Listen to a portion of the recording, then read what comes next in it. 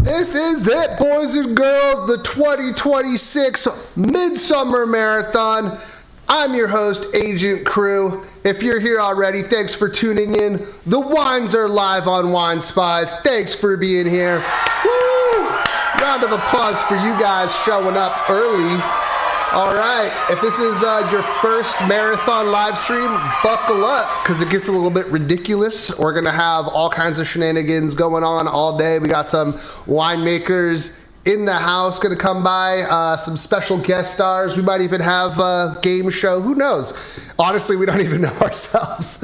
So, yeah, stay tuned because we've got a lot planned for you guys. The first wine of the day is the Medlock Games coming back. So basically the way this works, let me just lay the little housekeeping. So we've got a wine up on winespies.com right now. As soon as this wine sold out, the next wine goes up. Right below me, I do have a live link here, but sometimes it lags behind what's actually up because the site's switching over and selling out faster than we can possibly do the refresh here. So if you're at home, make sure that you're smashing that refresh button on your browser, F5, best friend, and make sure you're seeing what's actually up next because sometimes wines sell out in a matter of seconds. Sometimes they sell out in like 10 minutes or so. So yeah, F5 is your best friend. I'll be your host, Agent Crew, CEO of Wine Spies, and just having a good time with all of you guys today.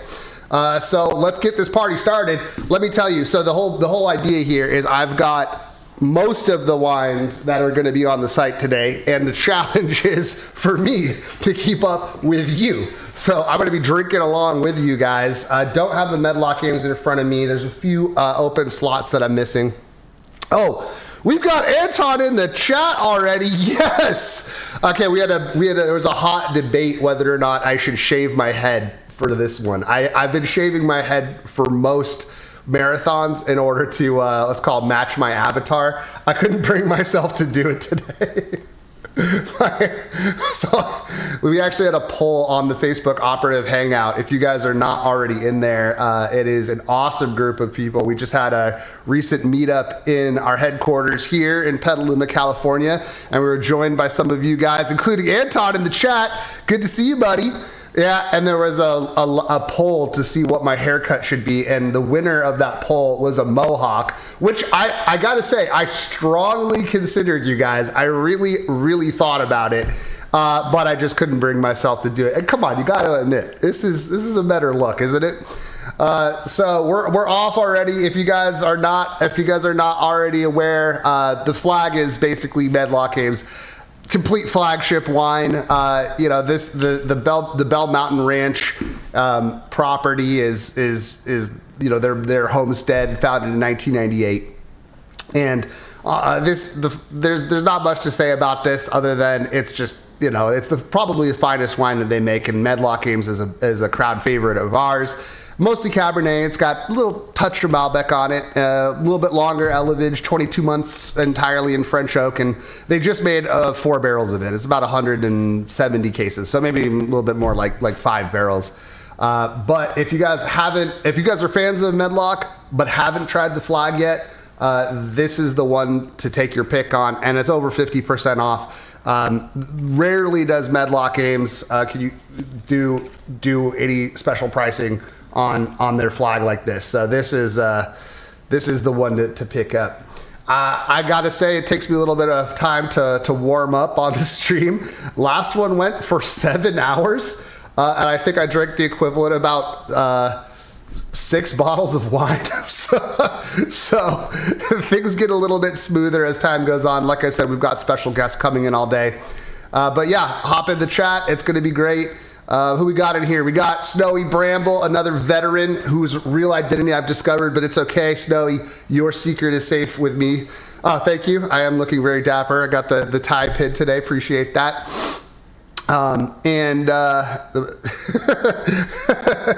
Okay, Anton says that Blanc has to do the mohawk. You know what, Anton? I'm going to actually hold him to that. So, the customer is always right. And if the customer's always right, the operative is absolute authority. So I think that we will physically restrain him and shave his hair into a mohawk. Yeah, we got all kinds of sellout sounds. Oh Jesus! Oh, this is the sellout sound. Oh, okay, all right, we're already on to the next one. Okay. Oh, for those of you guys who have not tuned into a marathon before, my announcement that we're on to the next wine is that I get shot with high-powered Nerf guns from all the way down the hallway here. These Nerf guns are not your grandpa's Nerf guns. They are extremely powerful, souped-up Nerf guns that genuinely hurt to get shot with, and they're whizzing by my head by mere inches. So it's the feeling of being under fire here. All right. Thank God, my first glass of wine that I'm able to drink today. We have got the Billon. This is the La Valliere Côte Rôtie. So let me get some wine in my glass, and we are gonna get this party started. Oh yeah! Oh yeah! I got sound effects. All right. Trust me, it is, as you probably are aware, 9 a.m. Pacific right now. So yeah, a little bit early to get started, but I'd call that just another day at the office here at Wine Spies HQ. So thanks again for tuning in. Let's get it going. First wine of the day.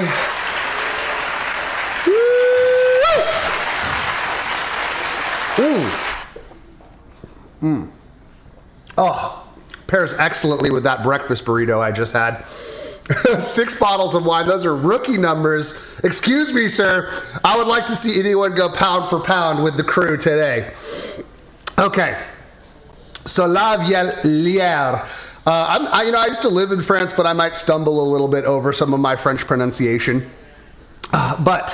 So Christophe, the winemaker, he actually founded this estate when he was working at Gigal. So yeah, I think he knew what he was doing. It's been around since 91, so I guess we'd call that a baby by French terms. But his family actually has been making wine for much, much longer than that, generations. So this is a Côte Brune. And the vineyards themselves, very mineral. It shows up in the wine like crazy. And actually, even though he founded the parcel in the estate in 92, his grandfather had planted these particular vines all the way back in the 40s. So it is a family affair, and it does have the pedigree that we're looking for here.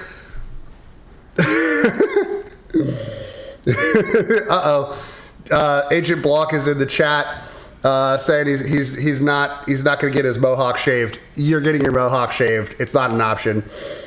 You can't drink all day if you don't start in the morning. That's a good point. That's a good point. Oh my God. Okay, so this is actually a perfect wine to start the day with. Beautiful, lush, light fruit, very floral. I'm a floral guy. I'm kind of flowery. So yeah, it's definitely. Okay. People, there's excitement brewing out there. The party gets started a little bit later in the day. We're gonna have quite a few winemakers show up. Aaron Pott is gonna be here. Michelle Chaffrier of Minor, and Allison Smith Story. So as much as it's a party in here, I've got like a crazy green room out there with people waiting to come on. Oh man, this is like crushed. I mean, I don't usually say violets, crushed violets. It's not my style, but it really kind of does have that like very subtle and soft potpourri kind of nose. I'm really loving it.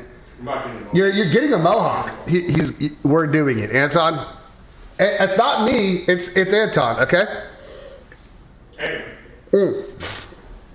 Oh, okay. The first glass. Not always the best one. In this case, this might be one of the best of the day. It is absolutely delicious. We got technology. So here's what I'm drinking right now.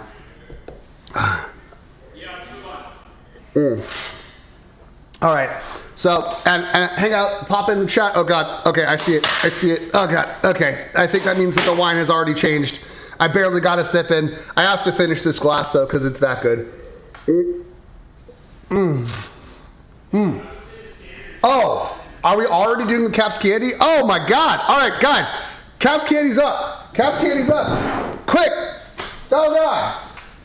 All right.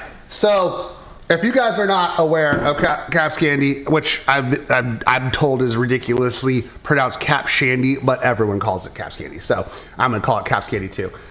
We've got, this is literally one of the most legendary wineries in a legendary place called Napa Valley. It really is, though. This is probably one of the more sought after wines in that entire prestigious region. I don't know how else to put it. So I've got not one, but two here for you today. The Big Baller 07, which of course was like a classically excellent vintage. The vintage is the decade type deal. So we've got just a few bottles of those, so I don't get the enjoyment of drinking it along with you guys. But I do have a 2013 here, which is also super baller. So I am going to be drinking this instead. Agent Crush is like, give me some of that immediately. Ooh. Is it too early to share Montrachet? Oh, we might have a little something for you. You never know. I mean, that's the beauty of the marathon. If you guys are tuning into the stream, I do try to give you guys a heads up about what's coming up, if we've got anything particularly awesome around the corner. So that's a good reason to stay tuned in. But yeah, let me get my taste buds wrapped around this. Hold on. Wow.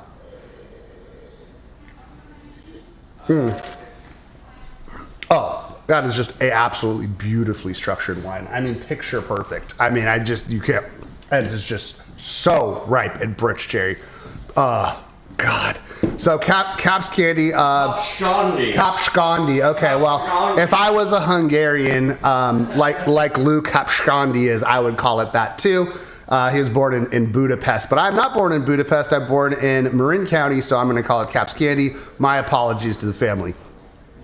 So this is actually the very same vineyard that was the first private reserve that Beringer ever produced, 1979. So definitely a little bit of history there. And then these early vintages that are the 2000s, so not their current winemaker, but back then it was actually Helen Turley herself who was making these wines. And that 2007, which I hope is still up and available for you guys, it has a pretty good score on it. It has 100 points. So I would say that's a fairly good score, especially in this era of score inflation. I mean, 10 out of 10? Yeah, 10 out of 10. And I mean, I think it's gotten, I'm drinking the 2013, like I said. So I'm jealous of whoever buys these bottles, but let me know what you think of it. Jeremy's been pronouncing it wrong. I also don't hold me to the Kapcsándy. They're not even in the freaking World Cup. So hey, shout out to World Cup. I'm very, very much obsessed with it at this point. So if you guys are enjoying the World Cup, throw out your favorite team and who you're rooting for in the chat. All right. Oh, see, I was doing more sound effects. If Drops of God was filmed in front of a live audience. Yeah, more like this is Spinal Tap, I feel like. Yeah, I mean, I think you're dramatically overselling the quality of this broadcast. But we do have a lot of fun stuff coming up today. Yeah, it's special guests. I gotta keep some secrets in here. I gotta slow down. I gotta mellow out. I'm telling you, it's we got this, you guys. We got this. It's not a sprint. It's a marathon. So there you go. See, Zen, Goose Fraba. It is genuinely hard to keep mellow and calm when I have this loaded Nerf gun pointed at me. I'm staring at him. He's just waiting to pull the trigger because we only have 1 or 2 bottles left. It is extremely nerve-wracking, but I will summon all my liquid courage. Oh, God. This is so good. I've got bottle cam for you guys. Boom! How about that? We got the tech. We're gonna play Who Wants to Be an Operative later today.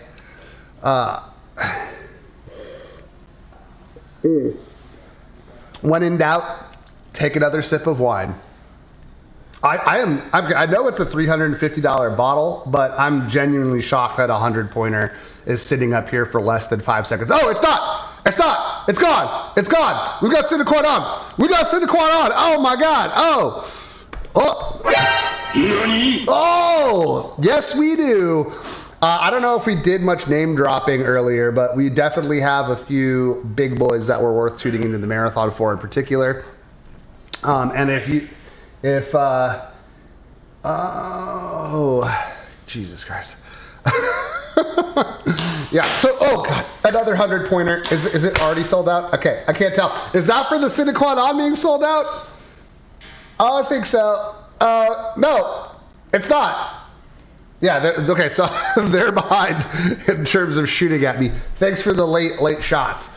Oh my God. Okay, so yes, we do have back-to-back 100-pointers, and sadly, no, I do not have a sine qua non that I have here today to drink. I think it was last marathon that we had a $7,000 bottle of Petrus. We had a $7,000 bottle of Petrus that we were selling just the one bottle of it, but we physically had it here. And no one bought it, which was shocking. I think we were selling it for $4,000. Anyway, long story short, we opened and drank it live on the stream. So, I mean, I want the wine to sell, but I guess your loss is my gain in some cases here. So yeah, back-to-back 100-pointers. Oh, and of course, it is, in fact, already gone. Some people have woke up. Oh, hey, Anton picked one up. Let's go. Okay, the wine's changed. The wine has changed. Okay, I get it. And we are on next to the Clona Killer. Wait. I do have that. My wines are slightly out of order here. Wait, is this the Viognier? No, this is the Shiraz. Yeah, no, it is. So wait, do we have the Shiraz here? Okay. Oh, we're back to the right order. I don't know what happened there. I thought so. Okay. We got a Barbaresco. Okay, so as you guys may or may not be aware, Agent Crew is not the best of Italian wine aficionados. It's my one weak spot, I guess you could call it. And it's been a project of the boys for years to try to figure out how to get my palate to come around to the Italians. But slowly but surely, there's more and more that I'm discovering. And this is like even me going to Vinitaly, which if you guys are not aware is like one of the 3 world's largest wine trade shows. They've got 1,200,000 square foot warehouses full of wine. I think they had 400,000 SKUs there, so 400,000 different wines that you taste over a 4-day period. So yeah, I did not, as much as I am a beast, I did not drink 100,000 different wines a day, but I did expose my palate to a lot of amazing Italian wines, and it's coming around. But what I'm very pleased to report is I'm not the only person that decides what we're selling here on Wine Spies, and that's a good thing because we've got some amazing Italian wine buyers, but also amazing Italian loving operatives here. So this guy, Bruno Giacosa, I can't do the Italian accent pretty well. So Bruno Giacosa, maybe it's because of my Italian heritage there. So Asili itself is actually one of the 2 crews in the region. So, shoop. Here, let me try it.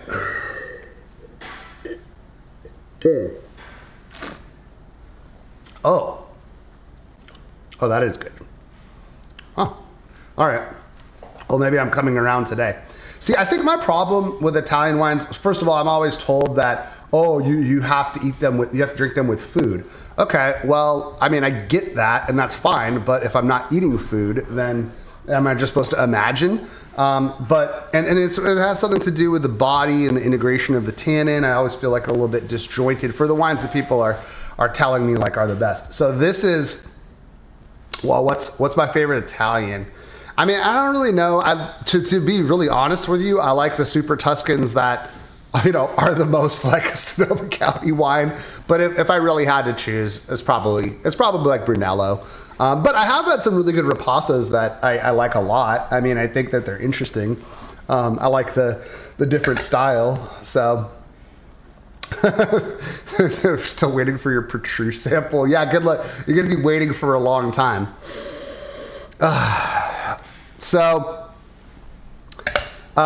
Let me see. I guess we're starting out strong today. 95 points. Parker and Suckling gave it a solid 98. So yeah, it's got a little bit of a pedigree. Yeah. So don't worry, guys. Like we've got a whole wide swath of different price points today. We're not just pulling out the big guns and selling $200, $300, 100-pointers. Well, maybe that's why I like this so much, because it's 98 points.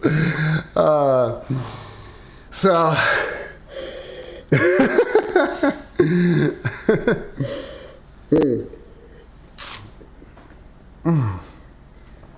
I mean, I do have to say, like, I think Nebbiolo of all of the grapes, probably my favorite, if not for the Sangiovese.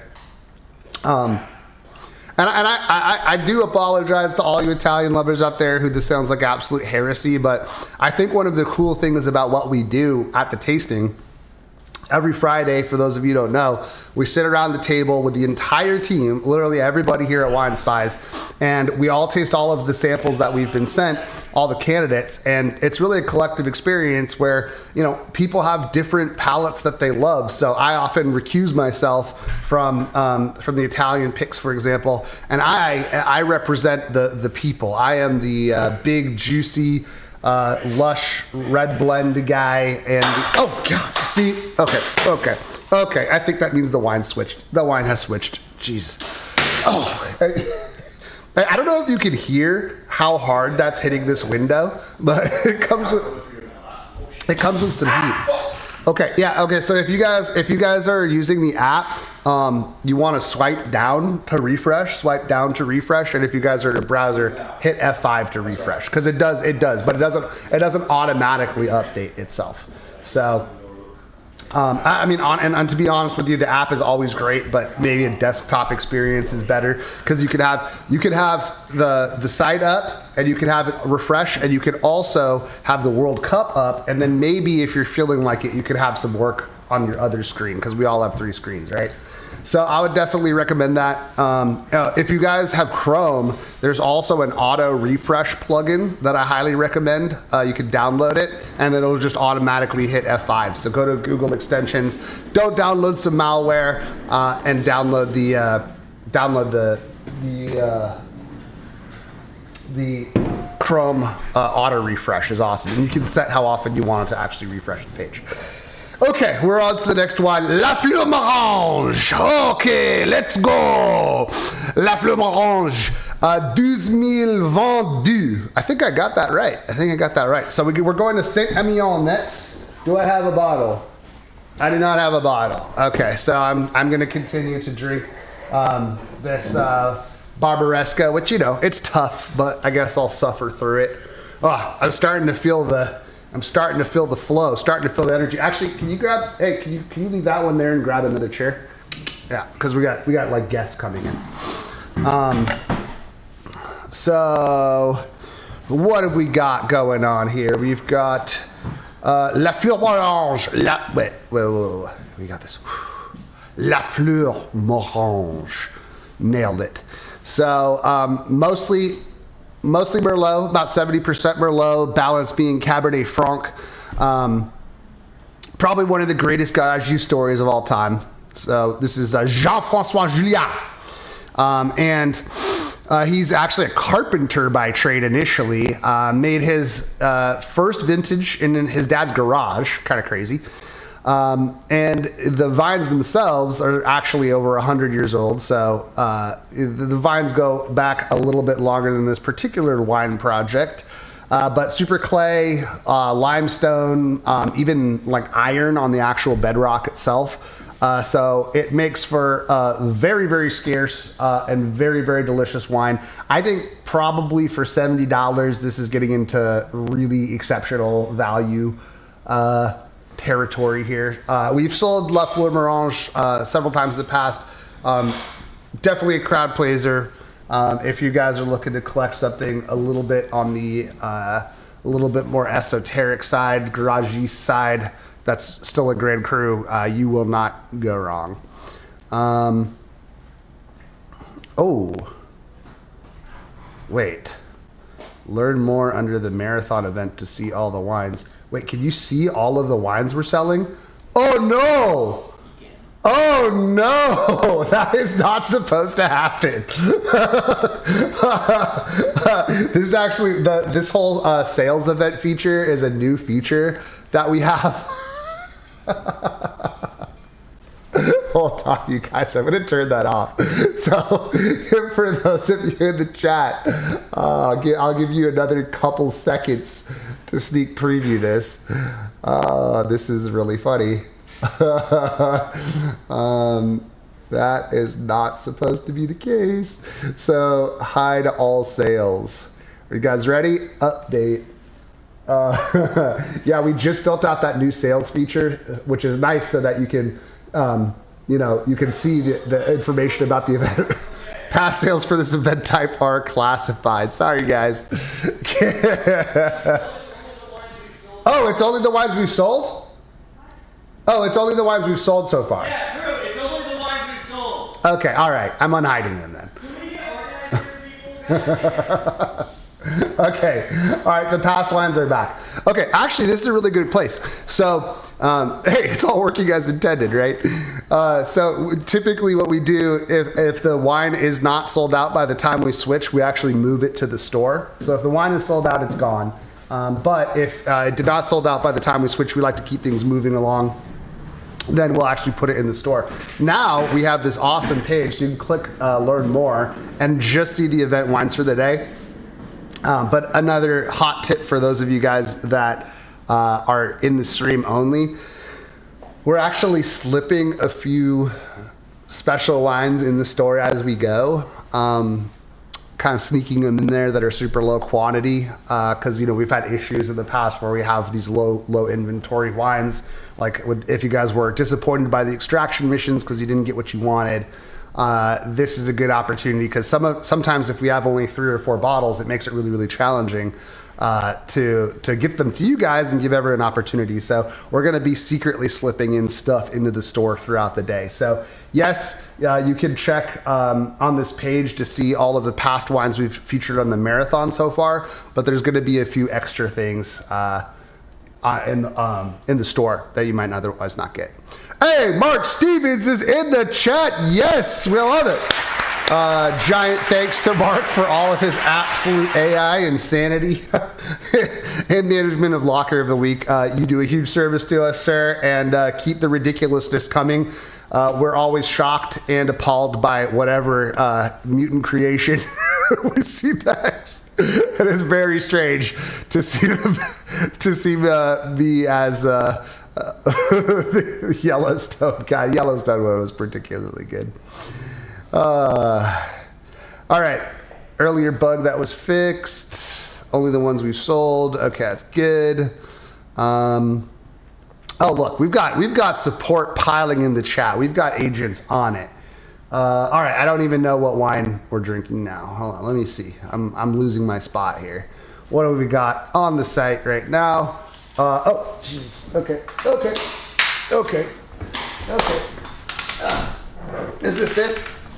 Okay, wait, did I miss? Did I miss the Jean Fort? Did I miss the Jean Fort? I don't know. Okay, but that's fine. We're good. We got a premier crew, guys. We're good.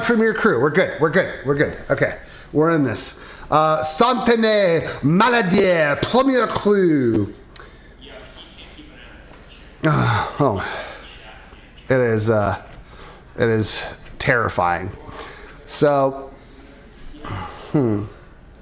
I've got like literally 3 screens. There's a lot going on, guys.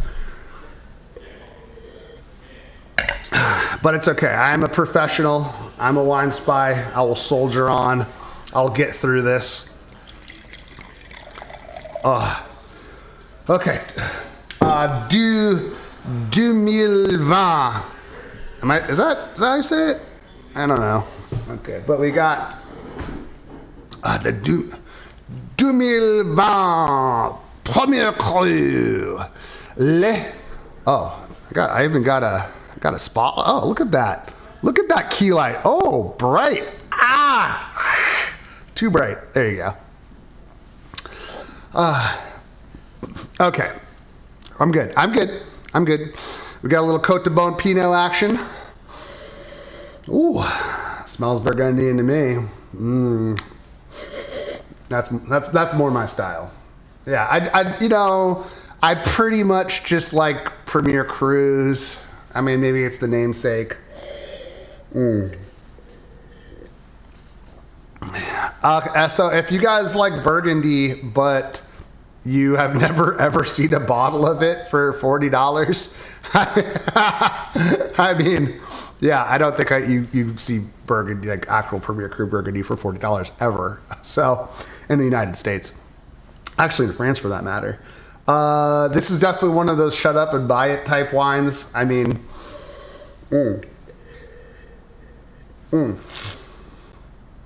yeah, tiny little medieval village. I mean, that's the thing. They're just like land. It's the one thing they're not making more of. Well, I guess except for the case of Bordeaux, where they keep filling in the swamps. But maybe even that process is all done. But Burgundy is a pretty small spot.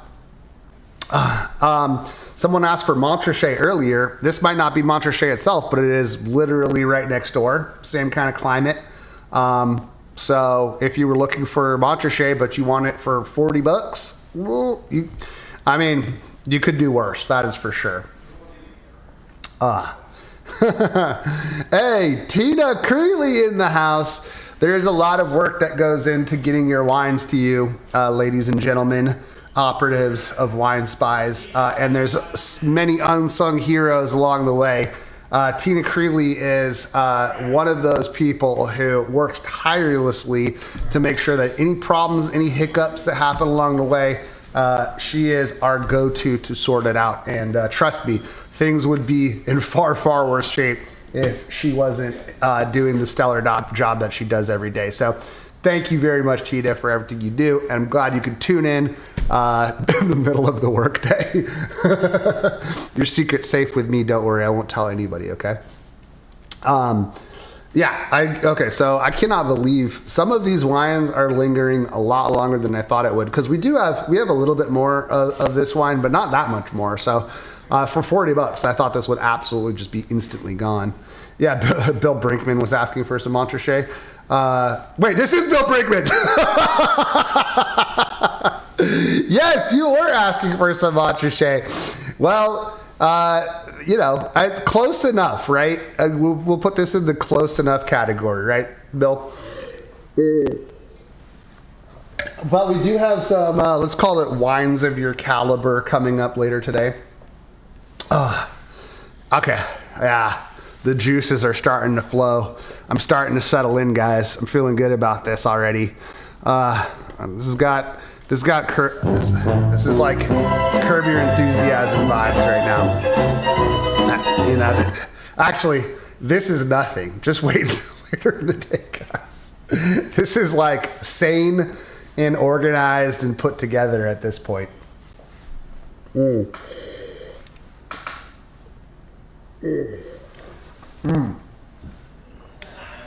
Oh yeah, that's the one. Okay, look at this. I'm already going back for my second glass. And I like how the boys didn't even give me a spit bucket today. I don't even have one here. So far, everything is going straight down the hatch. So what could possibly go wrong? Foreshadowing. Bobby Moy. Hey, good. I'm glad you're drinking along with us, Anton. You got the bolt of cloth opened up. Yeah, Bobby Moy, legend. He's not in the house today, but he is a good friend of the Spies and actually a partner of Agent Rhône in his project Archival, if you guys did not know. But of course, if you're watching this chat, I'm certain that you do know. So Archival and is a joint venture between none other than Agent Rhône, aka Mike Meisner, and Bobby Boy. So yeah, we're close. Let's put it that way. Wait, what's this?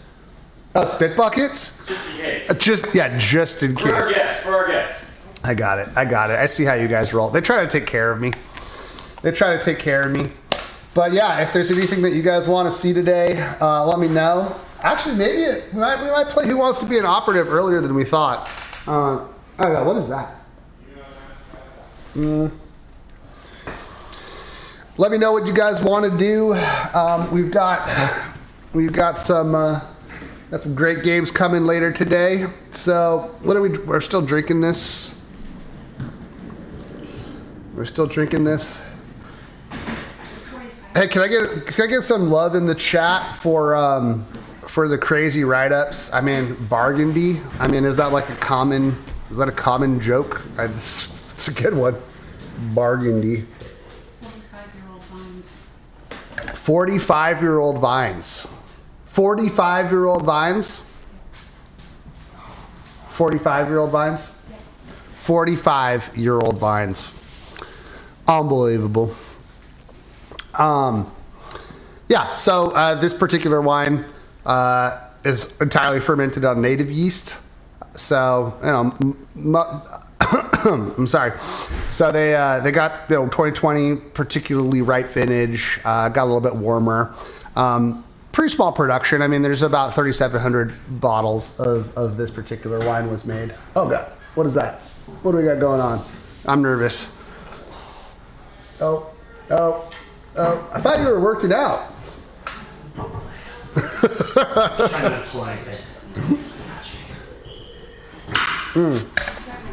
How about one of those Italian Super Tuscans you mentioned? Oh, jeez. Okay. We switched. All right. What do we got up? We got the, we got the Bakaglupi. It's live. We're doing it. Drink that. All right. Now we're into crew territory, ladies and gentlemen. You see how I come alive? The once and future. A little Zen action. I'm ready for it.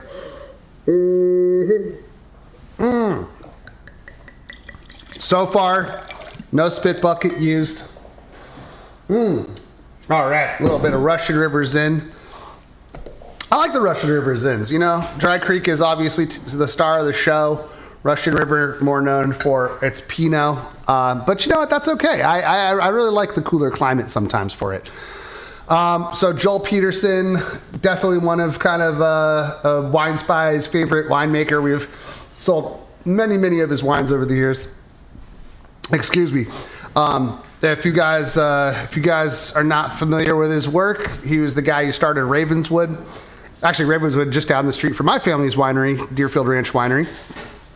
Sadly now shuttered. But Bakaglupi is probably one of the more famous vineyards of the region. Definitely got some star power acclaim right there. And actually it has its own pedigree. I mean, if you guys are not familiar with the story, that's where the Chardonnay came from for the Judgment of Paris. So it's a Zinfandel, but it actually has a little bit of a splash of Petit Syrah in it. Ooh. All right, let's get going. I like it when the winemaker puts everything on the back of the label and none of the bullshit. I don't need the fluff. I just want the facts. 32-year-old vines. They even puts the 8x10 bilateral cord in. So he has the training style. I don't know if I've ever seen that. It's got the pick date, indigenous yeast, open top redwood fermenters. That's unusual. Oh my God. That is so good. One of the reasons that I like Zinfandel in particular is that it has, I think, a very unique flavor profile in that it's got gingerbread, very distinctively gingerbread. Sometimes even the molasses that goes with it.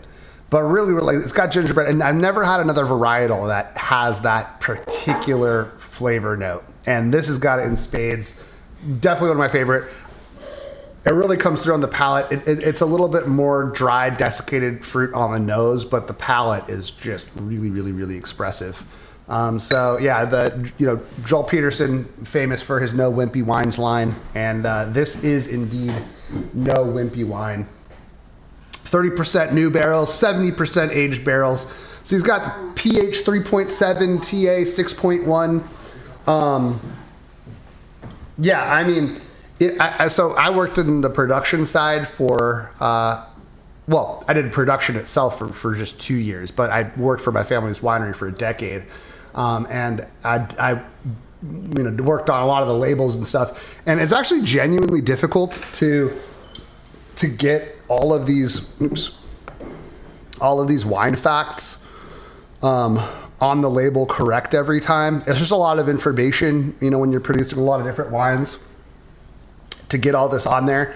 But I think, there's all the talk of labeling laws right now that people are throwing out there, like facts in wine. And I mean, I really think that it's just not the way to go. I mean, it just tying people's hands. But I think it's a great thing when the winemakers themselves decide to just give that information.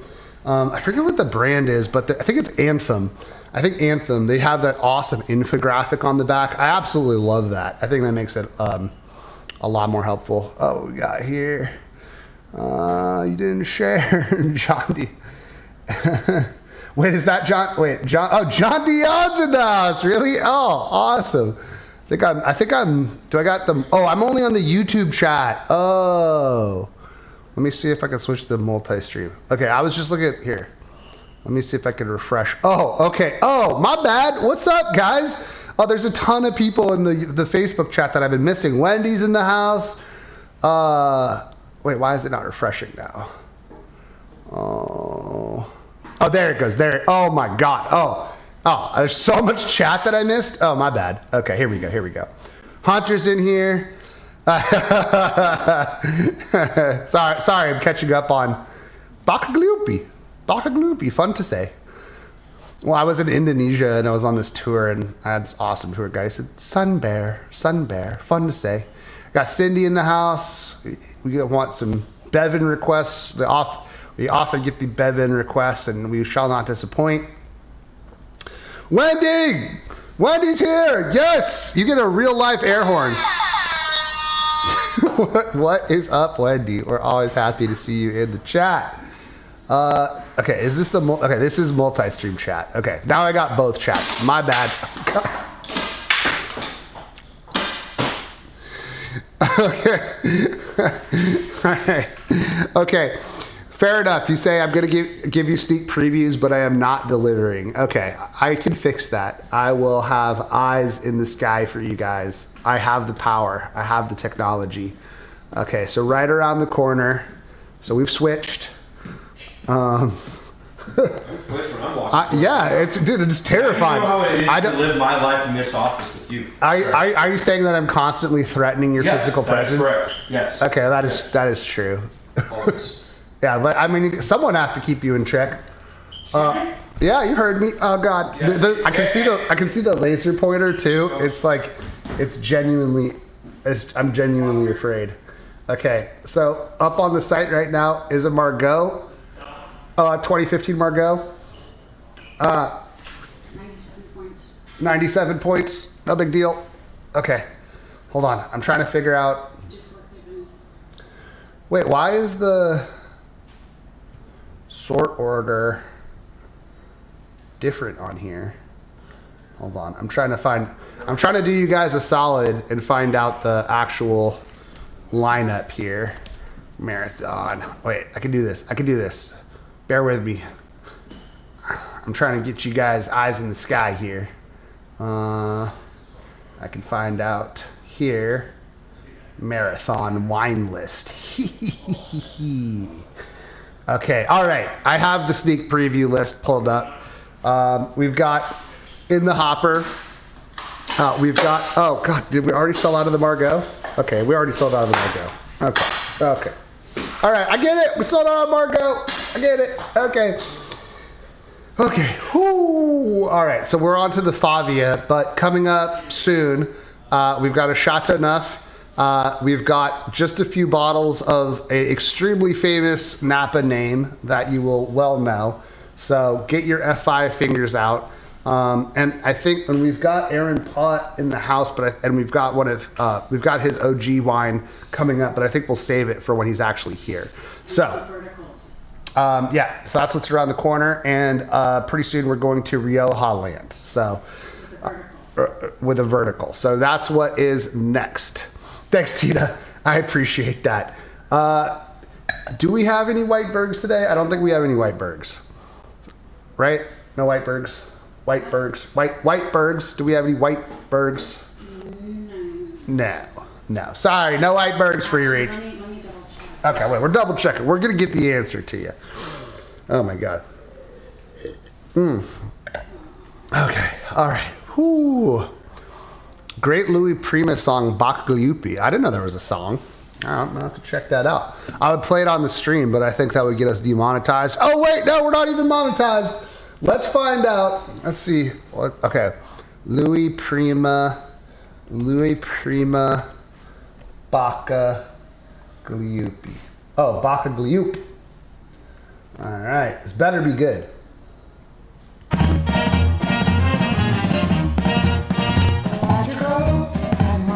Oh, all right. Okay, my Sicilian DNA is digging this. When he wants to make the move, there's a place he takes her to. You can see them when the moon is shining bright. Hey, Bakgalupi. Makes all the soup. Time to scoop.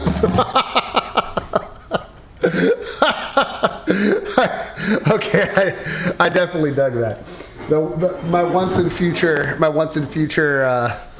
roots are loving that one. Okay. Take a switch. That's just to We do stop the have music. 2 white burgundies. That was just to switch the DJ. We did not switch. Too bad. Right? Don't start it. I'm playing it again. I have the power. Maria has a bit of fun. We have 2 white burgundies. Oh, Rachel, I got good news. We have not one, but 2 white burgundies in today's marathon. So stay tuned. I switched. Let's we switch. Yeah. See, okay. I just want to switch your music because your music sucks. Okay, the shotgun lift to pop. We do have that. I got it. Did we skip the Jean 4? I think we did. Hey man, I just work here. All right. Here's Agent Blanc, repping the tracksuit, repping the roots. Spit it. Spitters are spitting is for quitters. I have Spitters is for quitters. spitters is for quitters. Jesus Christ. Okay, here we go. Okay, we got Cuvée Alexis Establé, Domaine du Grand Tunnel, Châteauneuf de Pape, Appellation Châteauneuf de Pape Contrôle in the glass. Oh yeah. Or as Brute likes to say, Châteauneuf doofy poopy. And let's see if it is a Châteauneuf doofy poopy.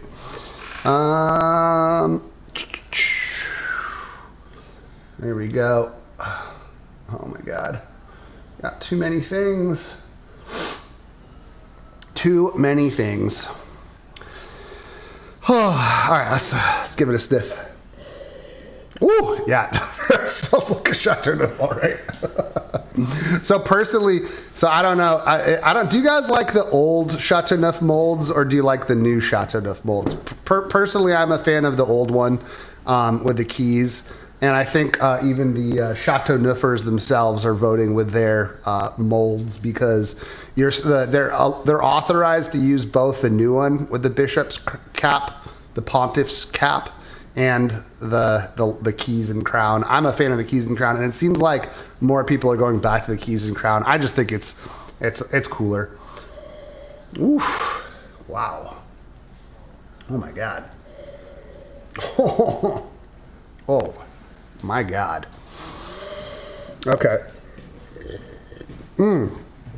So it's actually a 2-family joint effort, the Jeune and the Astablé. And they joined houses like House of the Dragon style way back in the 1960s. But their first bottles actually date back to 1906. So yeah, again, still a fairly young household for that region of the world. It's under the Philip Canby Consulting realm. Philip Canby? Philippe Canby. Philippe Canby. So consulting winemaker Philippe Canby. We've got our brand new wine buyer in the house, Agent Lees. She is feeding me all kinds of hot tidbits throughout the day. So if you guys are confused about the little whispers in my ear, I'm getting all of the hot tips from those who are actually knowledgeable about wine, unlike me. So this is Old Vine Grenache in its purest form, and it really is incredibly deep and rich.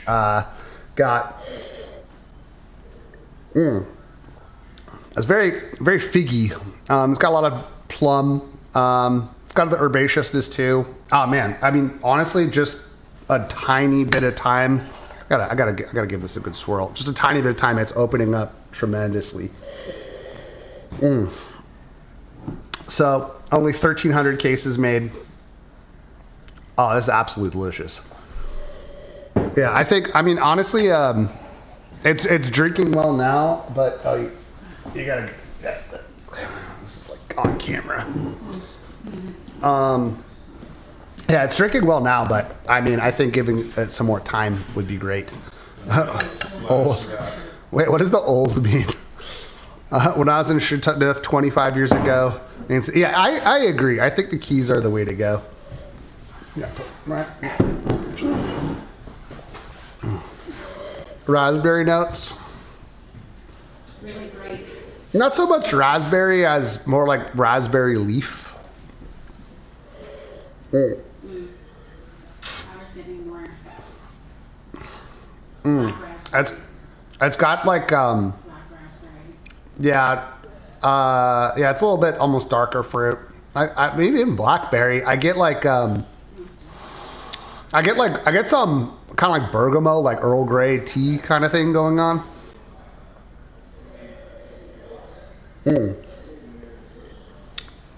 Yeah, honestly, this is actually a really rewarding drink. The more it opens up, the more there's more in there. This has got a lot of complexity on it. I think so far, I mean, today's wines that I've had so far have been, there's been a lot of structure, there's been a lot of elegance, with the exception of that Zin, which is just a big old bomb. But really, I think this guy's probably got the most complexity to it. I'm glad you're tasting it before palate fatigue. Yeah, this one really is very complex. Palate fatigue, Hunter. How dare you, sir? I'm a professional. I can taste 100 wines in a row and feel as fresh as a spring daisy. Yeah, really, really, really good. Oh, Agent Solera popping in the chat. What's up? Okay. All right. I think we should play Who Wants to Be an Operative soon. So we need a contestant. So if anybody in the house wants to play Who Wants to Be an Operative, step right up and take the challenge. You could win $1 million. $1 million. All right. Not you guys in the chat, but one of our agents here.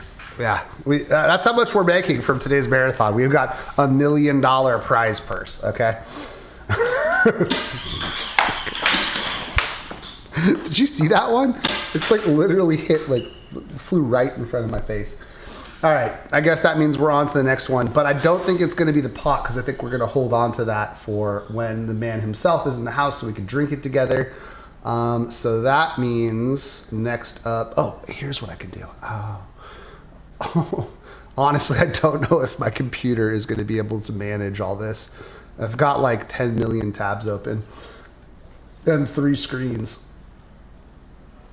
Okay, yeah. So we've got a lesser known wine up right now. You may have not heard of it, but if you haven't, oh, jeez. Okay, the Harlan's already gone. I didn't even get to say the name. Is the Harlan already gone? Yeah. Okay. Sorry. I mean, this is what happens. It's like literally seconds. Oh, I don't have the whites. Hey, bro, bring me the whites. I need the whites. I need the whites.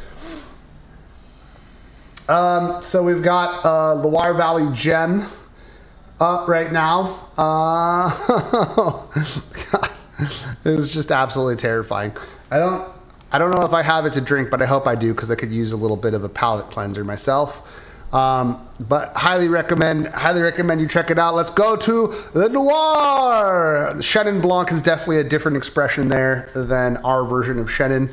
I personally am actually a huge Chenin fan. I feel like it's getting a little bit of a bad rap these days for our domestic Chenins. But if you want to taste Chenin as it was, let's say as it was meant to be, this is the one. So 100% winemaker Beaumard. 95 points enthusiast. Do we have the whites? No? But do we have... I don't have any whites up here. Whites are coming up. Whites are coming up. Yeah, I have it. Oh, that would be very helpful.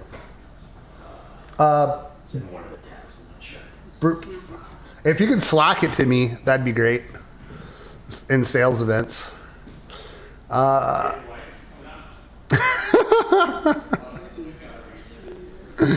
Oh my God. This is madness already. Amanda, never claimed USD Monopoly when he works. You're very astute, aren't you? Very astute. But it is $1 million.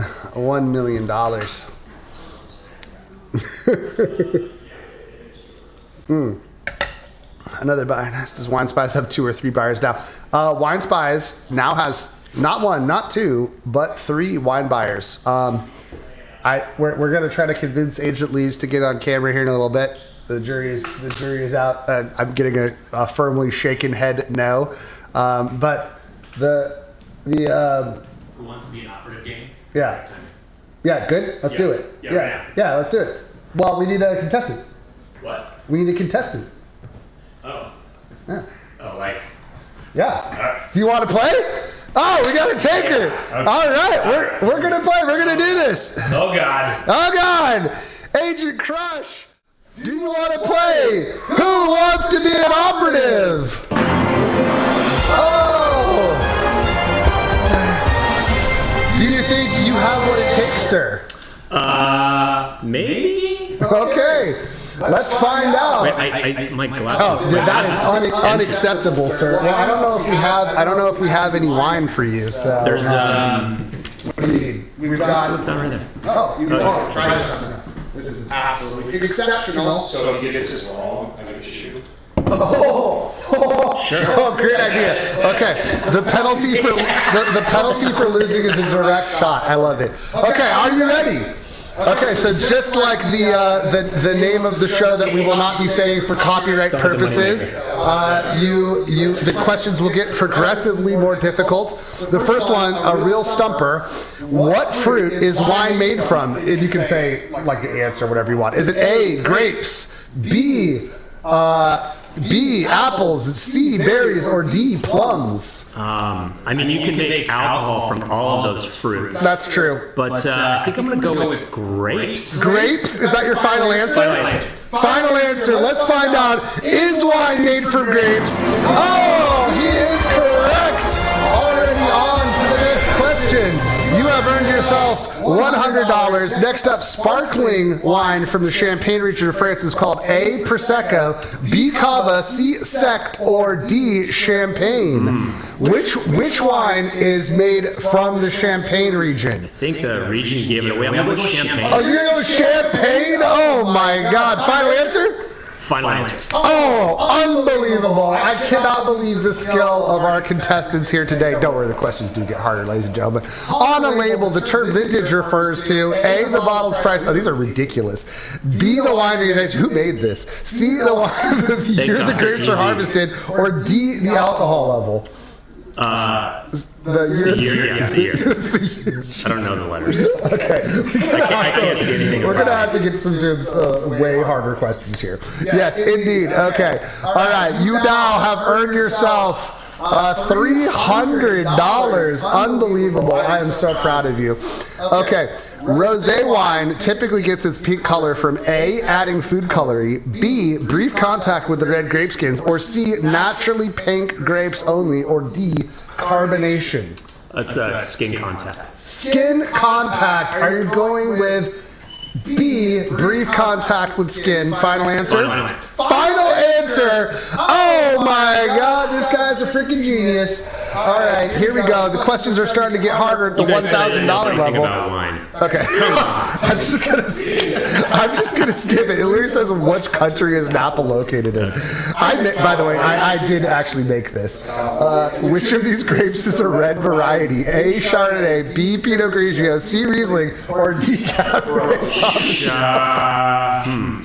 Okay. Well, I mean, it's like Millionaire. They get harder as time goes on. All right, congratulations. You've made it out, and you've locked in a $1,000 prize. Tannins in red wine primarily come from A, added sugar, B, the cork, C, skin, seeds, and stems, or D, carbonation. Skin, seeds, and stems? I really hope these questions get significantly harder. Okay. All right, we're going to reveal the answer here. It is C, grape seeds and skins. Unbelievable. The skill. Okay, port of fortified wine originates from which country? A, Spain, B, Portugal, C, Greece, or D, France? I'm glad you enunciated Portugal. I probably would have said Italy. I don't know why. Okay, yeah, we're going Portugal. Okay, he's going Portugal. He's going Portugal. Shocker. All right. This is about to get harder. White Burgundy is primarily okay. All right. Here's a question that you should know the answer to, but is actually like not ridiculously obvious. White Burgundy is primarily made from which grape? A. Chardonnay. That. Okay. Final answer. Final answer. All right. We do not have that, right? I got a white bird somewhere? Yeah, we do. Okay. The French term terroir refers to A, type of oak barrels or something. I mean, like, if there's any of our operatives out there that haven't figured out the answer to any of these questions, you just log off the stream right now. Don't log off the stream. You should buy more wine to learn more about wine. Okay, there you go. Thank you for the correct answer. All right. A type of oak barrel. B, a wine tasting technique. C, a wine merchant. Or D, the natural environment in which this wine is grown. Final answer. D, final answer. And he is yet again correct. All right. We've got on a sparkling wine label, Brut indicates these are the hard questions. Brut indicates the wine is A, very sweet, B, dry, low in sugar, C, aged 10 years at least, or D, made from red grapes. B, dry. Final answer. Final answer. All right. Did you answer that for me? I feel like you kind of jumped the gun for me. I mean, I appreciate it. I really don't want to get shot. I'm just trying to get to some like decent questions. Okay. All right. The noble rot prized for making certain sweet wines is a fungus called A, botrytis, B, penicillium, D, oidium, or D, downy mildew. Botrytis. A. Is that your final answer? Yes. All right. And that is correct. Wow. So on to the next one. Okay, we're into the final three questions here. So I feel like these might actually be the hard ones. The famous 1855 classification ranking Top Chateau was created for wines of which region? A, Burgundy, B, Champagne, C, Bordeaux, or D, Rhône? Ooh, that's a tough one. I think it's going to be between Burgundy and Bordeaux for me, but I think I'm going Bordeaux. Final answer? Final answer? Yes. Oh! That was correct! All right, he survives! Also, If I get all these, you get a shot, by the way. 2 more questions. no, I have a prize for you. I have a prize. How many more questions? We got 2. There's only 2 more questions left? There's only 2 more questions before. These already. Yeah, I know. You would have lost on the last one. No. Nobody figured it out. Okay, all right. It's like reading them. The Nebbiolo grape is used to produce which Italian wines? A, Chianti, B, Barolo and Barbaresco, C, Soave, or D, Valpolicella. Barolo and Barbaresco. Barolo or Barbaresco. Final answer? Yep. Oh my God, he's wrecking house. All right, last one. The signature white grape. This is for $1 million, by the way. $1 million. On our paychecks? Sure. sure. Yeah. I mean, if you want a fake paycheck. As long as it's the big ones. I didn't think that far ahead. Okay. That'd be great. By the way, he does have the option to poll the audience or phone a friend. And if he polls the audience, I'll tell him what you guys have been putting in the chat. But I don't think he's eaten it so far. Okay, the final question. The signature white grape of Santorini, Greece, is A. Ferment, B. Gruner Veltliner, very Greek sounding, C. Verdejo, or D. Acertico. I think I need to pull the audience. He's going to poll the audience, ladies and gentlemen. He's polling the audience. Here we go. He's using it. Poll the audience. All right, what do we got here, guys? Hunter Mulder says D, but he's also previously said B, C, and B, and A. So I don't know which question he's referring to there. So I don't know. I don't know. I'd like to phone a friend. Linda says D. Linda says D. Oh. You want to phone a friend? You're not happy with the audience? 2 Ds. 2 Ds, double Okay, Ds. we're gonna go. A lot of Ds. Okay, is it gonna be D? trusting you All guys. right, he's trusting you guys. He's gonna choose D. Is that your final answer? Final answer. Oh my God! Final answer. And he wins $1 million. Congratulations!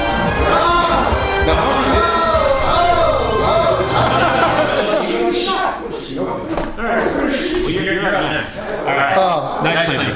Thanks for playing. Who wants to be an operative? Oh my God, those questions were so pathetically bad. Oh. Okay, well, we needed a little bit of levity there. Oh God, that was horrible. Okay, I'm gonna actually make an entirely new set of questions for this game in Claude live. It's so bad. Okay, make a new set of questions and make them way harder. Okay.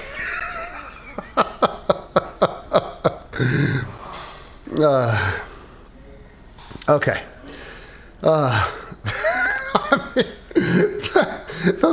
Those questions would have been easy for like the WSET 1, level 1 was like embarrassing. Okay. Well, I guess what we learned is that we've got some savvy operatives. Okay, the wine is switched. We're running a marathon here, people. That's what we're supposed to be doing. What is actually up, though? I got to find out for myself. We have got the... all right, we are into... we are into Rioja land, ladies and gentlemen. Oh, yeah. Actually, I've been personally, I've been super enjoying these Riojas. I think, do we have... We do. We have them? Oh, no, we don't. I don't know. No. But I have had the pleasure to have this entire vertical. Yeah, we've got a straight up vertical 09, 10, and the 11. So I do recommend picking up at least a bottle of each. You will not be disappointed. All of them genuinely are impressive vintages, and the differences between them, I think, make what that's the point of any vertical, right? Is to see what happened each and every year. So Pune is a very old estate. Goes back to the 1800s. yeah, 1879, in fact. Mm-hmm. Am I right? Yep. And it's an Imperial Brown Reserve. This is their flagship wine. Yep. So this is an Imperial. We got Grand Reserva, and what do you call a Spanish? You call it a hacienda. You don't call it a chateau. What do you call it? Bodega. A bodega. So this bodega goes back all the way to the late 19th century. Does it sound older or younger that way? Anyway, it goes back to 1879. So definitely one of the most pedigreed houses, bodegas in Rioja. In their entire history, they've only had 5 head winemakers. And the current winemaker right now, she believes also in a lot of brightness, so she includes a lot of Graciano Moselle in her brand. Okay, was she the winemaker? Was she the winemaker of these wines? See, I'm getting like I said, I'm getting little facts fed to me. This is so there's only been 5 winemakers in the entire history of the bodega. So after doing some quick math here, nearly 150 years. So not a lot of turnover. This is a generational winemaking talent. The latest winemaker, she's a fan of keeping it brighter, fresher. Graciano making it into there more and more. But she was the winemaker back in 2009. Is what you're saying? Okay, Maria Larrea. She is the winemaker here. So this guy, 85% Tempranillo, but it's got a little bit of Graciano in there, 10%. And 5% Mizuelo. Forgive me, I am not as knowledgeable about my Spanish wines. Maybe the chat can educate me. Is Mizuelo is Carignan? Yes. Oh, well, so there you go. I learned something today. Bodega. Thank you, Anton. Oh, yeah. Got me some Cune. My man, we'll keep your refreshers happening because we've got 2 more in the pipeline here. So right after this, the 10 is coming up, and then right after that, the 11. So, I actually have been a big fan of the Riojas that we've been featuring. I don't think that I've had a bad one that's crossed at our tasting table that we've been offered. So just some really exceptional talent. I have not myself been to Spain. I've done the Italy thing, done the French thing, not done the Italian thing, not done the German thing. I've done the Greek thing, but I need to get myself over to Spain. So. Have you guys been to Spain and really experienced the landscape and the wine? Should I do that next? I guess that's my question. I'm literally trying to plan my summer trip this year, so maybe it should be Spain. The vineyards are higher in elevation, and they specifically only their best fruit, even their second passes, go into these wines. Okay, so this is these are super high elevation grapes. Not super high elevation. Not super high, just high.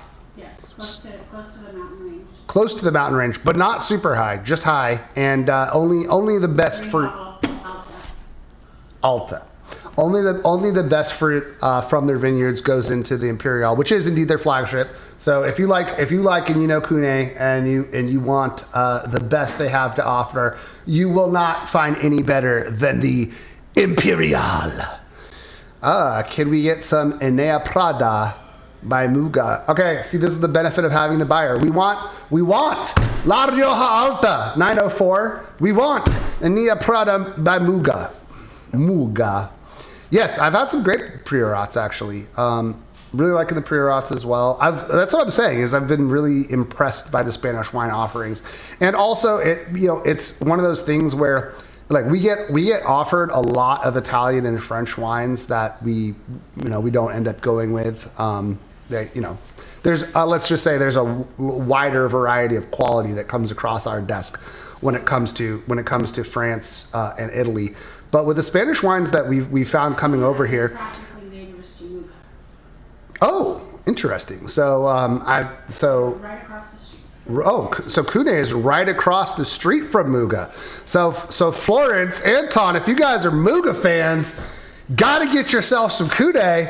They're neighbors, baby. El Nido. Okay, we're getting some recommendations. Gustavo de Mayo. We got some fans in here. So I had a few bottles of the Imperial Reserva, Grand Reserva, but still tempted. Hey, you know what I always say? I always say you only have one opportunity to buy more. So, oh God. Okay, I see Aaron Potts in the house, but I don't know. I think that means we're on to the 10. Yeah, we're on to the 10. Okay. I really, honestly, even though I'm drinking so much wine today, all this talk about the Rioja makes me want to drink the Rioja. I'm actually really jealous that we don't have any. They're very special. They're very special, I'm told. I tend to agree. They're very beautiful when you have them lined up in a vertical, and the Spanish Riojas age incredibly well. they do need a little time to open up, but once they do, they're just absolutely beautiful. I mean, these vines are old. I think you're going to have to get on the mic if you want to share that much. I mean, seriously, because we want to hear all the factoids here. It's hard for me to repeat all that. Think about it. Think about it. She's thinking about it. And meanwhile, I am going to go and update the... I'm going to go and update my Who Wants to Be an Operative game to include some... They only release the Imperials in exceptional vintages. Oh, okay. Okay, so they had 3 exception. So they only released the Imperials in exceptional vintages. Does that mean that they had 3 exceptional vintages in a row? Yes. Yes, it does. So you heard it here first. An opportunity to try a vertical is not just limited by what Wine Spies can bring you. It's limited by the winery themselves. You cannot get vintage Rioja verticals every day because they don't make vintage Riojas every year. Operative quiz show. I'm gonna give it these harder questions, and we have expert level questions now. What do we got? Your main mic stays on when you switch. Yeah. Does it sound bad? Yeah, it's echo. You're using both mics. But it echoes? That mic isn't being disabled when you switch. I know, but does it sound bad? Yeah, it's echo. Okay, we got an echo. We got an echo when we're playing the game. You can just mute that one when you switch. Okay. All right. Where are we? Okay, we got the expert. We got expert level millionaire. Wait, where did I save that file? We're doing it. We're building game shows live. That's how good at this we are. Save as. Oh, I put it in desktop. There you go. Kune also was the first. Alto. The only Spanish wine ever named #1 by Wine Spectator as well. The first and only. At the time, yeah, and that was in 2013. It was an 04 vintage, but again, it kind of attests to the testament of the quality of the wine. Okay, so at the time, Kune was the first and the only Spanish wine to make it to the Spectator's #1 slot ever. So taking the crown for the first time on the famed Wine Spectator Top 100 list. The first and only Spanish wine, Kune, at the time. So that's the pedigree right there. We get a lot of love for Rioja. Should we be selling, this is for operative question for the chat, should we be selling more Rioja? It's one of those wines that, like I said, we get spectacular ones coming across our desk and we tend to go with them, but do you want our buyers to be looking for more? The deployed version still has yes, publish. All right, and just like that, I have uploaded much more difficult questions. So we'll play another round eventually of Who Wants to Be an Operative. And hopefully it won't be trivially easy. When is the Cab Franc coming today? Okay.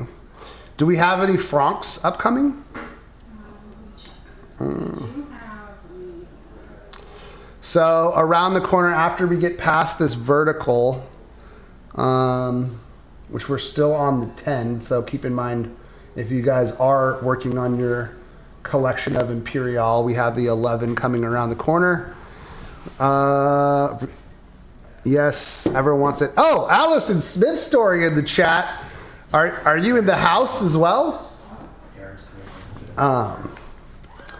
Okay, here we go. So.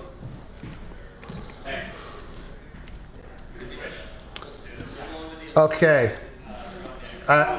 So she's looking into the Franc question.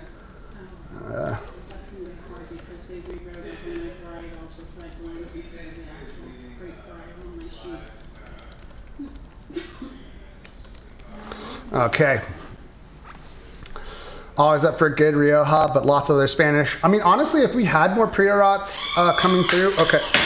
So yeah, there's there's a push and pull strategy here. We certainly get offered our share of wines, but we also that's why we have not one, not two, but 3 wine buyers now. We are constantly on the hunt. So if you guys tell us what you're looking for, if you guys are not in the Operative Hangout already, it's a super lively community. I know a lot of you guys are, but you ask and we listen. So if there's things that you're looking for, things that you want us to hunt down, we are absolutely game for that. So yeah, just please tell us what you're looking for. Gustavo's not shy. Monsat, we've had some pretty good Dueros. The Ribeiro. I don't think we've ever featured a Humilla, and I'm not even terribly familiar with that region. Alion Valbuena 5. Do you know Valbuena 5, Agent Lees? Valbuena 5. I think it's a producer. Buena 5? Valbuena. Valbuena. Valbuena 5. We don't have that in the lineup now, but I know the producer. Ooh, okay. Oh yeah, Alison Smith Story is going to be in the house herself, and we're going to be drinking her Cab Franc, right? I don't know. Sorry, Smith Story. Oh yeah, I see it peeking out right here. Sorry, crew. Like I had the actual variety in here, and then somebody. No, it is all good. We are cooking. Vega Sicilia. We've done a number of Vega Sicilias, so. We don't have any. Yeah. Okay, I need some wine in my glass, but I feel like embarrassed revisiting existing wines. I need to get past these Riojas. Come on, guys. Whoa, go get the balcony up. You gotta do like a movie. Yeah. Hey, there's one. A little bit. I'm just. Make sure you drink that clear. That stuff. Get this out of here. I don't want that. I have. Oh wait, where's my? I have my other water bottle in there. When you get a chance. When you get a chance. So still no spitting. Oh, Valbuena 5. I guess you'd say Cinco. Valbuena 5 is part of the Vega Sicilia family. I don't think we've ever actually sold that, but we have sold quite a few Vega Sicilias. Okay, so that is on our target list. El Nido Clio, above 15%. Well, that is how we roll out here. Alejandro Bulgaroni, Lithology. We have sold Lithology. Wait, Humilla is a backwater appellation. This is what I love about our operatives. You guys are so freaking knowledgeable. You guys would crush this quiz show. I didn't even look at the expert level questions, so we'll see if they actually are expert level. I genuinely have no idea at this moment in time. All right, I'm revisiting the once in future. Here's my. All right, this is gonna be like one of those hot pepper things where it's like, does he need to drink the milk? All right, actually, let me know if you want me to drink the water. I will drink the water if you want me to drink the water. Commando, Valbuena is not VS. Oh, we've got debates. We've got debates in the chat.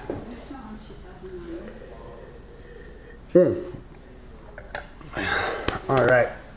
No, we're on the 10. We're on the 10. So the 10 Yeah. was the 10 was a different character than the 9. The 9 was more warm and plush. The 10 is a cooler vintage, which actually the critics rank higher because it's very trendy right now. Okay, so 10. The 10 was actually a cooler vintage. I'm told that that is a little bit trendy right now. Wasn't always the case. We like our big bold Riojas, but maybe that's more. Is it? You think that's more of an internationally popular style, or is that what the native Riojans are enjoying? Is that a question? That was a question for you. That was to me? Or Yeah, to you. Yeah, to you, Lisa. It's actually the overall entire global wine community. Well, that's what I mean. Like, so you think they're adjusting more to the global taste buds? Yeah, they're getting away from those super ripe, overripe, almost, I don't want to say cooked or stewed food. Yeah, that's an interesting topic. So she's saying that Rioja is starting to adjust, a little bit, preferring the cooler weather, obviously they can't control the weather, but preferring that style a little bit more reserved instead of a little bit the giant fruit bombs and stuff. And maybe that's an adjustment to the global palate and where that's going. Is that a good thing? Is that a bad thing? Hey, the man himself. So nice to meet you. I don't think I've ever actually had the pleasure of meeting you. Hey, thanks for coming by. Yeah, my really pleasure. Appreciate it, man. Let's drink some of your tasty wines. I love that idea. We are huge fans here. Oh, look, I have it right here. Ladies and gentlemen, the one, the only Aaron Pot. Is this yours? Yeah, Can we drink this? let's do it. Let's do I think it. we should drink it. How you doing? Couple of gangsters. Couple of drinking original gangsters. gangster. Drinking the OG, baby. Well, welcome to Wine Spies HQ. Yeah, Did love you- to be here. What a place. Did you get the Incredible. tour? Yeah, I got the tour. Incredible place. Yeah, I think it's kind of your style, I right? kind of want to spend the next, it's like a James Bond bad guy lair. Yes, we're going for the super villain theme here. Yeah. Cheers. Cheers. Yeah. Oh man, we're so excited. We're so excited to have you here. Put that bad boy on there. Boom! Look what we got in the house. The man, the myth, the legend. I think, I think there's. Well, actually, let me ask you. What do you think about the whole cult winemaking phenomenon thing? You know, do you think it's an unnecessary box that people put winemakers in, or is it like a real thing? Yeah, I think it's an unnecessary box. But I mean, people love that. People in America, especially, people love celebrities, and they love to create celebrities. And I don't know why, but winemakers somehow fall into that world, even though we're just simple dirt farmers. Yeah. Or the best of us are simple dirt farmers. It's almost like the more you push that away, the more people want to shine that spotlight on you. Yeah, that may be true. Yeah. Who are your winemaking idols? Well, I was so lucky to work with a lot of my winemaking idols. I mean, my first job in the wine industry, I was the white winemaker for Newton Vineyard, and I got to work with one of my idols, John Kongsgaard. And that was an incredible learning experience. And then through working at Newton Vineyard, I was able to meet Michel Rolland. And he was a superhero of mine. And Would that be like, so, you've gone the route of making your own expressions, and the other route is the Michel Rolland flying winemaker, what do you, like, were you ever drawn to the whole consulting winemaker gig? I mean, you could certainly do that if you wanted to. yeah, not so much. I mean, what I really love about wine is I love growing grapes. And I love being outside and working in the vineyard. And I mean, I always tell my wife, if I could, I would just join a Mexican vineyard crew, and if I could make the same amount of money I was making wine, that would be great. It's not like a team vibe when you're all out there picking together and like loading everything up, and yeah, there's something about it, and it's being in the vineyard but working with other people that way, and everyone's so good at their jobs and just knows what they're doing so well. It feels like that. I don't know. It's like a real, like, almost sports team spirit. It feels like. Yeah, no, it's exactly that. There's a lot of singing, and the work is fun and gratifying, and you can see the difference that you're making every day. And yeah, I mean, I'm totally committed to organic farming and love that. And we have an incredible property on the top of Mount Veeder. Yeah, no. Tell me about it. Like how? So I mean, you did your stint at Quintessa also, and then so let me ask you this: when you wanted to do pot and you were ready, what made you feel like, all right, now's my time? Because this is, I think, every winemaker of your caliber has that moment where they're like, all right, I'm going to do my thing, and to put your name on it too. What was the moment you decided, all right, let's do this? I'm gonna make my own stamp on the wine world. Well, I think ever since I started working as the winemaker at Chateau Trollard-Mondeau in Saint-Emilion, that was really the moment where I thought, I really want my own property, and I really want to be able to grow the grapes from start to finish, and especially plant a vineyard that would not have any chemical agriculture on it in the history of its existence.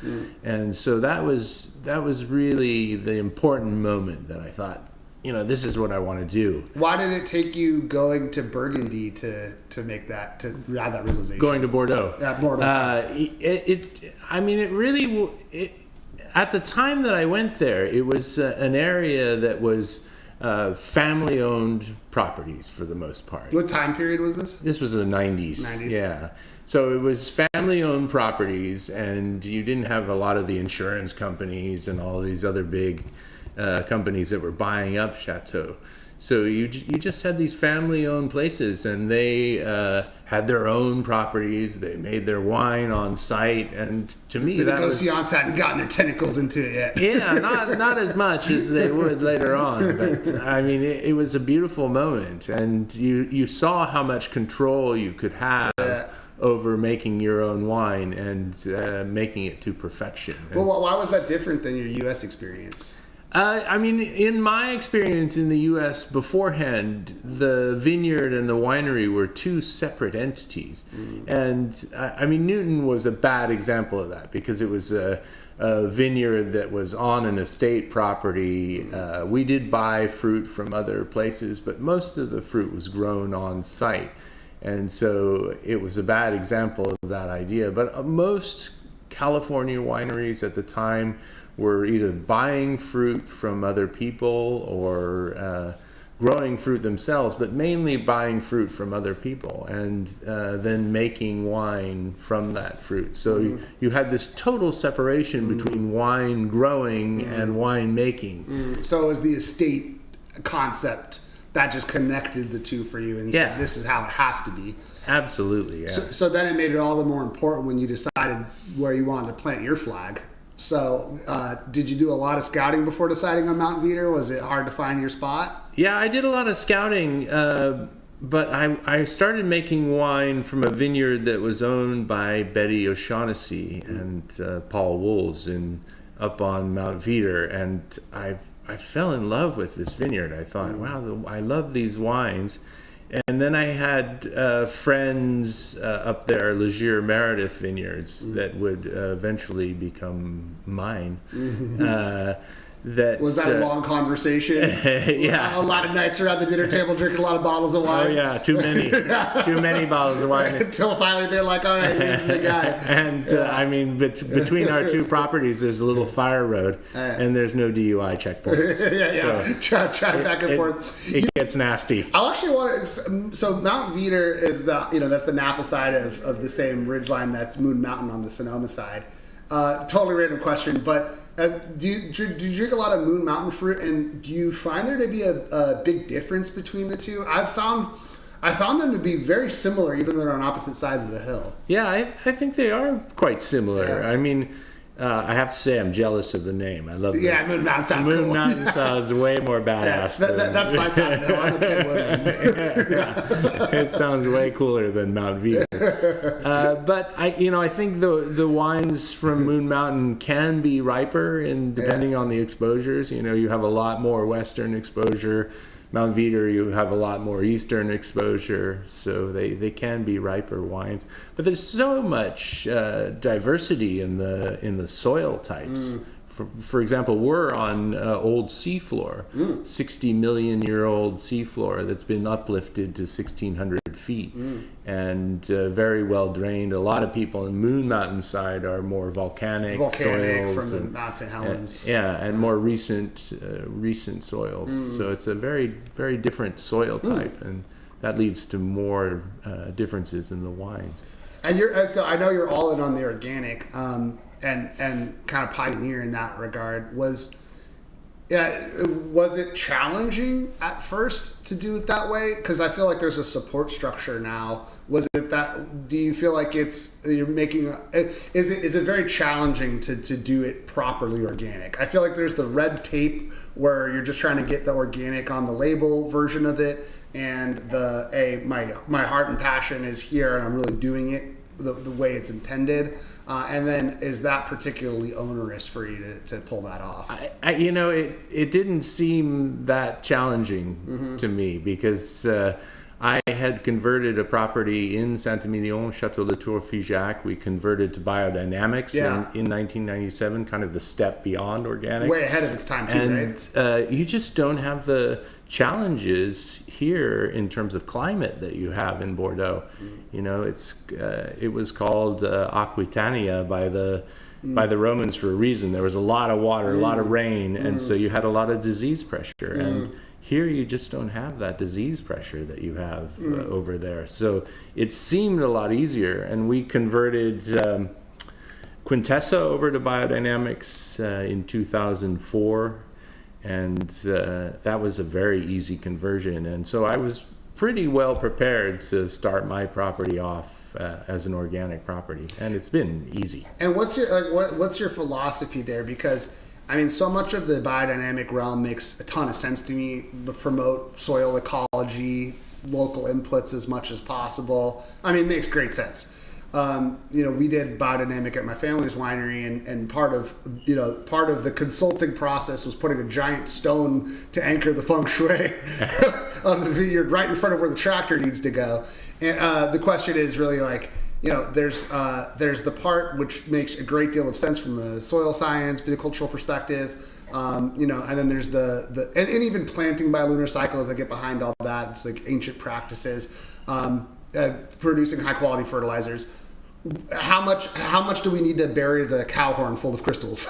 Not much. I mean, and that's really what drove me away from biodynamics and towards just simple organic viticulture.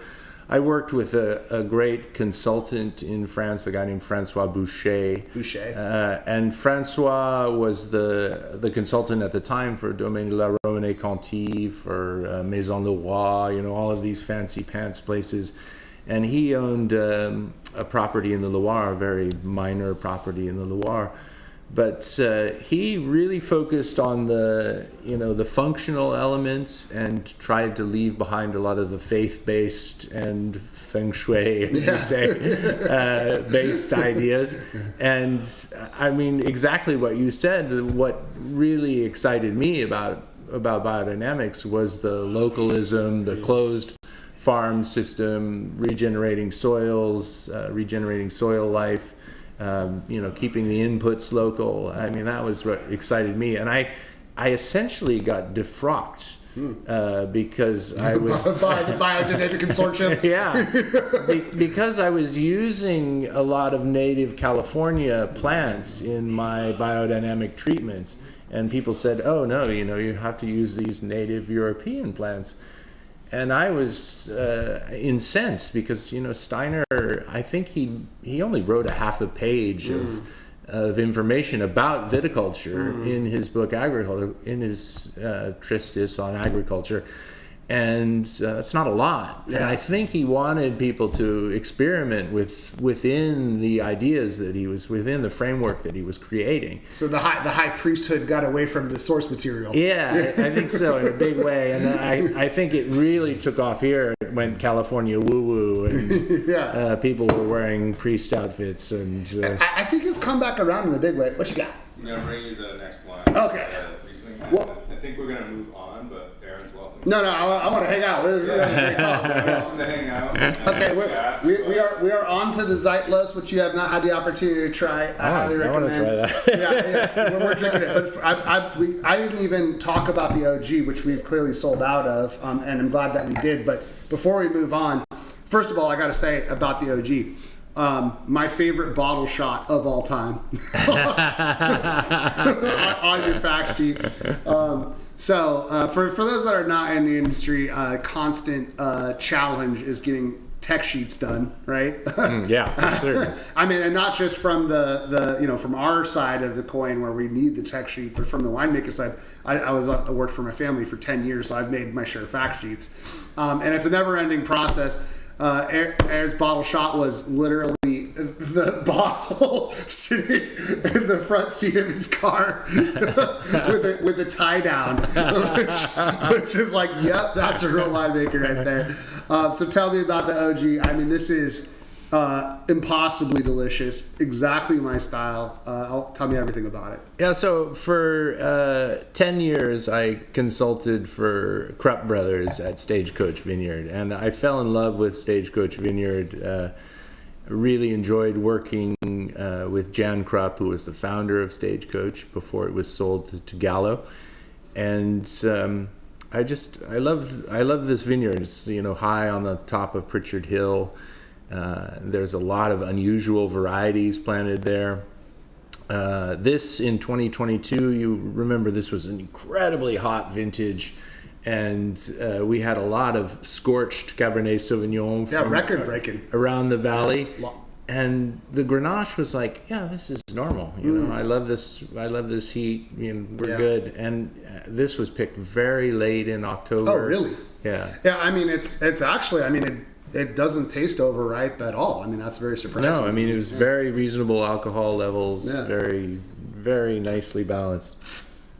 It's so frustrating for us because we have a hard time selling Grenache. We really do. And it's one of the few wines where, you know, we have them come across the table and we're like, you know, we know what our audience likes, and there's a wide range of palates and different styles that they're interested in. But for some reason, you guys do not pull the trigger on Grenaches as often as you need to. I don't know why. As domestics, I should say. But we get these Grenaches that are so lovely. We are like honored bound to bring them to the people. And you know, if it wasn't for the star power, I think we'd have a hard time otherwise. You know, and I'm really, really glad. This is for those of what I'm trying to say is, for those of you guys who have picked this up, you will see why you should say yes to Grenache more often. I assure you. Let me see if there's any awesome questions in here for you.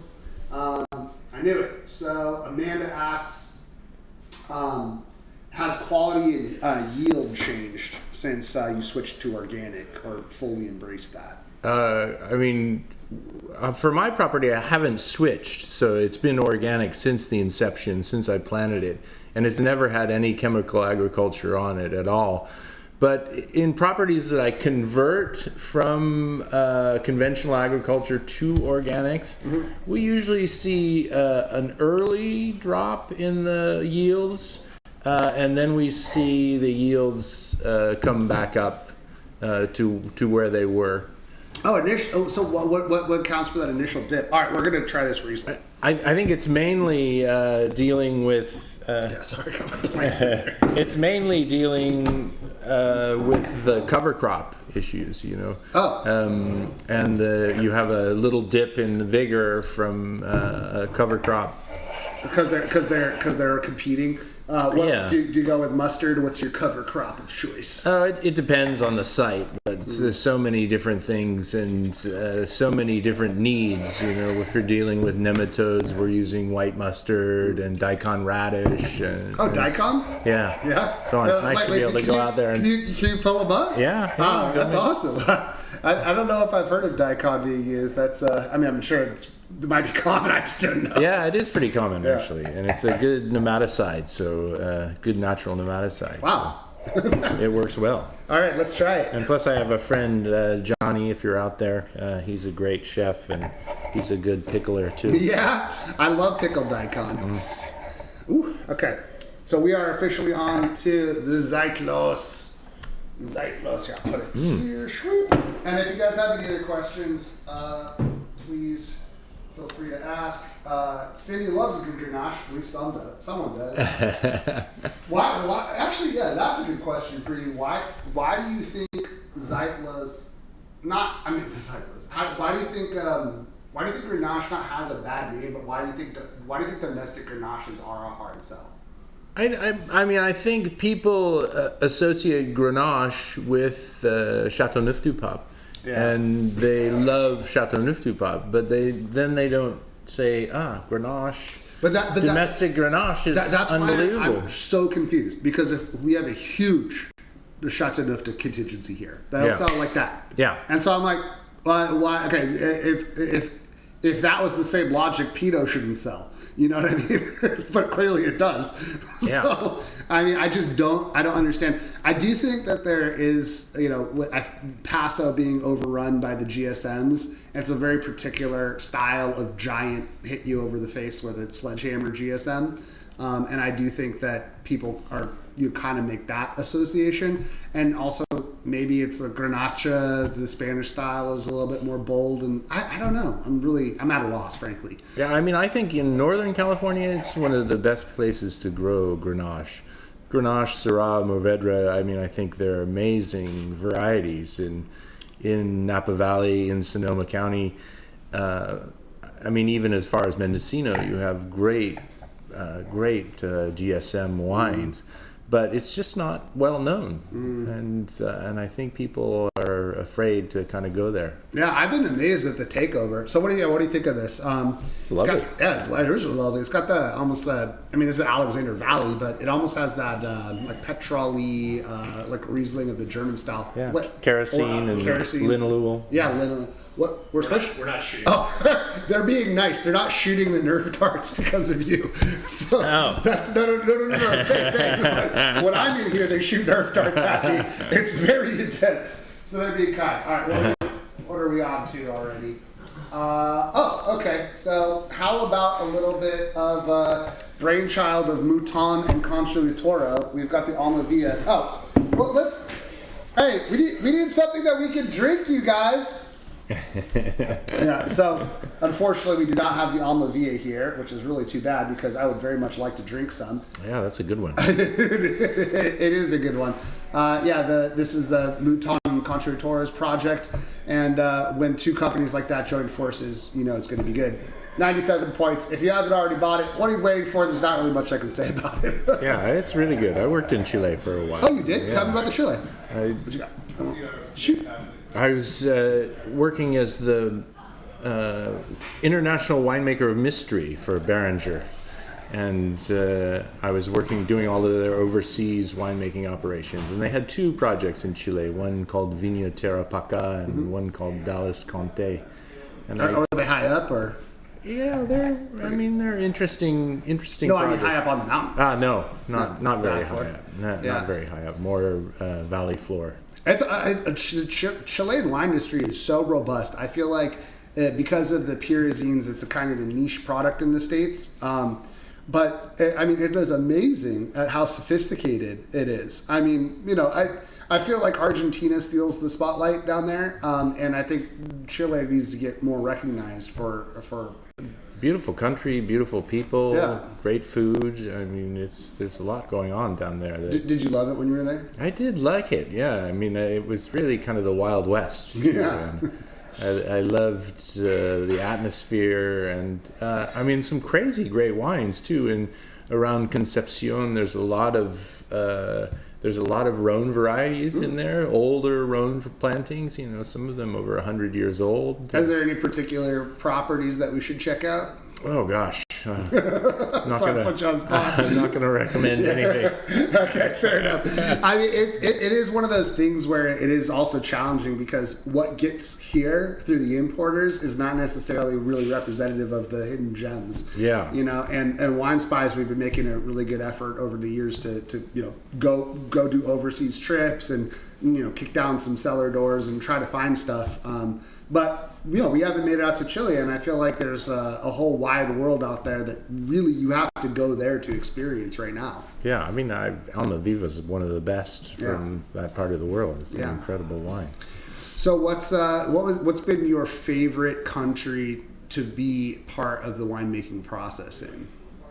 I have to say France was an incredible experience. I mean, it gave me my education. I did my master's degree in viticulture at the University of Burgundy, and then worked in Saint-Emilion for many years, and it's just a wonderful education. And I still keep in touch with people that I worked with there and knew there, and some incredible winemakers. So if you could do anything in the industry, is it where you're at right now? I mean, you said you'd love to be on the picking crew. I actually believe you. There is something magical about being in the vineyard, but I mean, like, where is that where your heart is? Is it the viticulture side? I do love the viticulture side. Yeah. I'm so dedicated to my estate property. We have 360 acres. Oh, that's serious. Of land. That's no joke. 9.5 acres planted. So it's a tiny planting, incredible biodiversity on the property, bears, mountain lions, I mean, you name it. It's crazy. And it's still very wild, that you can't find in France. I always laugh because there's a Cheval Blanc is doing a manifesto on biodiversity, and they're taking it very seriously. But, they've had grapes planted there since 34 BC. Yeah. It's pretty hard to get a lot of biodiversity there when you've had a monoculture since 34 BC.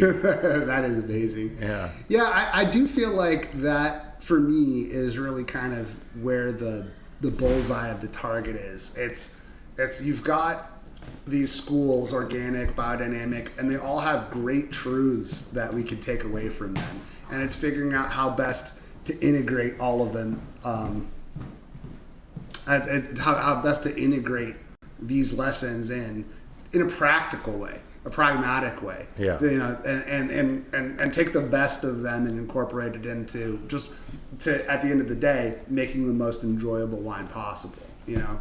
And also, I do think part of that is the stewardship of the land. Like you said, 2,000 years just there. I mean, some places have been producing grapes since time immemorial, right? Since the beginning of human history. Yeah. And so that is necessary that we figure out how to do that continuously. But really, it's like how can we be good stewards and make the best wine possible? And there's lessons. Well, I mean, you said it. When it comes right down to it, that's the only thing that counts is that the wine is yummy. Yeah. It's got to have the yummy factor. Well, sir, you have figured out how to make some yummy wines. Thank you. And thank you for sharing with us. It's been a pleasure. Thank you. Yeah. And stick around for some tasty wines. I got to get back to my compost teas. Yeah, someone's got to. Thank you for what you did. Appreciate it. All right. The one and only, the legendary Mr. Pot. Thank you for coming by. Okay. I've got a 5-minute break coming up. Not for the stream, but Agent Brute is taking over. Let me circle back to where we're at right now. I hope you enjoyed that interview with, and he's certainly a living legend for sure. One of the real ones. You know, I gotta say, there's we're really lucky to be in this industry because there's some really special people. And you know, there's some people that have, let's call it, a outsized recognition, and there's some people who really deserve every single word printed about them. And I hope he gets continues to get a lot more ink because he's legit. All right, let me catch up on the chat a little bit. Oh man, I missed a lot. Chile, Pedor Para. Okay, so he wasn't willing to give some recommendations, but Gustavo certainly is. All right, I'm getting subbed out for Agent Brute here. First pit stop of the day. All right. Hold on, let me get some walking around wine. Absolutely exceptional. Don't take my OG. Okay, tag me in, Chief. Boom. Okay, so you can just refresh this page right here. And then, boom. Enjoy, boys and girls. Agent Brute in the house. You know him. You love him. What's going on, guys? All right, let me go ahead. I'm the one working behind the scenes a lot right now, so let me go ahead and get stuff going for the next wine that is currently up. Really? Which is... Amazing. That's great. The Forthright. Let's go ahead and get that in my glass. All right. Where'd the Forthright go? Here it is. Perfect. So, Tell us about this. if you don't remember having the Forthright, we kind of did this blind here at HQ as well, because in 2016, this wine was done blind here in California at a tasting, and it was a blind taste, and it scored up there with like Screaming Eagle and some of the other ones. This wine it got some of the best scores, the best ratings, and a relatively unknown vineyard wine as well. There we go. Yeah, so under $50 from $150 off. Yeah, this was a crazy deal. I still can't believe we got this one. Oh, yeah, it's still. Man. Just like dark, plummy cherry. Oh man.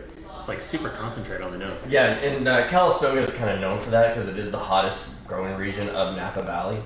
So it is the warmest. You're going to have the most ripe fruit. Yeah. And it's also, it's so cool because when you get up north, close to like that region, the whole valley starts to, and for the locals out here, if you haven't been up to Napa Valley, it is somewhat wide, but when you get to the narrow parts of Napa Valley, I mean, it's not even a quarter mile from mountain to mountain, like on each side. It's such a small, narrow valley, and this is kind of going up towards that area of Calistoga. So Some of this for $50. yeah, 49, tucked away in a nice little area.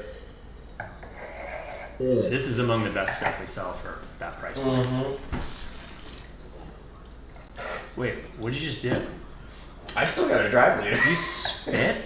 Oh my god, the sacrilege. Sacrilege. So, let's check out the chat. What are you guys doing? Brute, where's the pup? Oh, actually, yeah, that's right. I gotta get Agent Chablis in the house.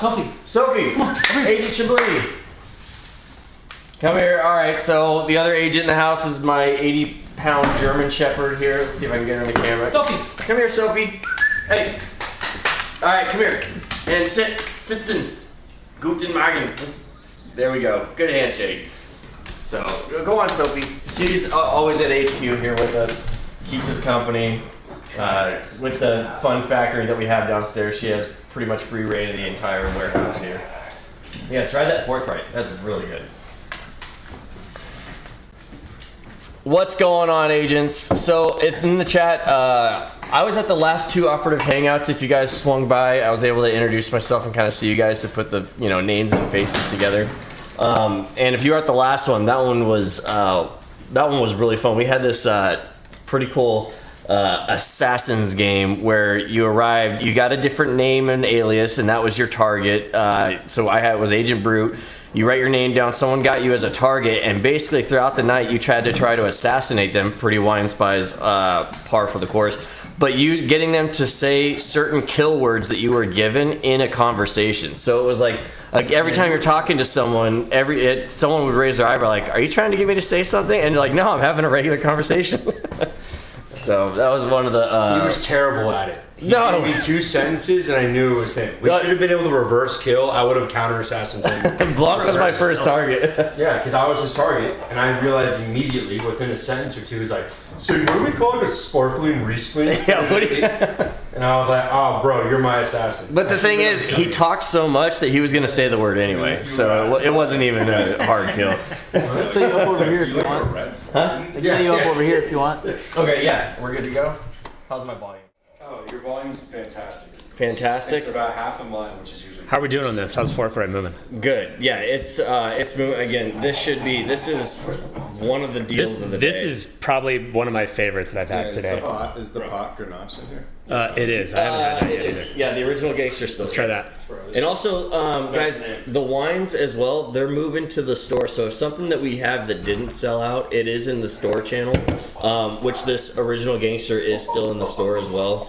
That's really good. That's an early favorite, boys. Yeah. That's an early favorite. We did more of this today, just so you guys know, than any other wine during this stream. So far. So that's good. That's excellent. Hey, cheers, boys. Cheers. All right. Megan, you're cool too. Yeah, cheers, Megan. Hey, we appreciate the IT. Oh my god. Yeah, aromatics are crazy on this. Jesus. I'm definitely buying a few. I wish we could sell more Grenache. I mean, it just comes down to that. All right, give me the Like, unless it's CDP. Please, if you put out a Grenache, please just buy it so we can buy more. We can offer more. They're so fantastic as a variety. Oh, that's great stuff. All right, that's what I'm taking on, boys. Like, there's gonna be any of that left. That's good. That's a good summer. Oh man. That was the joke. That was a good summer red. That's awesome. Who named Brute? Brute, what do we think? Should we move on? Forthright? Let's see what else we got on the list. Let's move on. Normally behind the scenes, Brute and I are the ones trying to figure out what to move and shoot up the office and scare the shit out of crew. The best part is there's like a 10 or 15 second lag. So after we light up the room, we get to walk back to the office and see crew's reactions. So we get to enjoy it just as much as you guys. Hurry up, though. We've got the next wine's pretty special and it's cooling down right now, so we got to bring it upstairs from the cooler. So this will stay up for another couple minutes and then we'll move on to the next wine here. while our fearless leader is getting a recharge pit stop here. This Cornas is crazy good. Yeah, that's great. That's coming up. So that'll come up later today. That one's really good. That Cornas. We've got a few good like old worlds here today too. Some good new worlds as well. But yeah, the OG is really good. I'm going back to that fourth right though. That was. I'm gonna hold out for this next one coming up. Like you, I also have to drive today. We do have minor Michelle in the house, so she's gonna come up next. Yeah, probably like 5 minutes. So why don't we do one more wine? Yep. And then we'll move on to the minor. Perfect. Yeah, we got another special guest coming in today. Everyone, her wines have done really well for us in the past. You guys love them. You keep getting them. So let's see. What else?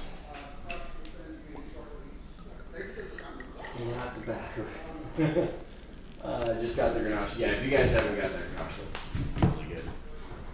Who else we got in chat? Yeah, Tina's in there. What's going on, Tina? Wendy, what's going on? Mr. Old School, Dudley, Canton. You guys are all. I email you guys a lot on a regular basis. Good to see you guys, and welcome to the marathon as always. Rhône, what did we think? What are you on right now? I just tried that Smith story, which was good, a little lighter. Yeah? All right. But this fourth right is very good. It's very good. All right.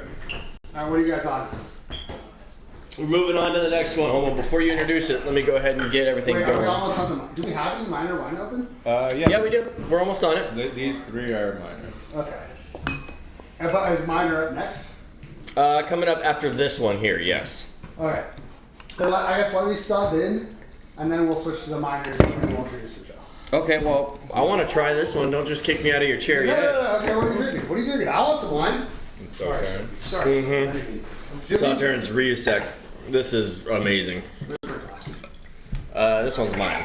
Okay, what are you drinking? Sauterne. We're doing a Sauterne. This is a palate cleanser. Okay, yeah. So the proper way to drink red wine is to have a Sauterne directly before, right? Yeah, exactly. Cheers. Oh, cheers! Cheers! That is good.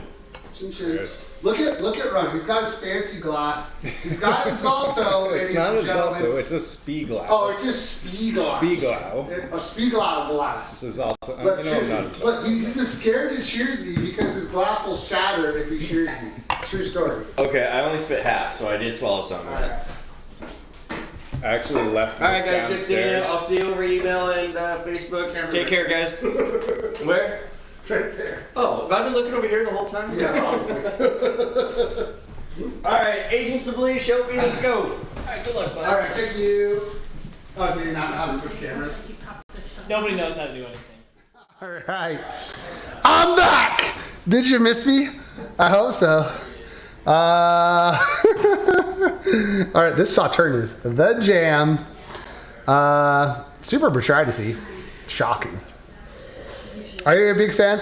I call Sauternes and all sweet wines stickies, and I get lambasted because that's just what the Australian ones are called. I don't care; they're all stickies in my book. Agent Noir will absolutely die on that hill. By the way. Ooh, so more about not a broski red. Not a broski red says. Well, you're going to be here in person to tell us to set the record straight. Okay. Are we getting a Rhône 70? Oh, hey! They want the race. They want the foot race. Okay, all right. We're going to make that happen for you, okay? We're going to make it happen. Okay. Foot race? Yeah, tell them they want the foot race and tell Magnum that we got to get the mobile camp ready. Because we'll after we do Michelle, we'll do the foot race, okay? All right, the race is on. Brute spit. See, that's why I'm your main host today, because I'm not spitting. Brute's a quitter. So if we're on the reset, We're yes we are. so that's also part of the domains that they're in Rothschild Lafitte family. Wait, the what family? It's part of the Rothschild Lafitte, the Baron Slave Rothschild family. Rothschild Lafitte. Is that what you're saying? I've never heard of them. Never heard of the Lafitte family.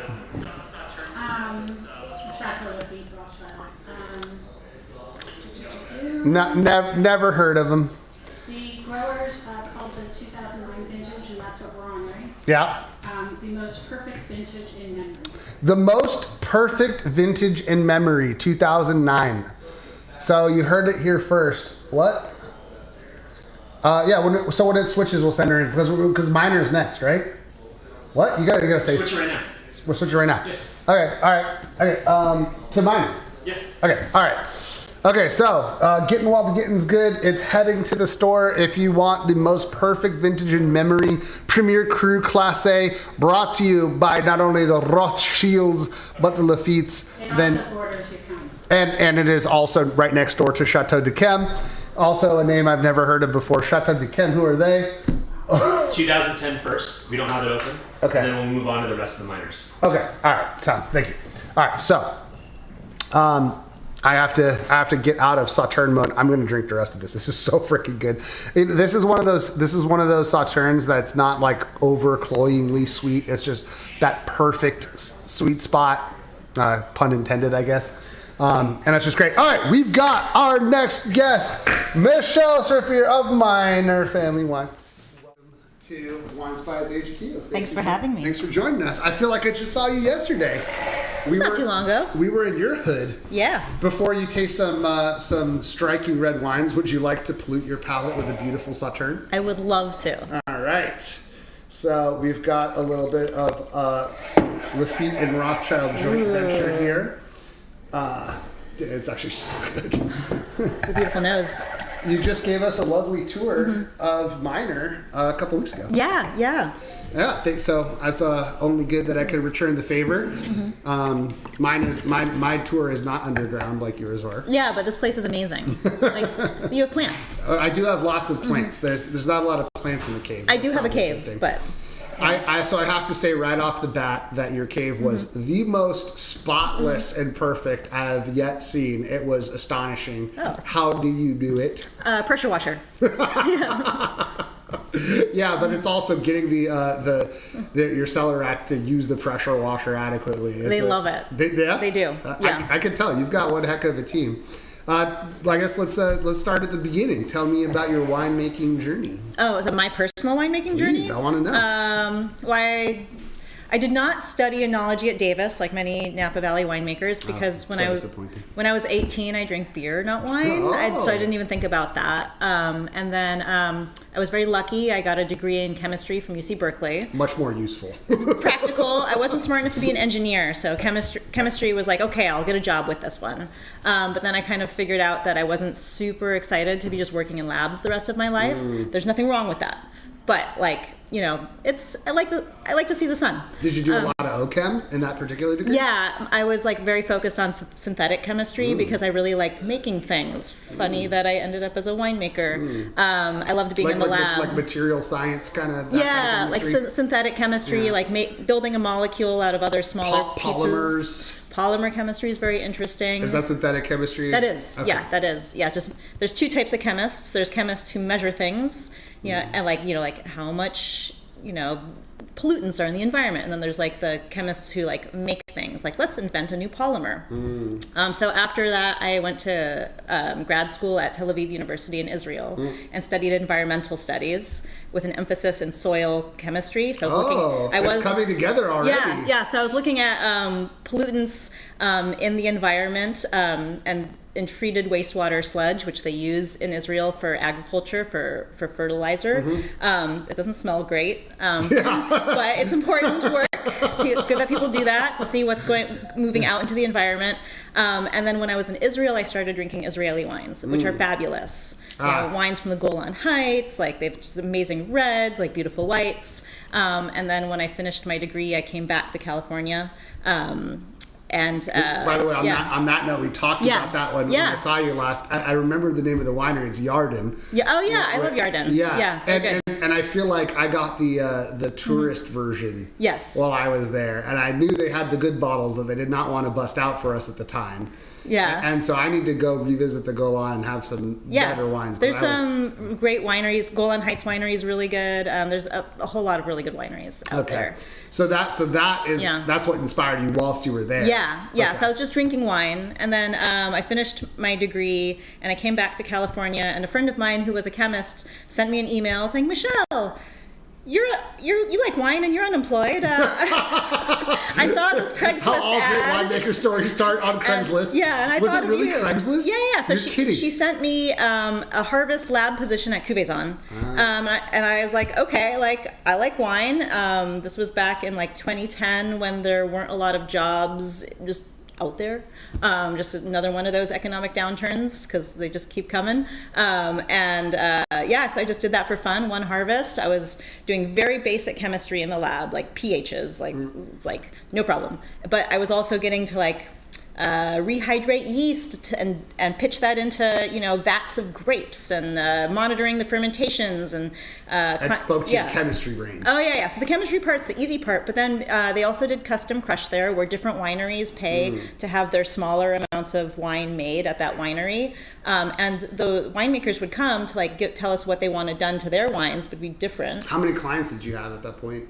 I think that there were maybe 8 clients. 8 clients. It was a lot. And they wanted different things. Yeah, everyone wants something different. And I remember asking them, so and so's doing this, but how come you're doing it this way? What? And winemakers love to talk. I've not noticed that. By there's no proprietary.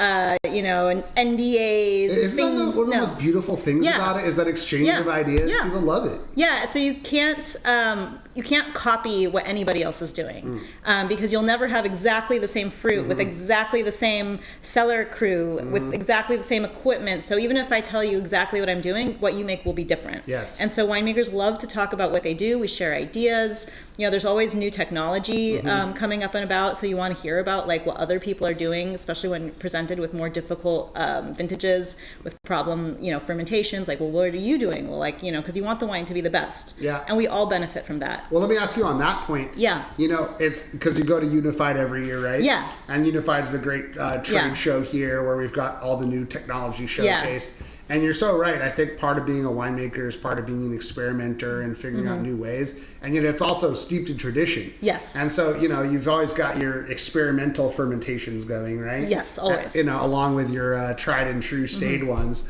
How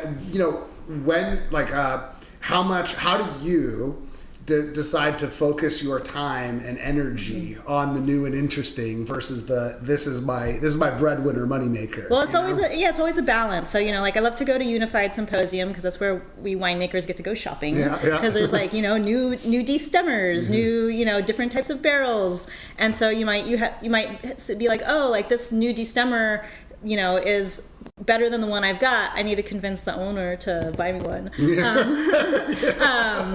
And by the way, there's always a better destemmer. There's always something better.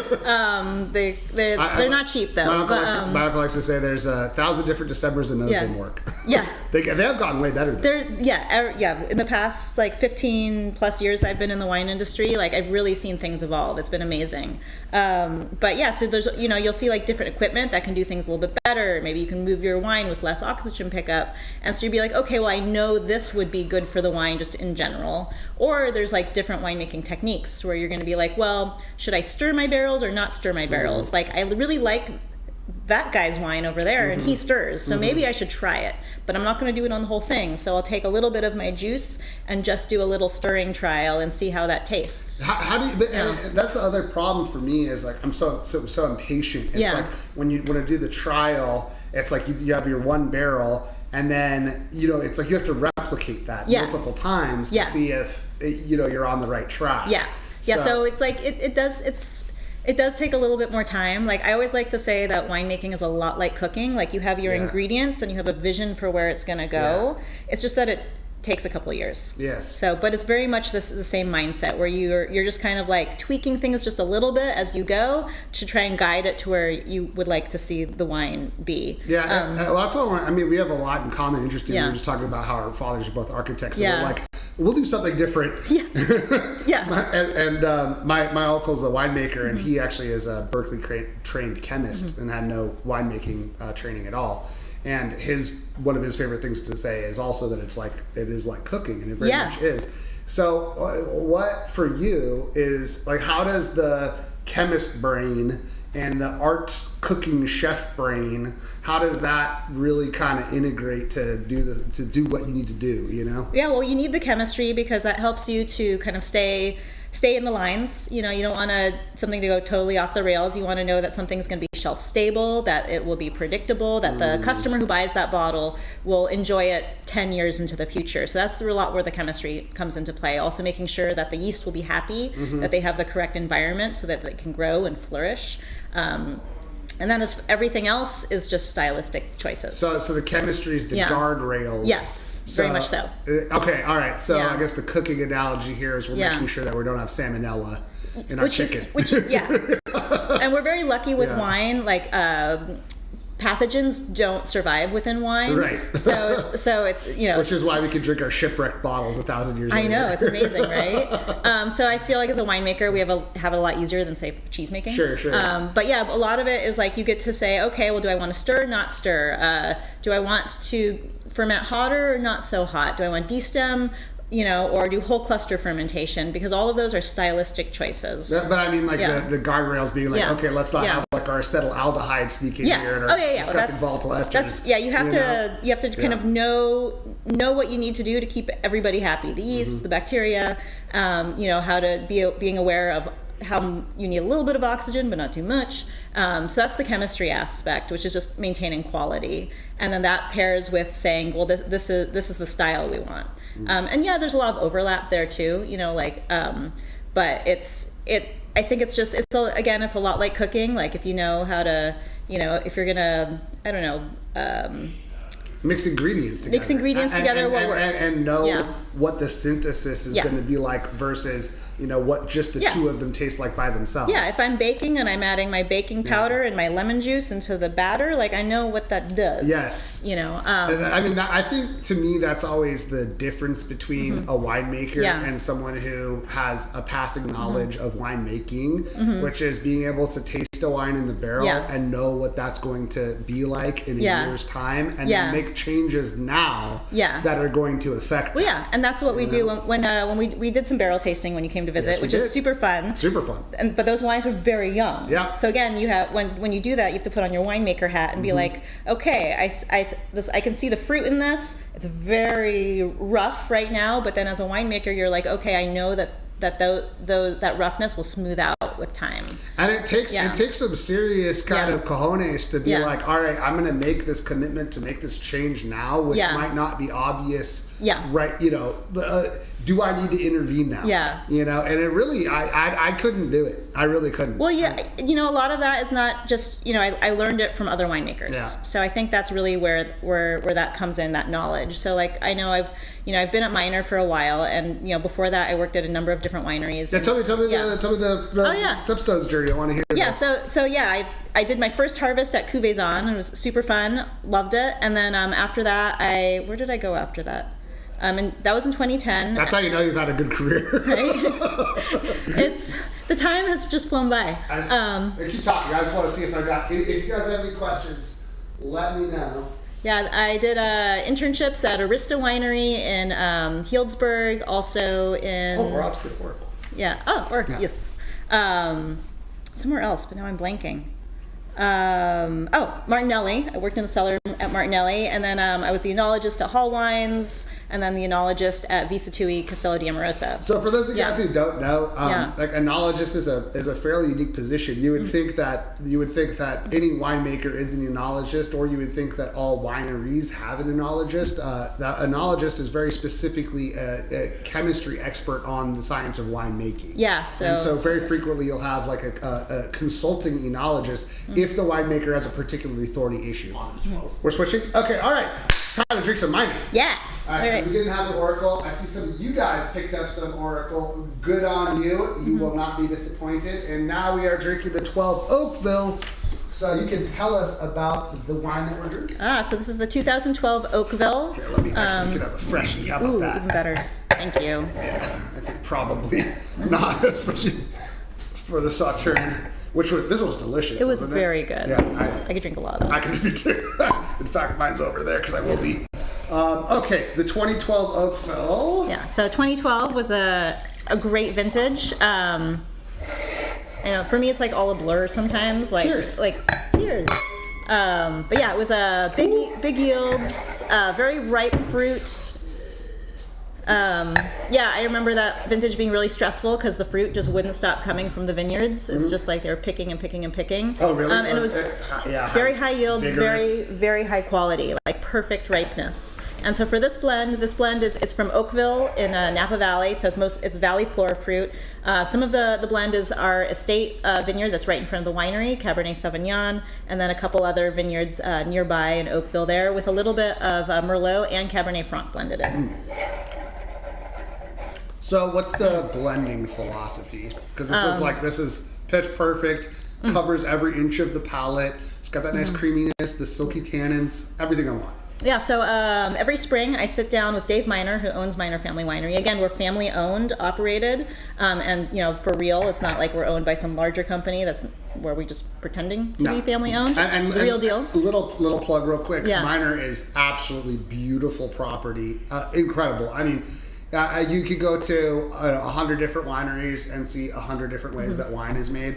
Miner is one of those places when I was commenting when I was there. It's just so thoughtfully laid out. Everything is so practical, incredibly beautiful, and well put together. Thank you. Maintained flawlessly, and also just a very nice tasting experience. So if you ever get a chance to go, I highly recommend it. But yeah, so again, the wine is, Dave Miner is very involved with the winemaking process as far as blending. He's pretty much hands off with the rest of it. He leaves it to the experts, which I appreciate. Yeah. But he's my boss. So if he doesn't like how the wine is tasting, that means I'm not doing my job. But we sit down every spring, about a year and a half post-harvest, taste through all of the Bordeaux varietals that are in barrel. We take the ones that we feel are showing well or that match a particular style, and we'll say like this is kind of like what we're looking for this wine. Is Oakville. We want this to be lush, have some fruit to it.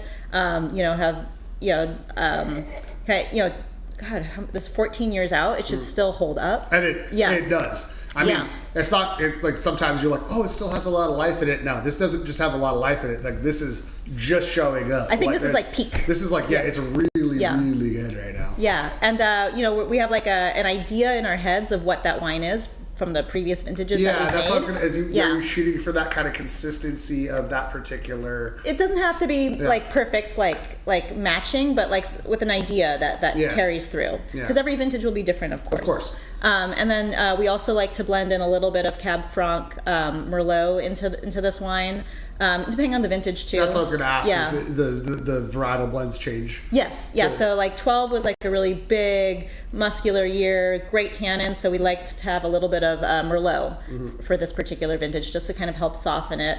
And we love a good Bordeaux, so we just really can't help ourselves but do blending. Are they typically blends? Just around the margins? Yes, we typically do just a pinch of this, a pinch of that, a little bit of Cab Franc, a little bit of Merlot, just to kind of give it more interest, give it a little bit of backbone. I mean, I love the Cab Franc because it gives a little bit of that earthiness. The Merlot gives some softness, adds to the fruit. That's the other thing that I don't think people quite appreciate about what the winemaker does is, when you're sitting in the lab and, you're tasting the base cab, you're like, what does this need? You've got your list of all your barrels, and if you're just one of us normal people and you're like, well, what does this need? Looking at that barrel sheet, there's really so many possibilities because, you could put like 2% Malbec and 5% Merlot or no Malbec and 10% Merlot, and it seems obvious, but you can't, it seems obvious after the fact, but really one of the things like a winemaker, like the cooking side that you're talking about, you have to know really what it needs in what proportions, and then you can tweak it afterwards. But knowing exactly what it is, it would be a literally impossible task given the infinite possibilities. Well, that's why we do trial blends. So we'll do a series of trial blends where I'll put together various combinations, different proportions, and we'll taste them blind. So I can't just say like, well, I think this one will be my favorite. It's done blind, and we taste through them talk about them, why we liked this one, why this one didn't meet it, and then we see what works. But this is what the compliment I'm going to try to pay is like putting those initial trial blends, that starting point, that is so much of where the skill is. Because if you just had those barrel lots, you could put together 20,000 different trials to start. I'm resisting you giving me a compliment. because I feel like it's so practical. Because like once you've done this and you kind of see the systematic way you do it, and you have like a vision for what that wine is, you'll be like, okay, I'm going to take some educated guesses. Yeah. And you taste all your educated guesses. But this is a case of the fish not knowing the water in which to swim. Yeah. Because you're saying it seems so practical. The reason for that is because you've had so much experience where now you know. You know what I mean? And that's what makes a winemaker. If you give another person like that same list of potential barrels they could be making it out of and saying, okay, let's do 5 different trials in these different proportions, you would end up with such radically and wildly off base things. You'd have to go through like 70 iterations before it was dialed in. It does help to have done it before. Yeah, that's fair. So the 2012, you said it was a particularly vigorous year. Yeah. Does that introduce challenges also, like even tank space, stuff like that? Yeah, that was the biggest challenge of 2012 was just having... 13's live. Go on about 12. And we're drink 13. Yeah, 12 was a really intense year just because of the volume of fruit coming in. So you would have, fermentations going, and you would know that tank needs to turn over to get ready for the next vineyard that was going to be ready to pick. So it was such a relief to have 13 come the following year, where yields were much more reasonable. And it was also very balanced. I think that year I remember we had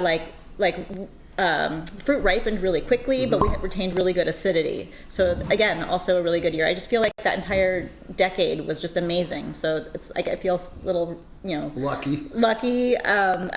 I don't know. I feel like it's like repetitive to be like, that was good, but they really were. So it's just like we had just great weather every single year. I mean, and we're definitely feeling it now with so much bountiful blessings. But I feel like these are the practicalities of winemaking that I think are often overlooked. Yeah. If you have all of your fruit from all your different sites coming in at the same time, it creates real stresses and real practical challenges.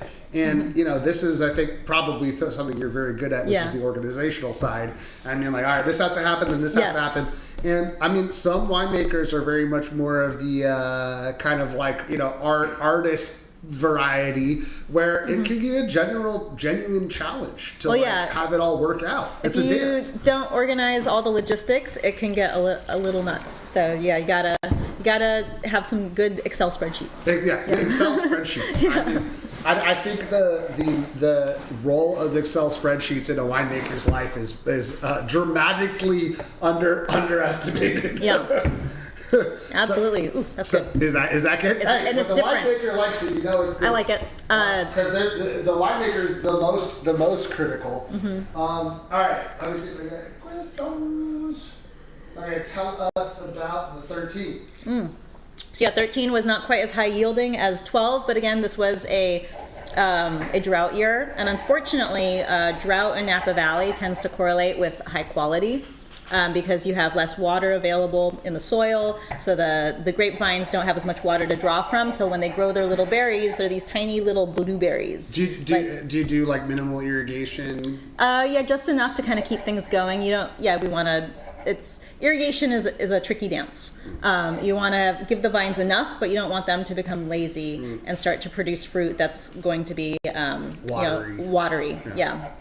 It was a drought year in 13. So very small berries with like large skin to juice ratios. You want lots of skin, so you get concentrated flavors. The 12 was good. Yeah. This is freaking right. It's like velvety. Yeah. Really good. Okay, so you had nice tight. Was it tight clusters or just small berries? Small berries. Yeah. Well, sometimes you get tight clusters, but I think with like cab. Are you like a berry savant? Like, do you remember the clusters from that year? How does that work? I think it's just I look at them so much. Yeah, and like when you see the fruit, when it's picked and you see the bins and you're looking at it all when it's all together right there, you're like, okay, this is gonna be a good year. I can tell. That leaves an impression. Yeah, it really does. And that's how you know like what you're dealing with. You taste the fruit and you're like, okay, like this is very tannic, or like it's maybe little. on an off year, it's a little bit less tannic, more anemic, but you just know what you're getting into as soon as you taste the fruit. And it's not, fruit that you necessarily enjoy eating. It's just evaluating it. Yeah.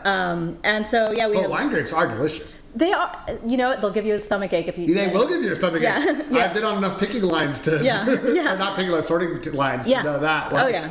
Yeah, because they're high in acid, very high in sugar. From what I understand, wine grapes have some of the highest amounts of sugar of any fruit. Wow. Because they're about roughly 25% by weight, just sugar. I wouldn't have guessed that. I mean, that's because that's the bricks, right? Yeah. So, but I wouldn't have guessed that. Just not only because when you eat them, they don't. Maybe it's just like in the wine where the tannin. Well, there's also offsets it. so much acid in them because the main acid is tartaric acid, which is not a typical fruit acid. Most fruits have malic acid or citric acid, but wine grapes are specifically magical because they are high in tartaric acid.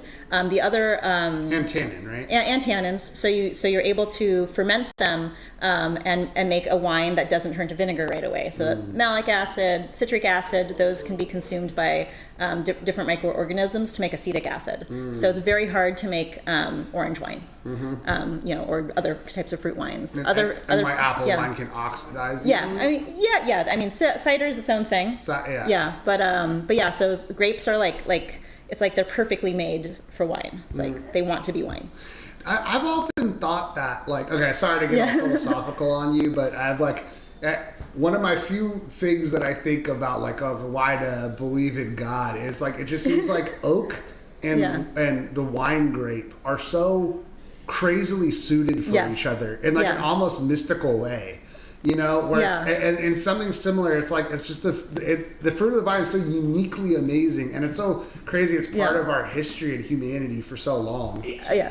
We're on to the next one? Yeah. Hey! Okay. I need the air horn. Where's the air horn? I got an air horn. You need a bigger one. All right, bigger one. Oh, I need a bigger air horn? All right. I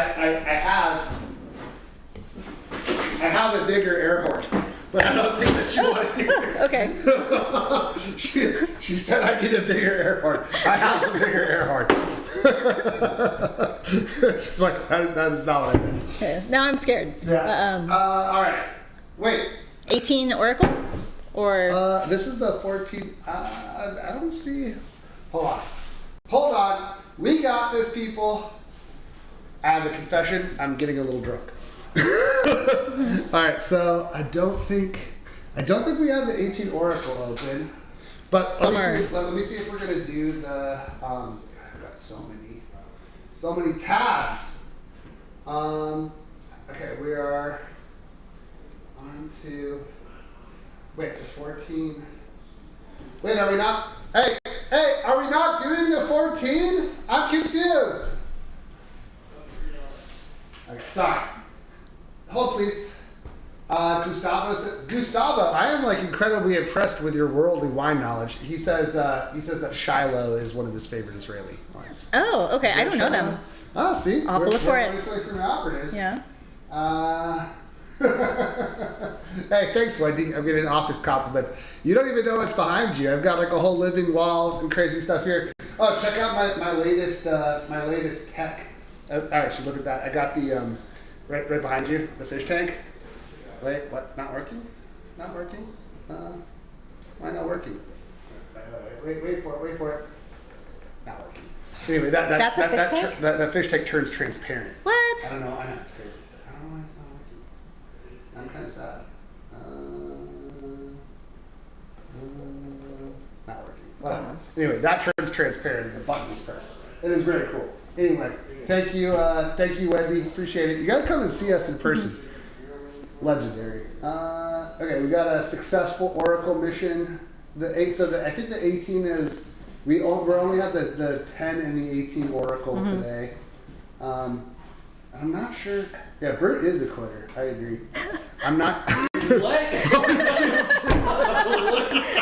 We just walked in. Hey, are we doing the 14 today? We have the 2014 in the store in small quantities. So but we're not. It's not going to. No. Okay. All right. Well, I'll tell you what. Let's you and I try the 14 because Okay. I would like to do the vertical. Does that sound good? Yes. Okay. All right, so nope. Yes, the 2014 Stagecoach and the 2014 Oakville in small quantities are in the store. Okay. There's only like 4 or 2 bottles left of each. So if you guys didn't hear that, the Stagecoach and the Oakville 14 are in there. Literally a couple of bottles left. We have one open here because we are lucky ones. So we are going to do the full vertical, complete the collection if you're one of the lucky few, and I'm going to take one more sip of the 13 because it's so good. That might be one of my favorite vintages, the 14. Yeah, I love it's a good vintage. What did you think of the 13? 13 is really good too. That's like I think it's the biggest, strongest one out of all of them, like as far as being big and bold. Yeah. But the 14 is kind of the happy medium where it's like delicate but also powerful. Ooh, delicate. Yeah, exactly. It's powerful when it wants to be. I like that. All right, it's always nice to revisit old friends. Yeah, how long does it do? That's a good question. How often do you check out the library? Or You know, we'll do vertical tastings, but like it's not like on a regular basis. It's just like, you know, we should taste through everything. Is How's it when you everything have doing? visitors like us to come in mostly, or I just sometimes just see how things are do going. you guys pop them? Yeah, Yeah, check it out. absolutely. Oh wow, okay, Yeah. cool. But it's been a while since I've had the Oakville 14. Nice nose. Yeah. Are you? In my experience, a lot of winemakers are kind of indifferent to their children. Indifferent. Not indifferent. That's not the word I was looking for.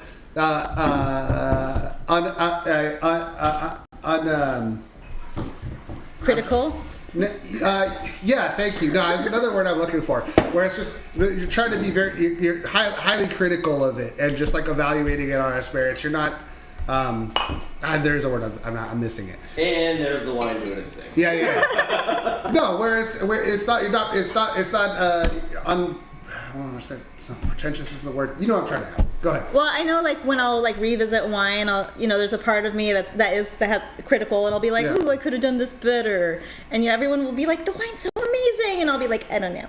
Yeah, that's what I mean. Yeah. So there is going to be some of that. Although I try and keep that critical voice, like quiet in times like this. Be like, I think we should have had different barrel selections for this vintage. But like that's like it's like because I'm always trying to hone the craft. Always do a little bit better each year.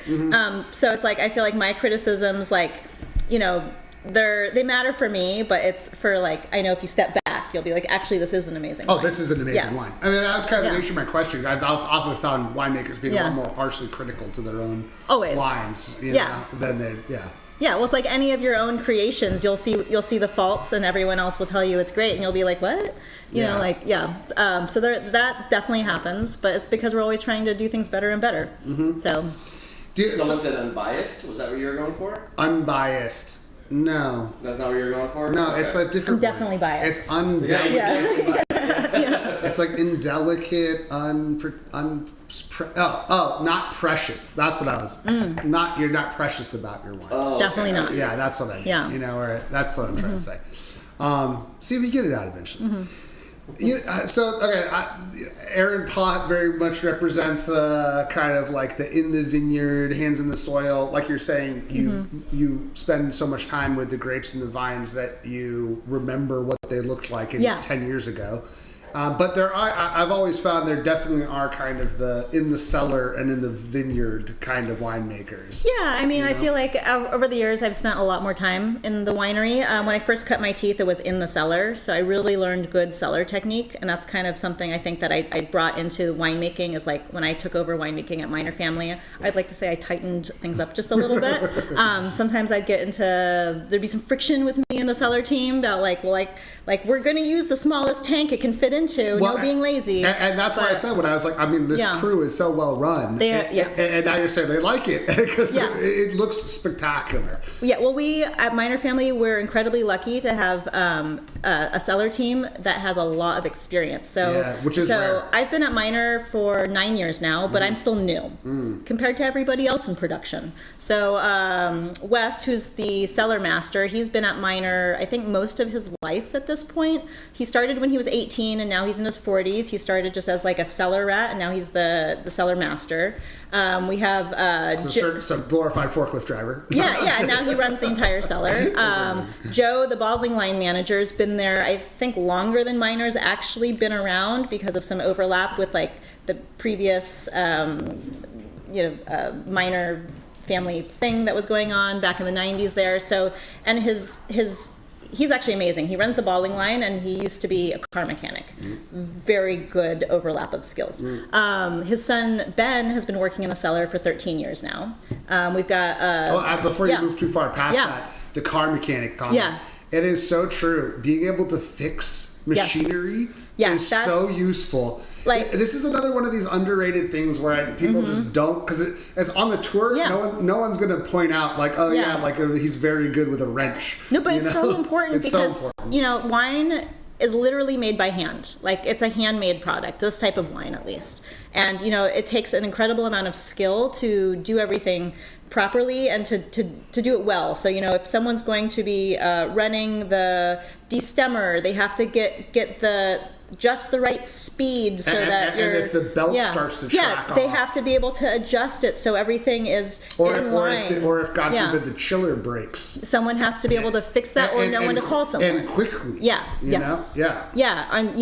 Ben, who works in the cellar, he is very, very type A, and when he racks juice or wine, it's like there is no transfer of lees, the solids at the bottom. Like, he's like meticulous about these things. When we want to reduce dissolved oxygen pickup whenever you move the wine. So it's like, because too much oxygen can make it oxidize, and then it doesn't last as long in the bottle. But like these guys, and also women, Rebecca Brookman is the assistant winemaker, and she's also amazing. They're so good at their jobs that like I don't have to like stand over their shoulder and be like, oh, make sure you do this, because like they're just really good at it. Well, and to give you another compliment, which you'll resist, I mean, that's also the hallmark of a great leader, is to put together that team like that, right, Brute? Absolutely. Oh, and no, but seriously, but it is a team effort. It is a huge team effort. And putting together that team, putting the right people in place that are good at their jobs, and you can trust them to do it. Yeah, absolutely. And to harvest when everything explodes, no matter how good your planning is. It does happen. You better have the good people standing at the breach to do the job correctly when it needs to be done. Yeah, and so it's like I feel like I take the credit when people tell me the wines are amazing, but I'm like, actually, it's also because all these other people are just so good at their jobs. Yes. And it's very hands-on. People have to really know what they're doing, and it's not something you can just pull anyone off the street and just say, here, go make wine. It's like you have to like learn how to do this, and it takes years. And it takes a huge level of give a fucks. Yes. You really need to like care, and it's actually harder than it sounds like, because regardless of how different every vintage can be, there is a large amount of repetition of the process. There is, especially in the cellar. All right. Okay, so we're gonna switch to the Cantina Zapata. Please join me for a glass of this. Sure, I would love to. Are you a fan? I've never had it before, but I do love Argentinian wine, so excited to try it. Dr. Laura is a friend of the Spies, and an impressive woman like yourself. So they're like, they've got the crazy big ziggurat in Mendoza. Cool. That's pretty cool. I have never been. I'm waiting for the invite. Not you, Dr. Laura, but Noir, because he gets to go all the time. I don't know why I want to go. Isn't that delicious? That's really good. All right. Here we go. Wait. We have the technology. So I think in closing, like what's your next, like what do you want? What are you trying to improve right now? Like in your career and the winemaking, like what's you've dialed it in. What's the next chapter? Yeah, well, I mean, I love being at Minor, so like that's not going to change anytime soon. And I think it's just about like every vintage, just trying to make interesting wines, and every year is different. The past couple of years have actually been cool vintages, so that's been different than from a few years ago. And it's just like I'm trying to just dial in like which barrel cooperages do I really like. I want to do the blends even better. I've kind of made decisions that I'm very happy with in the cellar, and I want to keep doing that, but still we're always going to be doing trials and just seeing what we can do different. We're kind of we're sourcing from some different vineyards now than we used to a few years ago, so it's very interesting to kind of get to know those spots. Minor is different than many wineries in that we don't really own a lot of vineyards. We mostly source the fruit from local growers. And so, we have long-standing relationships with folks. And, getting to know those people is great. And, I love working with all the different growers that we're with. But it also gives us some flexibility. So if we say, hey, we want to try out this new thing, let's go get fruit over there, we can do that. So it's a good spot. Well, here is to the never-ending pursuit of perfection. Cheers. Cheers. Thanks for letting me show you my hood. And Yeah. the tour of your hood. I appreciate it. Definitely. Come by anytime you know where to find me. All right. Thanks. And thanks, Minor, for sharing your guys' wines with our operatives. Absolutely. Appreciate you, Michelle. Right. All right. Boom. We are on to a absolute crowd favorite, the Katina Zapata Unbiased. How long does the marathon go for? Julie, the marathon goes until I am on the ground. Still not a single spit, still not a single glass of water. All right. Did people say I should drink some water? Because I think last time I did an IV, let me know if I should do another wine IV. I have to do a little chat catch up. You got a Magnum of that Sauterne? Oh my God. My man Snowy in the house.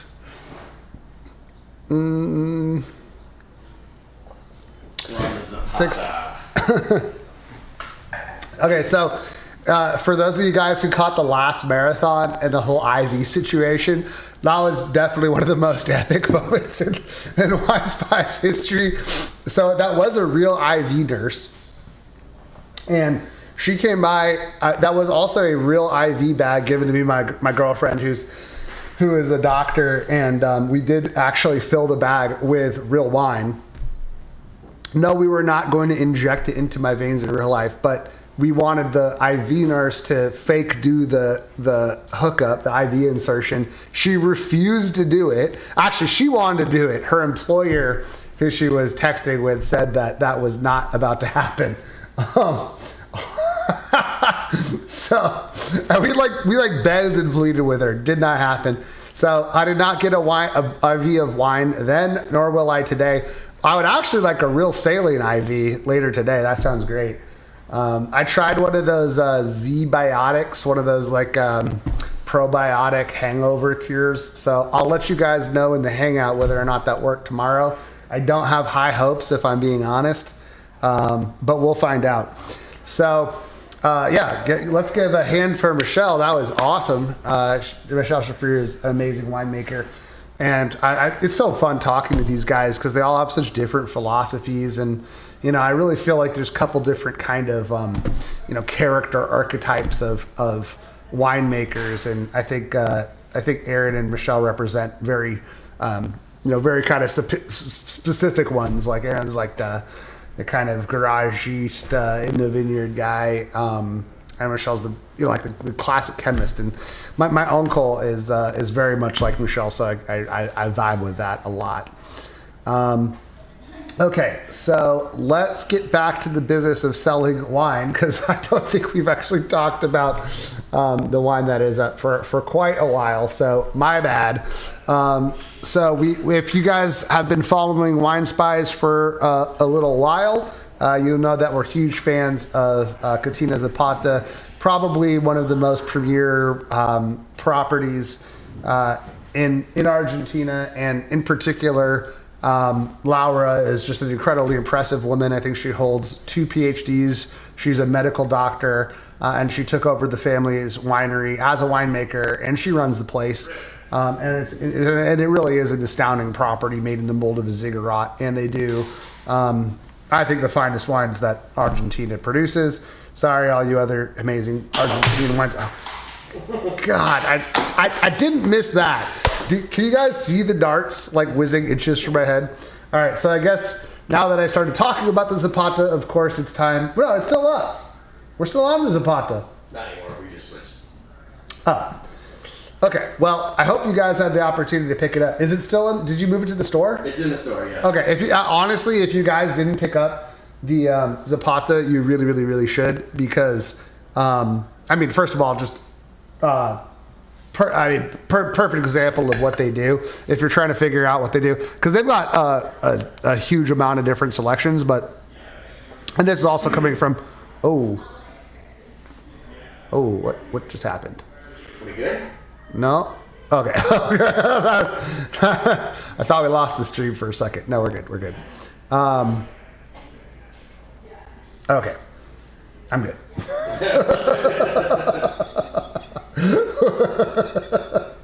We're not leaving yet. We're good. We're good. Wait, do I have the Pesach here? So no, this is one of the ones that, because of the import situation, it landed today. Oh, okay. Yeah. So this was just a timing thing. A lot of the lines because of the import situation. Yeah. So the imports have been increasingly challenging, and we just got this wine at our warehouse literally today. Thank you, Brute, the man who makes all that happen. So I'll just have to talk about it. I can't drink it. Very sad for me, but you guys will be able to drink it after you pick up this bottle. So classified Grave. We got a Grave. And, even in the storied history of Bordeaux, this guy goes even harder than your typical one, all the way back to the 12th century. Same region as one of the first girls. 14th century. Wait, same region as Obrion? Same region as Obrion, the Passaic, yes. Oh, you're just saying that Obrion is in the Passaic. Yes, it's right. It's not too far away from it, yes. All right. Well, shit. I guess everything is close to Obrion and Passaic, right? I mean, it's a small. Not really. It's pretty small. It's the closest to Bordeaux, though. As far as those regions go, it's the closest to the city of Bordeaux. I see. The actual city, yeah. Okay. So if you want some urban fruit, how about that? There we go. Okay. All right. Yeah, so I mean, we're going almost a millennia back. You want some names? How about Bertrand du Goth? Yeah, right. The Visigoths coming in here, and dealing with Pope Clement the Fifth. The fifth? I know. I'm just making this stuff up as I go along, you guys. Yeah. Anyway, fast forward about 600 years. And this came under the ownership of Bernard Noguez, who sounds probably a little bit more familiar of a name than Bertrand du Goth. But yeah, the guy's always known for taking his properties extremely seriously. And this is just as classic as a Bordeaux gets, talking gravel and clay. And 2020, as we were talking about earlier, was a nice warm vintage, definitely a standout. Wait, so Vesna? Who is Vesna? And I'm just seeing the YouTube name. I don't know what your operative name is. Okay, well, anyway, did you hear Obrion? Yeah, we're a stone's throw. How about that? A stone's throw from Obrion right now, with this Pape Clement. I guess it got named Pape Clement after the Pope himself. So, how's that for a little bit of legend? I would tell you how the wine tastes, but I'm not drinking it right now. But it's on Wine Spies, so rest assured, it's delicious. I guess I could go look at my own tasting notes from when we tasted it, but... Also, as always, we're the best price out there. Well, yeah, I mean, that goes without saying. Well, if you don't... Oh, wait. Lise is running in here. She's got some insider knowledge for me. Yeah. I've got talking points all done. Okay. Yeah, talk to me. Yeah, I'm sorry. Well, I mean, all right. So since I don't have anything to say about this, let's hear from James Suckling. 98 points. What about Venice? 98 points. What about Dunning? 97 points. What about the Cellar Insider? I'm sorry, Jeff. He's an MW. My bad. 97 points. Raphael Vecchione. 96 points. 96 points from Owen Bargreen. Anyway, did you get my point? Do you get my point? We got a lot of points on this guy. So don't take it from me. Take it from all of these people who know what they're talking about. Or should we ask Pierre? I feel like we might have to ask Pierre. Do we have any more Frenchies coming up? Password is off in the end. My God. Here, cheers to you guys. Thank you for tuning in. Boop. I appreciate you. I feel the love.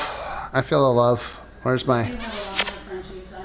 We've got some Bordeaux. We have a couple more. We have some Chablis. I'm going off the top of my head because I can't get into my computer. Okay, let's take a temperature of the chat. Do you guys want me to continue to ramble, or do you want Who Wants to Be an Operative Expert Edition? Because we've got the Expert Edition questions now live. Actually, I should probably see if that worked. I think I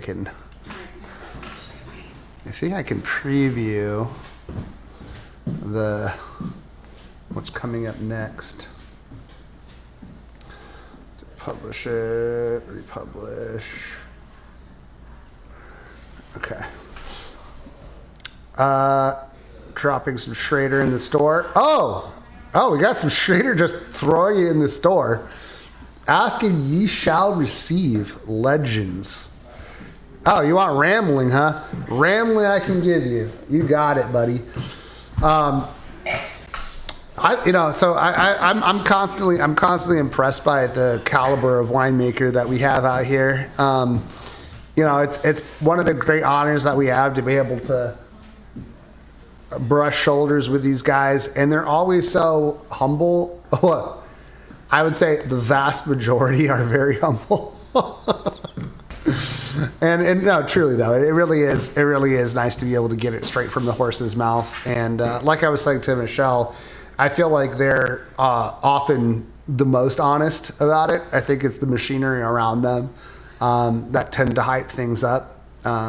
Maybe we're part of that machinery, but it's nice to hear. Like I think in order to be a winemaker, you have to be self-critical. Because, oh God, that one really hurt. That hit me straight in the knee, which means we're on to the next one. Oh wait.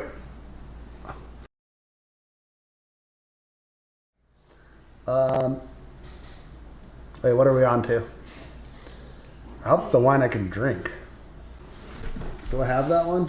They move things around. The Fullerton. I don't know. I'm running out of wines, you guys. I'm getting kind of sad about it. Okay. Oh, we've got a Pinot. A Pinot would have been really nice for me right now. I'm not going to lie. I would have enjoyed a Pinot. What? No Pinot. I don't have the Pinot, but we're selling the Pinot. Clearly, right? You say no Pinot, but we have the Pinot. You gotta be clear with me right now. I'm very confused. Forthright, Patina, Zapata. We are selling the Fullerton. Okay, all right. Sorry, we're on the Fullerton. Okay, so we're going to Willamette. We're on the Willamette. Yeah, we still have a sample. Okay, got it. Okay, we're going to the Willamette Valley, you guys. If you never had the chance to visit, as much as I would like to direct traffic to Sonoma for selfish purposes, I highly recommend going and visiting the Willamette. It's exceptionally beautiful. I mean, I hope you're a Pinot guy, because Pinot and Chard's all you're going to find. But truly, I mean, as some of the all of the Napa money back in like the early 2000s and 90s were looking for a place to put it. And no, it's the Fullerton. Okay, so the Napa. The Domaine de Beaumont, the Chenin Blanc, those are those sweet wines. I don't know what you're talking about. We're on the Fullerton right now. Okay, so anyway, so Napa was looking to, invest in the next great wine region. They picked Oregon, and so some of these estates are like absolutely phenomenal. And it's a nice mixture of small craft places and some really, really boutique houses with let's call it world-class winemaking facilities. So if you haven't gone, highly recommend it. And Croft, of all of them, really is a special place. They got, believe it or not, even for Oregonian standards, on the organic bandwagon, earlier than most. So, and in particular, they're in Monmouth, and that really is kind of a cooler air region. Think kind of like Petaluma Gap style. So very, very suited to Pinot and, kind of classic Willamette Valley fruit. I'm trying to remember, it just kind of got that blue, like light blueberry, like soft, light tannins, but a lot of body. Like it's got just the right amount of acidity. It stuck out in my memory as one of the Pinots I've recently really enjoyed. Sharon says, don't miss 100 Sons of McMinnville. Yeah, throw your favorite Willamette visits in the chat. I mean, there's just so many outstanding. There's so many wineries in the Willamette. Oh, Jesus Christ. Oh, we get a Jigsaw Fullerton! Woo! Yeah, baby! Oh, Agent Brute to the rescue! Thank you, sir. Want to drink it with me? Yes, please. All right, join us, Brute. Where did my glass go? I don't know. Here, do you want this? That had the Zeitlos in it.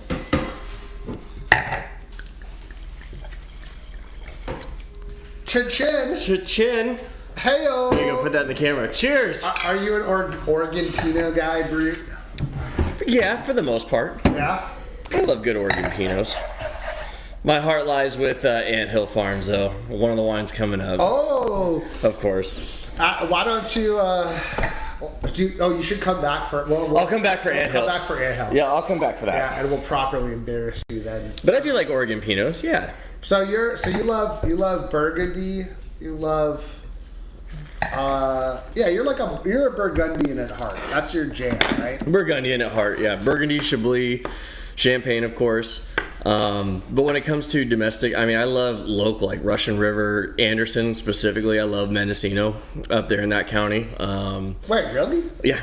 See, so when I was talking about our tastings and all of the different palates at the table, everyone has their own preferences and specialities. I would say, and kind of palates that are representative of what people that like that region want. So you're our resident Francophile Burgundy lover. Thank you. Appreciate that. Well, I mean, I don't mean it as a compliment. Well, I've also visited there too, so I've gotten to taste some wineries that were there. I've got to see the vineyards. Cheers. I've actually, been in some of those vineyards in Burgundy, Chablis especially. I've been in Chablis, so I just know the region. Been wine tasting all over and just experienced a lot of the wines. Also, you've got how do I put this politely? An eidetic memory for movie quotes. Mm-hmm. And for some reason that carries over very nicely to your wine lore and wine knowledge. You visit a property and you memorize every fact about it. Yeah. It's quite phenomenal. It's a very visual thing, yeah. If I see it and visit it, it's like stuck there. Just like movies. If I see it, it's there. This makes me think, since you're so knowledgeable, would you like to play Who Wants to Be an Operative? I would love to play Who Wants to Be an Operative.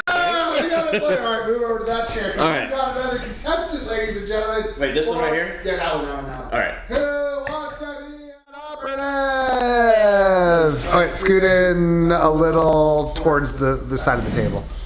Yeah, there you go. There, perfect. All right. Are you guys ready? Okay, so I've live on the stream, I've refreshed the questions, Brute. So we'll see if these are harder, easier, or the same. Are you ready to play?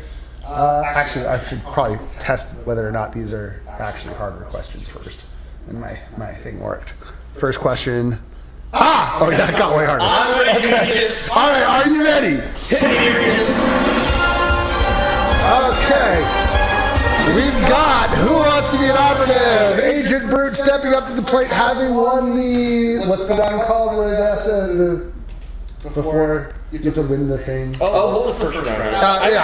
You know what I'm talking about. All right, the first question. Are you ready? I'm ready. Pouilly Fumé from France's Loire Valley is made from which grape? A. Chardonnay, B. Sauvignon Blanc, C. Chenin, or B. Melon de Bourgogne? That would be B. Sauvignon Blanc, final answer. B. Sauvignon Blanc, final answer. No, I'm just kidding. He's already on to the next question, ladies and gentlemen. Okay, we've got apparently a lot of varietal questions. Vino Nobile de Montepulciano is primarily made from which grape? A. Montepulciano, B. Nebbiolo, C. Primitivo, or D. Sangiovese? Montepulciano. Sangiovese, final answer. Sangiovese, final answer.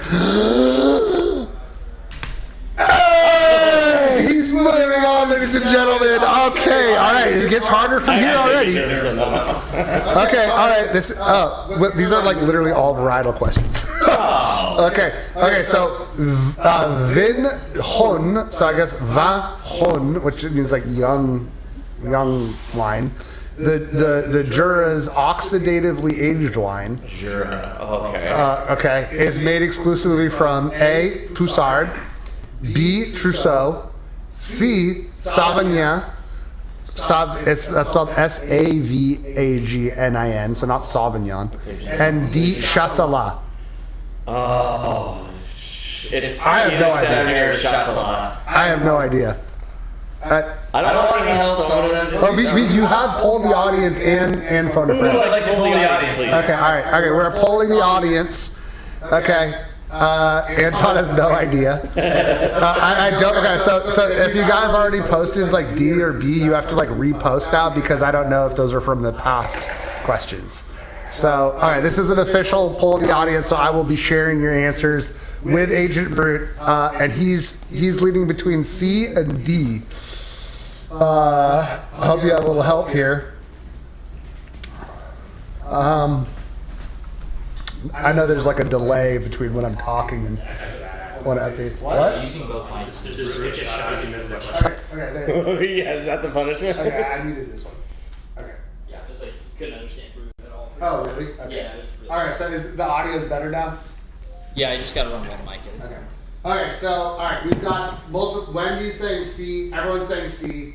So I'm pretty sure C is. I'm going with C. Final answer there. Okay, Agent that's Crew. your poll of the audience. All right, C. Final answer. It was C. All right, so he had it down to 50-50.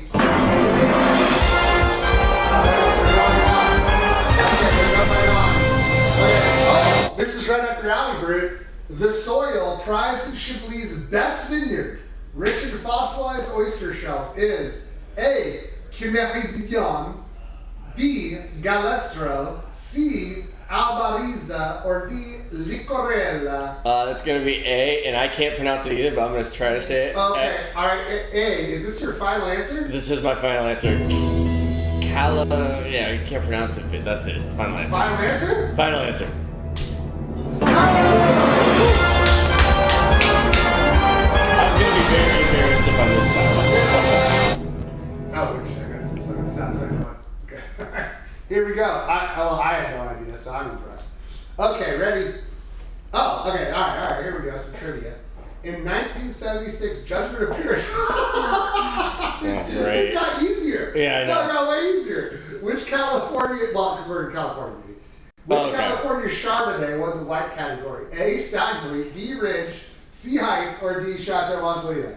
I'm actually going to leave this one up to the operatives on the chat here. No, you got the answer. Oh, Chateau Montalcino. Okay. Final answer. I was a little worried there for a second. Okay. All right. Oh, this is a good one. I know the answer to this one. Zinfandel was shown by DNA to be identical. Zinfandel was shown to be identical by DNA to which Croatian drink? A. Plavak Mali, B. Černak Krasnolansky, C. Babic, or D. Puship. Oh. Can you say those answers one more time there? A. Plavak Mali. Plavak Mali. C. Černak Krasnolansky, or C. Babic, or D. Puship.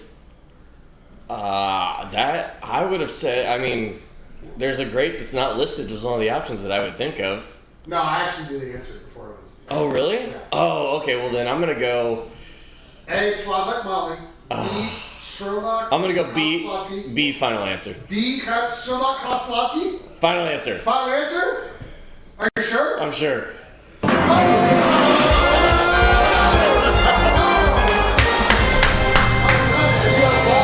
$1,000 of winnings, man. Woohoo!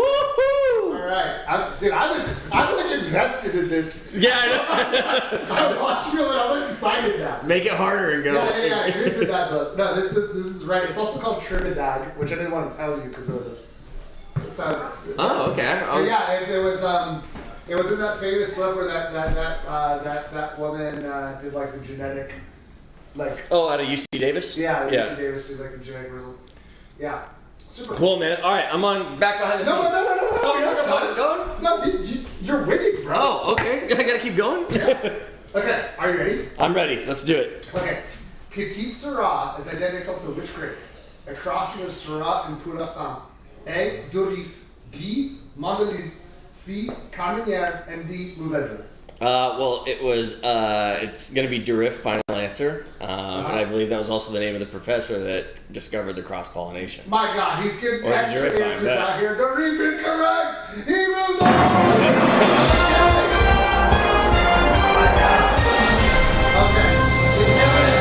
Okay, this one might be the one. The chalky white soil in Jerez, the chalky white soil considered best for wines is called A. Galettes. So I'm just going to say it phonetically. Galettes. B. Terra Rosa. C. Albariza. Or D. Tough. It's not Galettes. I know that. And remember, you have phone a friend still available to you. Okay, I'd like to. Dr. Carol Meredith. Oh, it was Dr. Carol Meredith for the UC Davis. Yeah. I don't know this one. I'm gonna have to. The Pinot's so good, by the way. I'm gonna have to. Yeah, the Pinot is really good. You guys are not buying this Pinot. I'm gonna have to phone a friend. You're gonna phone a friend? Yes. He's gonna phone a friend, ladies and gentlemen. All right, here we go. Yep, he's asking. Agent Lees is his friend. Yep. So I'm hearing Albariza, so I'm going with Albariza. Is that your final answer? That's my final answer. Okay, C. Albariza. That is indeed his final answer. I don't know. I don't know the answer. That was Albariza! Oh, there we go.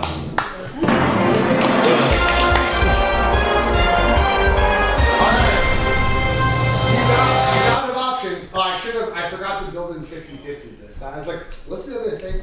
Alright, okay, alright, ready? Yep. Okay, you're currently about to win $16,000. You're one away from the next tier to be locked in at. Alright, so one away from. You said this was real on the next pay period, right? Yeah. So the Austrian grape Zweigelt was a crossing of Blaufränkisch and A. Zierfender, B. Rotgipfler, C. Neuburger, and D. Saint Laurent. Okay, the Austrian grape Zweigelt is a crossing of Blaufränkisch and A. Zierflander, B. Rotgipfler, D. Neuburger, and D. Saint Laurent. If you don't know this, I think that's C. Neuburger. Neuburger. I think that's C. Yeah, Okay, Blaufränkisch. He's got C. So I'm gonna final answer C. Neuburger. C. Neuburger. Final answer. Final answer. I think that's it. C. Neuburger. Did we finally break? The correct answer was Saint Laurent. Agent Lees clearly knew it. Thanks for playing. That was well done, sir. I appreciate that. I should have cashed out. I'll see you back here for the ant help. Yep, I'll be back. Oh, that was great, though. Good job, man. Really good job. Okay, make sure that's on his paycheck.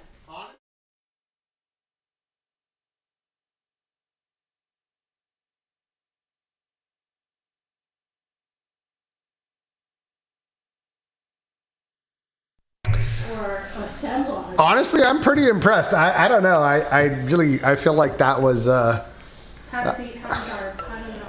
missed the French accent on Saint Laurent. I thought I nailed Saint. Still on Croft. Hey, big boy Margot coming up next. We got one bottle. Okay, we got one. No, well, I'm not going to say that. We got a Margot coming up next. Actually, since you guys have been most loyal tuning in, I'm going. Wait. Oh, no. I lost my. Okay, we got some big wines up. Okay, all right. Okay. Switch wines. Okay, all right. We got a 1995 Margot, like a real Margot from Chateau Margaux. So buy it right now, real quick. It's up. Okay, please don't shoot me again. Oh, wait. I'm looking for the. list of marathon wines. So Hold on. if we're still on the crop, one thing that's really great about crop is that it's the oldest certified organic vineyard. No, we're not. We're not. We're on the Margot. Oh, okay. Okay, so hold on. Okay, we've got 1995 more go up. I don't need to talk about it. If you're gonna buy it, you're gonna buy it. It's self-explanatory. It's definitely the best price you're gonna find right now, though. That's for sure.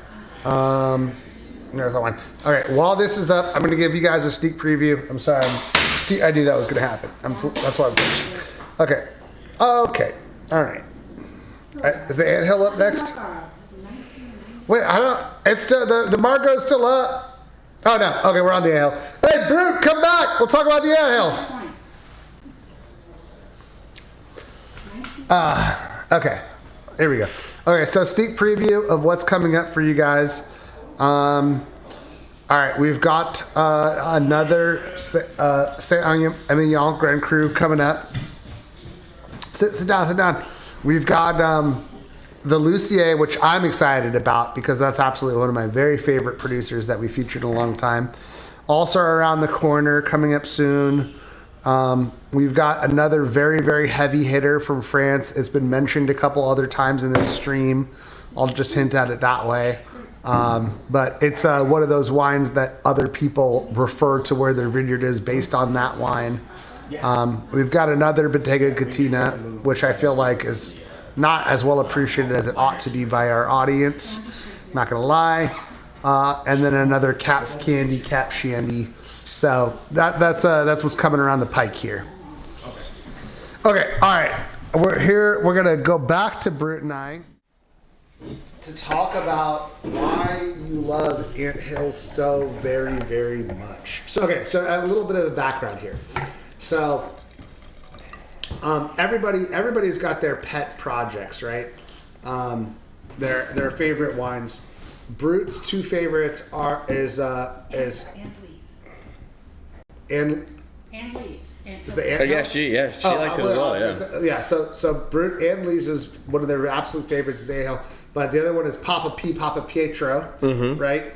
And so my point is, we've all got our pet projects, our pet favorite wines, and that doesn't mean that we always get the opportunity to work with them, even if we love them. Right. And so you'd been here, I think, like literally 4 years. 4 years. 4 years before we finally got the anthill in. And then not only did we get the anthill in, but we had like the coup of all coups and brought in a massive amount of anthill. Of like one of every vineyard. Too. Yeah. And actually, I think it's not worth. I think we should just tell the story, Brute. Like, because of like these wines are genuinely tremendous. We all love them. Yeah.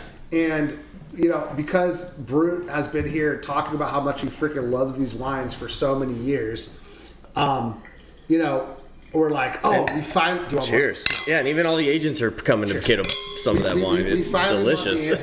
We finally got the anthill, and then we brought in so much of it. We had like a lot of anthill, and now we're like we have an abundance of riches, and I think like we didn't adequately communicate how awesome these wines are. So, tell me why you have been why the anthill has been so sought after for you for so long. Years ago, I'd say about maybe 6, almost 10 years ago now, a friend of mine, kind of an early mentor in the industry, said, hey, if you're off today, which I was off work that day, there's producer Anthill Farms up in Healdsburg has their annual, at that time they do a spring and a fall release where it's an actual party. And it was all free, by the way, which is kind of like what we do is show up, free food, pouring all of our wines for free, and you get to pick up your shipment allocation and buy there if you want, and then that's it. And I just went there and got introduced in a row as I went to that entire warehouse tasting.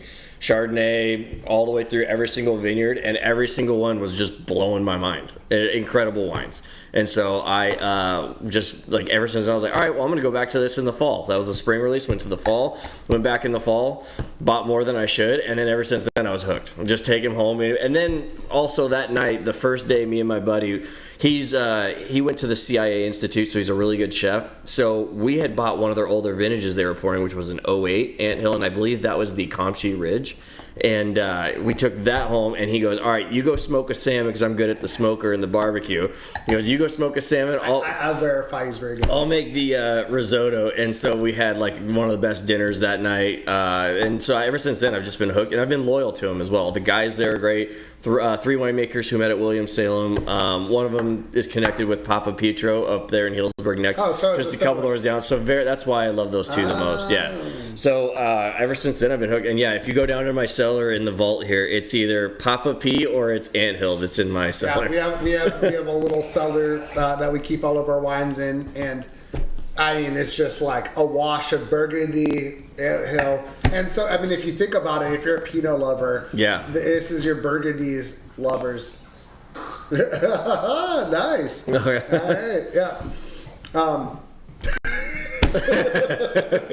So yeah, if you think about it, it's a Burgundy lovers Pinot. That's the way it is. But I mean, I think like so you are a club member. You're not. There's no like club. It's They don't just have a club? no. It's just they release their wines on their website. They and- don't have a club. No, they release their wines, shit, and it's you like a just one winer you buy you buy their wines. I think you can buy a little more now, but I mean, as far as the time, it was like spring release and fall release when you're able to buy, and then they would do the party on when you pick those up. Oh wow! So it's like that's when you pick up your shipment. Is you would just it's open for a limited time, and then you'd go in. That's so cool, man. Yeah, have a fun time. I mean, it's up there in the boondocks of Healdsburg, up past the store. But that's what I'm trying to say. So what I'm really trying to say is like, you know, when you go back, like sometimes we've all had that experience where you go to the winery and you have like a phenomenal experience and like every wine is good. Right. Excuse me. And then you go back the following year, a couple years later, and it's not quite the same experience. Right. Like not all the wines are as good. You know what I mean? That does happen. And so what you're saying is like you kept going back and it's just the consistency. Well, and it's not even a winery; it's a warehouse. Like, and that's the thing that you should know is that what really gravitated me towards these wines was just the fact that the wine tastes great, and then every time I went, the wines kept tasting great. Well, that's why they call it garage yeast because you know. Yeah, it's. And I do feel like this is one of those things that. Not our beloved operatives misunderstand because you guys are shockingly knowledgeable and understanding of the actual. Oh, see, it's terrifying. I know, shockingly knowledgeable. So that means that the anthill is gone, and we are on to refresh. What are we on? What are we on? I don't know. You've got. By the way, the Harmony, so it is going to go away here in a second, but the Harmony Lane for Anthill, this is out in Occidental, west coast of Sonoma County. So this is going out past Occidental, close to Grayton out there. Really great vineyard. That's cool, typical cool weather like wine. Here, do I need to jump in here? Actually, yeah. I haven't taken a single bathroom break this entire time. All right, I'll be right back. In the meantime, Agent Britt will be your host. Wait, what did you? Sylvie, what? If you want to switch, now do you know how to switch? Come here. Yeah. Let me show me how to do it. Yeah. So if you want to switch to the other camera, it's guest. Okay. That's it. Okay. Got it. All right. Okay. And then do some chat catch up because I'll do some chat. Agent Lee is live on camera. All right, so I got asked out of the Anthill vineyards. I think Peters is my favorite, being the most consistent every single vintage. It's delicate, floral. It's not like the most robust Pinot, which that kind of is my style. Less new oak. But Peters might be my favorite. Harmony is a close second, and then Kapcsándy Ridge. So those three rounding out my top three for Anthills. Wait, that was my glass, right? Yeah, here we go. Perfect. All right, let me make sure we're on the correct wine here. Let me jump at the helm. And where's his mouse? Jean Fier. Here we go. Yes. Okay, so this one is literally. Am I on the right microphone, by the way? Am I good to go, volume-wise? Or should I just stay here? Ooh, it's got a pretty nose. Anyway, this one is literally, let's go to it, a stone throw away from Cheval Blanc. This is literally their next door neighbors. So if you want to pay that, $600 price for a Cheval Blanc. This is literally the same fruit, just right down the road, stone throws away, for way less, $55. So, and that's the one I'm gonna try. And then it's, And so, let me make sure this was the one we were using, so I think we're good. Someone can mic check me here.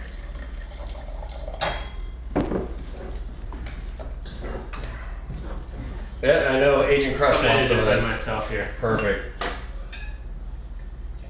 Yeah, you know they're gonna get revenge. So this is what we're shooting crew with today. Here, let's pull that up to the camera here. You can see it. You got it? This is the Nerf gun of all Nerf guns, people. Look at this thing. This is the sniper rifle of Nerf guns. With a laser. With a laser, and it does shoot. I mean, it does shoot. How many feet per second do you think it's throwing? 400 feet per second. About 400 feet. That's faster than most paintballs. Okay, what are we drinking? Jean Fier. Yeah, Jean Fier.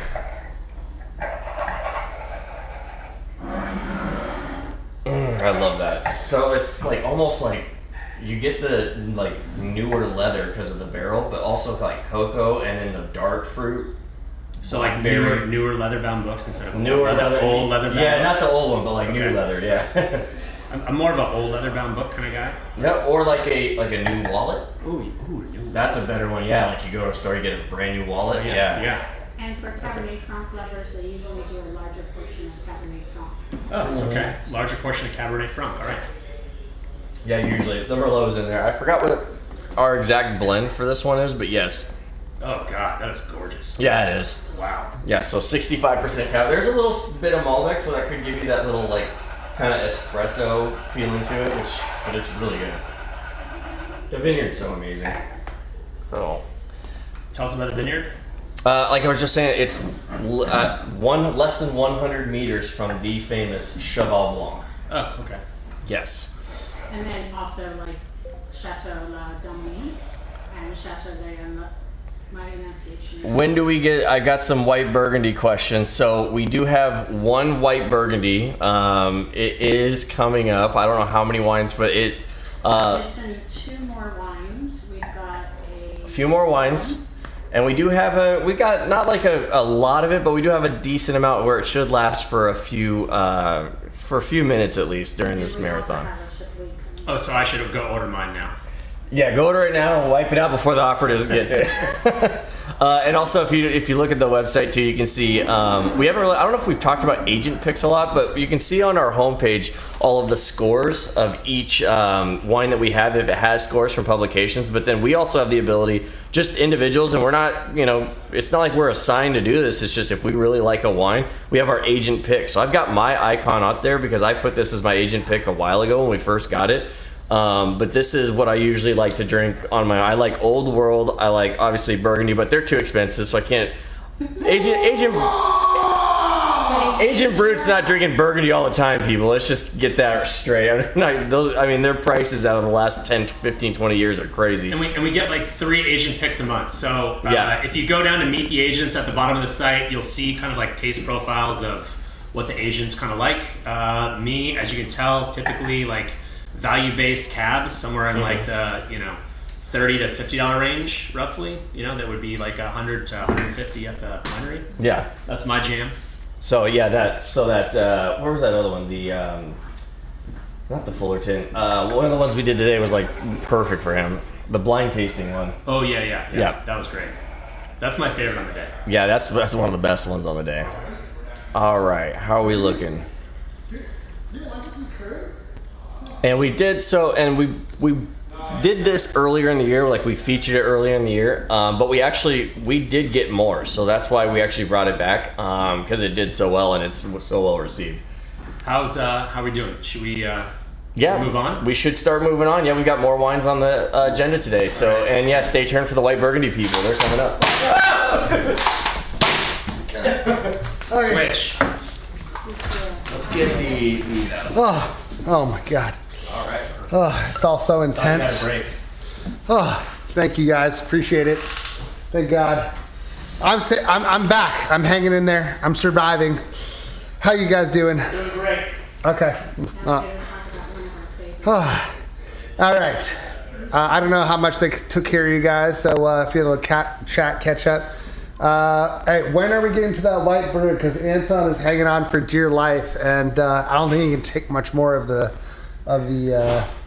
build up, the suspense. That's the word I'm looking for. By the way, still not a single sip of water. Still not a glass spit. I'm very proud of myself right now. I think I've never done this good or bad, depending on your outlook. But if you came for a drunk crew, you've got them. Congratulations. We're 3.5 hours in. And I just want to say, I feel like my constitution has never been stronger. All right, so this wine is such a banger. Already bought 4. Are you talking about the Catena Zapata, or is that the Jean 4? Because, we're on to the Lucier. Oh! God damn it. I was excited just because I thought, so talk about favorite wines. The wine that we're on right now, the Lucier, is probably one of my personal favorites that we've ever sold. If you guys have not had a bottle in your cellar now, do it for crew. Get one of these, just because this is like one of the up and coming winemakers that I particularly love.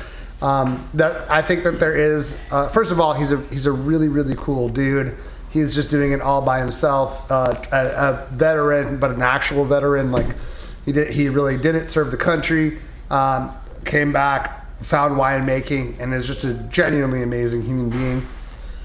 But more importantly, his wines are phenomenal. And I do think that there is something, we're featuring a winemaker on Monday for the first time, Baum Kruger of Kruger Voigt Vineyards, Kruger Voigt Wines, which is a 2 winemaker team.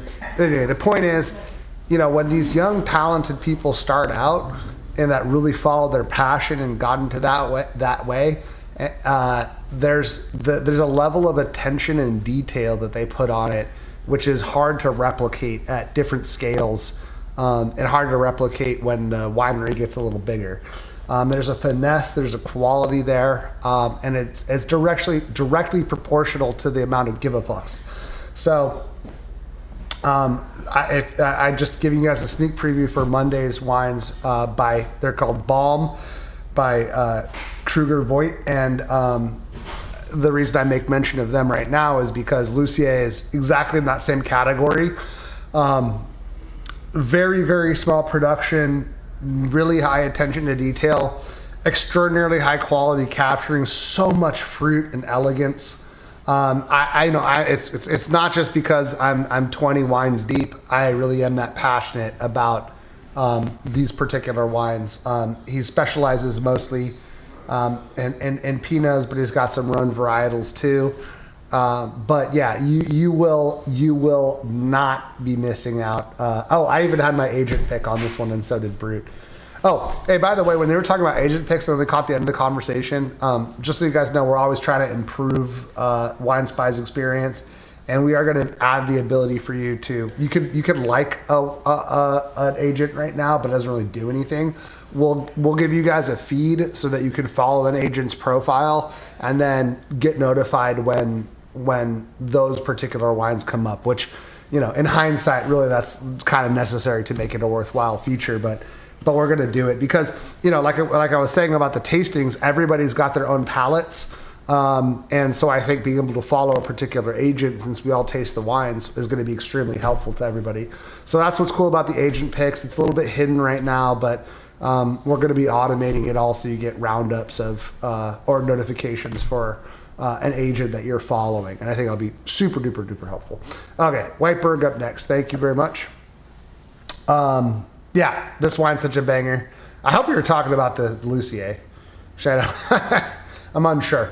So I definitely recommend, if you guys are going to pull the trigger on one wine today that you're on the fence about, $29 is an easy yes. And honestly, I know it's not like the craziest discount per se, but the wine quality is just absolutely phenomenal. And this is a 100% Pinot, 100% delicious. Don't miss out. Here's how I feel about you guys that did miss out on this wine. Okay?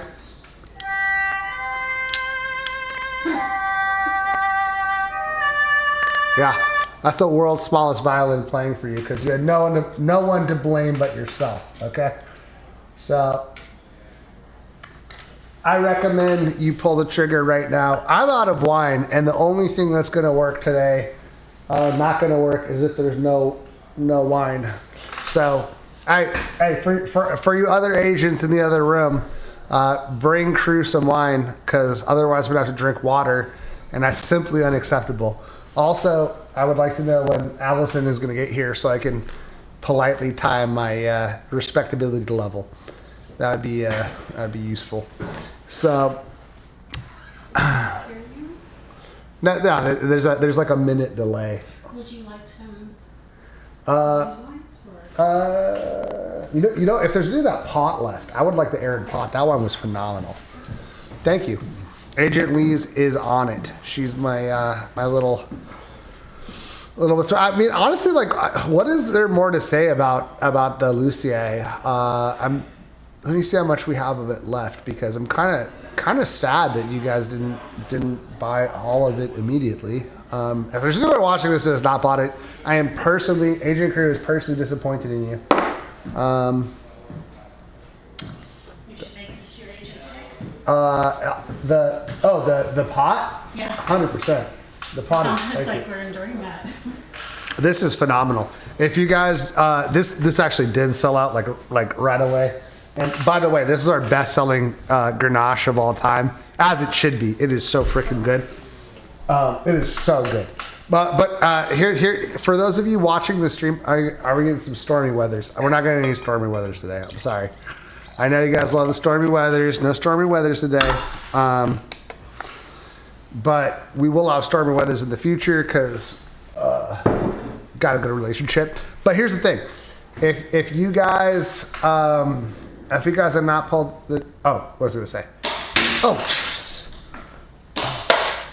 Okay. Here we go with It's hard to communicate on camera how disconcerting that is. It is genuinely terrifying. We also have one more round of Who Wants to Be an Operative to play. Okay, what wine are we on? So this is a Bone Blanc, which there's not a lot of Bone Blanc, especially from where Crew's made. So that's what's pretty cool about this one. 5 generations. Yeah, Bone Premier Cru Blancs are very genuinely rare. Oh my God, this wine is. I'm drinking the Aaron Pot. If you guys were lucky enough to pick that up, whoo! I'm sorry, Rax. The soil composition for this white Frenchie that's coming up is, can be compared to parts of Corton Charlemagne. Oh my God, did you say Corton Charlemagne? Yeah, but this isn't Corton Charlemagne. Yeah, but well, just in terms of soil quality, similar to Corton Charlemagne. Similar. It's Bone, but it's Premier Cru, which is. There we go. Okay, so we got some Premier Cru Brone in the house. This particular one is Guy à moi et fils. Okay, so we've got the Amiot family. They've basically been in Chassagne and Montrachet since the beginning of time, maybe 1920. Who knows? No one has the record since they were all lost in the Great War. But the property has been handed down finally to Thierry, who's, I mean, look. If you don't know Thierry and you're not interested, who wanted the white bird? Here's the white bird. We got the Premier Cru. Thierry's on the house. What do I need to tell you? Do I need to explain that there's limestone soils? No, it's a white Burgundy. You already know this. That's why it makes it so good. But similar to Corton Charlemagne. Yeah, but if you want Corton Charlemagne and you don't want to pay $400 for your white bird, buy Amiot et Fils for a fraction of the price at $89. You wanted it, you got it. Anton, I'm looking at you. This is your chance, and we don't have that much of it. Sneaky good length on the balanced finale. Oh wow, that's a write-up. Sneaky good length. 91 points from Berghound. Fabrice Amiot noted that the 2022 growing season was so much easier than 21 counterpart. Yeah, the heat sped up the ripeness. But it was a hot and dry summer. Yeah, hot and dry summer. And they started harvesting in beginning and also late August in the bone. I see. All right. Well, I feel like it's time for my special guest here. She's coming in at 1. Huh? She's coming in at 1 p.m. Okay, all right. No, I feel like it's time for my other special guest. His name is Pierre, and he's actually my Burgundy expert. If ever I have any hard questions that I'm not feeling like I'm particularly cultured enough to answer, I typically bring him in. He's a French enophile in particular, and he's been around the scene for a very long time. If you really want the final word on Burgundy, he's really the guy to get. So let me see if I can get him on the screen. Let me see. Hey, Pierre, can you come in here? I'd appreciate it. Oh, there he is. Hello, mon ami. Thank you for joining us for a very special selection of the Grand Vin du Burgundy, le vin blanc. Happy to be here today. So, I feel like Agent Cru is perhaps not giving you the best wine experience. For that, I give you my express apologies. But perhaps... What? What do you have to say? Okay, sorry about that. I just have some distraction. Hey! Get the hell out of here! I am on the screen. Oh, don't point that at me! Oh, dude, he's kidding. Don't point that at me! No! No! Don't do it! Don't do it! Oh my god! My life! Pierre, you are lucky! It flashed before my eyes!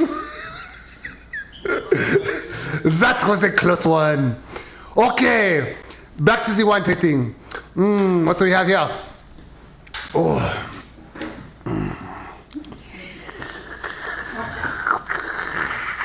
Oh, délicieux. I would not move the puppet from your face. Peut-être that was one of my favorites. Sacre bleu, I've been shot. Why? Pourquoi?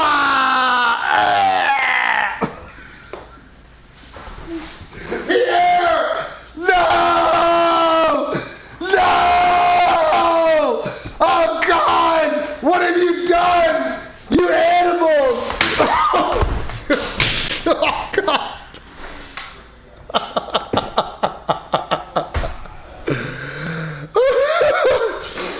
God, those bastards! They killed Pierre! Can you believe it? He's bleeding out. So sad. It's so sad. Just like Napoleon. Comme Napoleon! He gave a valiant effort, though. Worthy of the French. Oh, wait. Worthy of the French. Get it? I got props, baby. I got props today. Whew. I'm not going to lie. That was quite a bit of excitement. So anyway, I guess we're not going to hear too much more from our French expert. Or maybe. I don't know. He might be recovering from his injuries. Pierre, how are you doing? I'm okay. All right, he might be fine. We'll find out. Chateau Pietro, Pierre back to life. Yeah, it's true. We have some excellent doctors nowadays. The surgeons are phenomenal. They can do crazy things with a needle and thread. I feel like Wendy would appreciate this. Okay, what are we on? Are we still on the Whiteberg? You guys wanted the Whiteberg, and now the Whiteberg's still... Oh, no, we're on the Drew. Oh, that's why they shot at me. That's right. Oh, okay. Don't shoot again. Don't shoot. Ugh. I almost poured this out, and then I remembered what the mission was. I've understood the assignment. Okay. It's getting increasingly difficult. Okay. All right. Okay. We got this, you guys. We got this. We're in this together. We can't quit now. All right.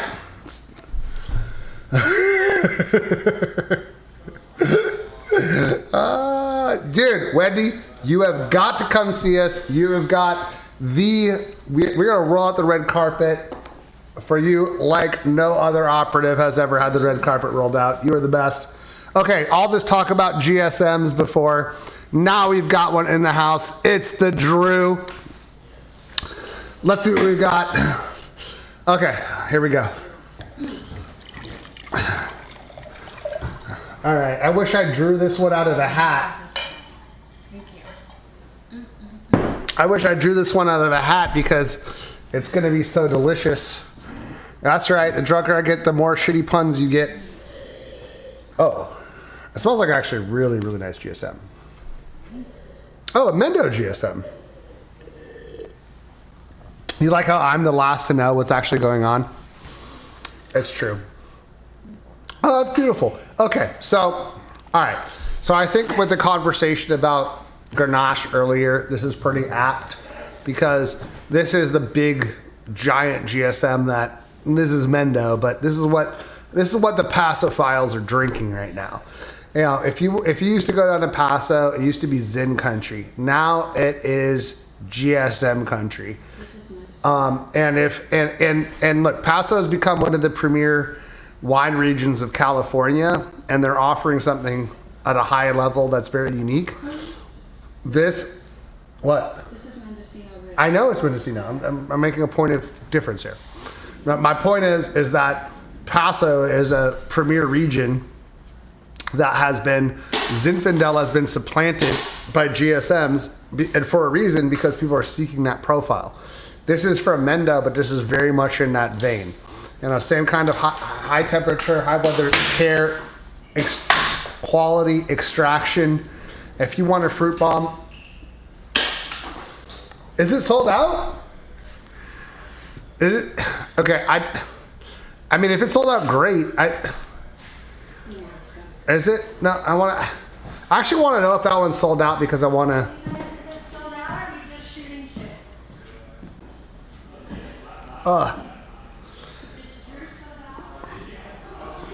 Yeah, no, the Drew's not sold out.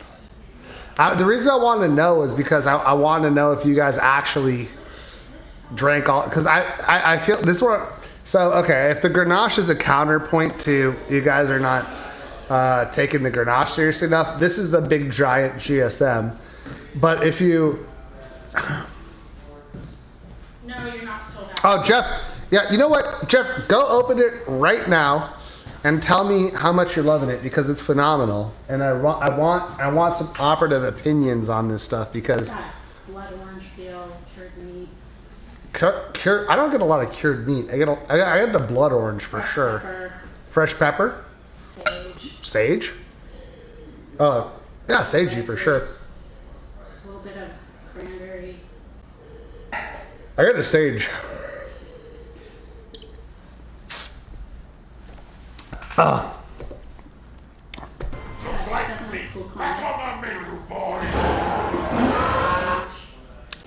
Yeah.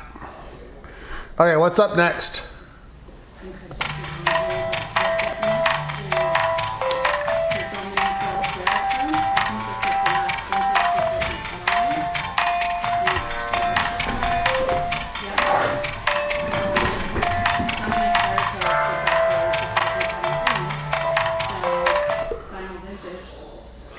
Okay, all right, are you watching? This is my first glass that I'm pouring out.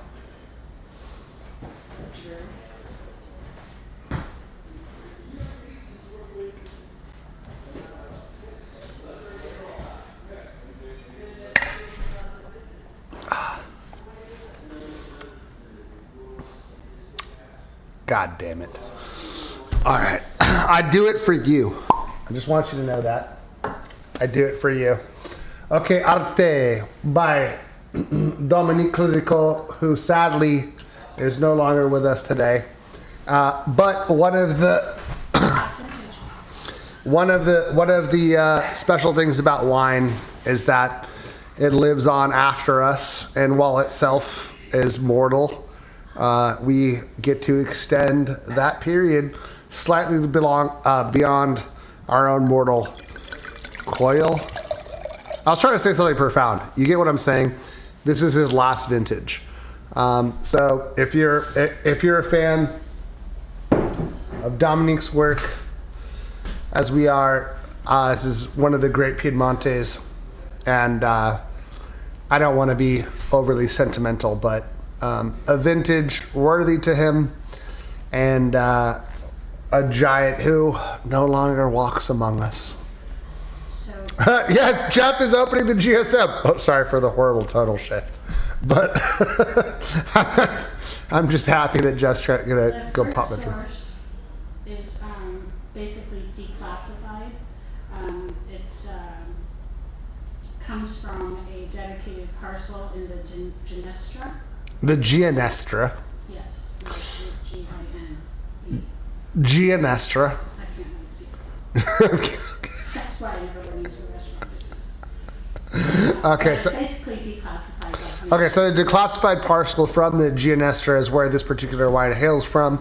90% Nebbiolo, 10% Bourbon, and 100% delicious. It is yummy, yummy, yummy, yummy. All right, let's find out. Does Crew like the Italian wine from the legendary winemaker? Do we have a drum roll?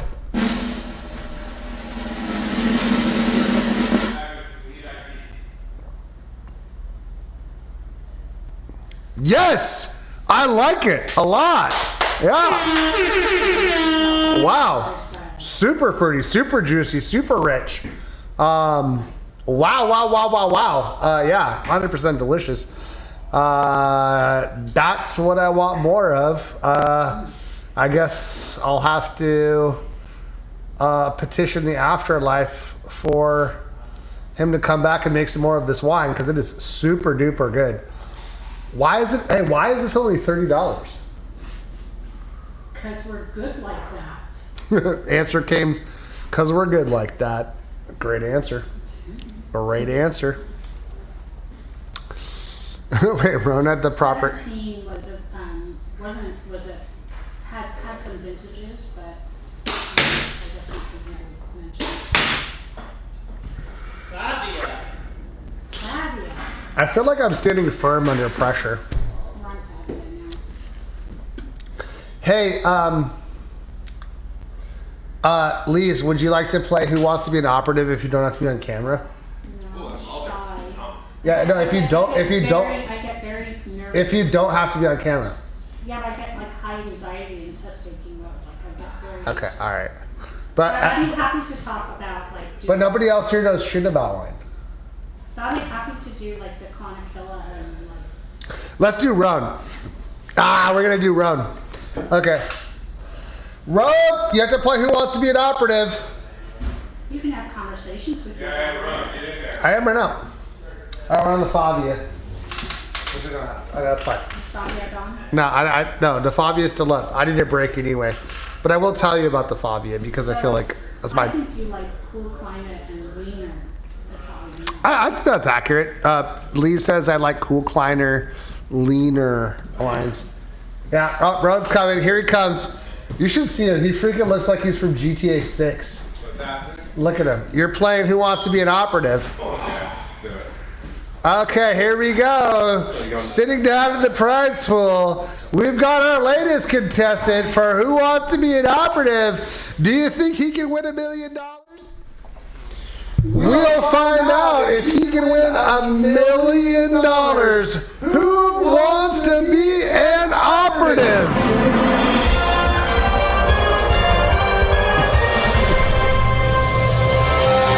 I don't know. Do you want to be an operative, Rhône? I do. Okay, all right. I'm sold. I'm convinced. Okay, here it is. Our first question. Are you ready? Do you have some wine in your glass? Brunello de Montalcino, must be made from 100% of which grape? A. Sangiovese, B. Montepulciano, C. Canaiolo, or D. Colorine? That's it. A? A? He says A? He says send it.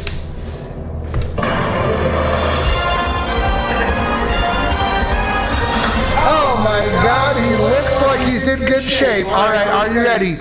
The traditional Greek wine flavored with pine resin is called A. Camandaria, B. Visanto, D. Retsina, or D. Mavo da Fine. Actually, I know this one. I know this one. I'm gonna go with the Retsina. Oh, so C? Just because it sounds like C? Yeah. Final answer? Sure. Oh, he's wrong. No, I'm not.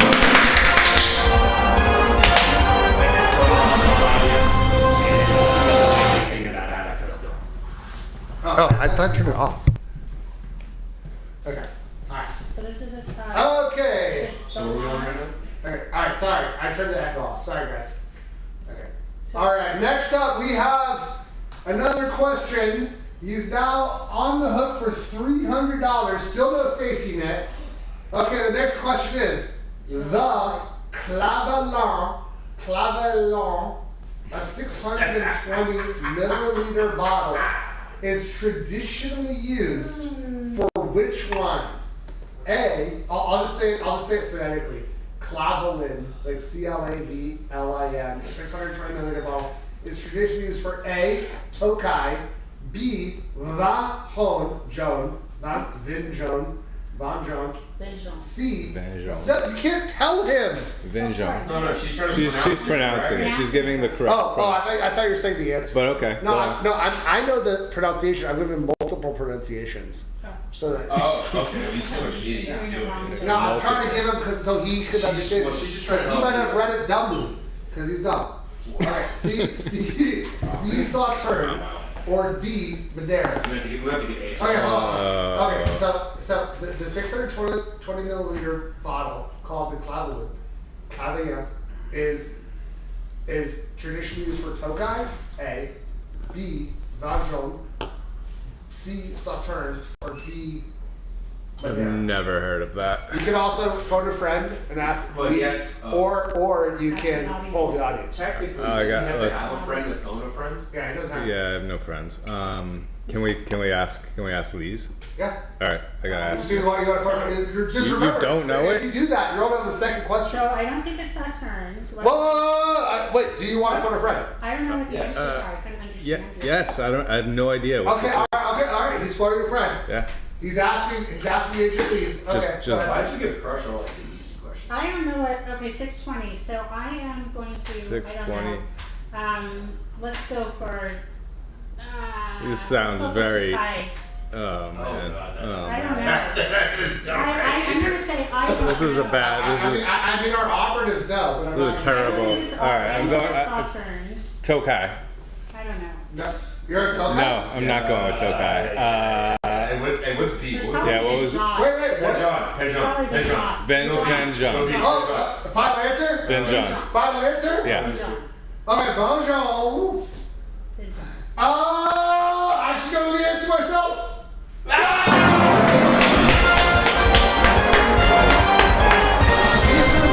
I think it was Vengeon. I like how all Change it to operatives know. Benjamin. Was like Benjamin. Okay. No one knows. No one knows that. No one's ever heard. Yeah, everyone knows that. No. Everyone knows that. Gets the people No one knows. It gets the people going. Okay, all right. Are you ready? Yeah. You're only one away from locking in $1,000. All right. Let's go. Okay. All right. Carmenere, now widespread in Chile, originally came from which French region? A. Burgundy, B. Rhône, C. Loire, or D. Bordeaux. Don't look at her. Don't look at her. I saw that. Bordeaux. I saw I'm that. going with Bordeaux. Sounds like a Bordeaux grape. Bordeaux? Seems like an original Bordeaux Is going varietal. Bordeaux? Yeah. Is that his final answer? Final answer. Yeah. Do we get it?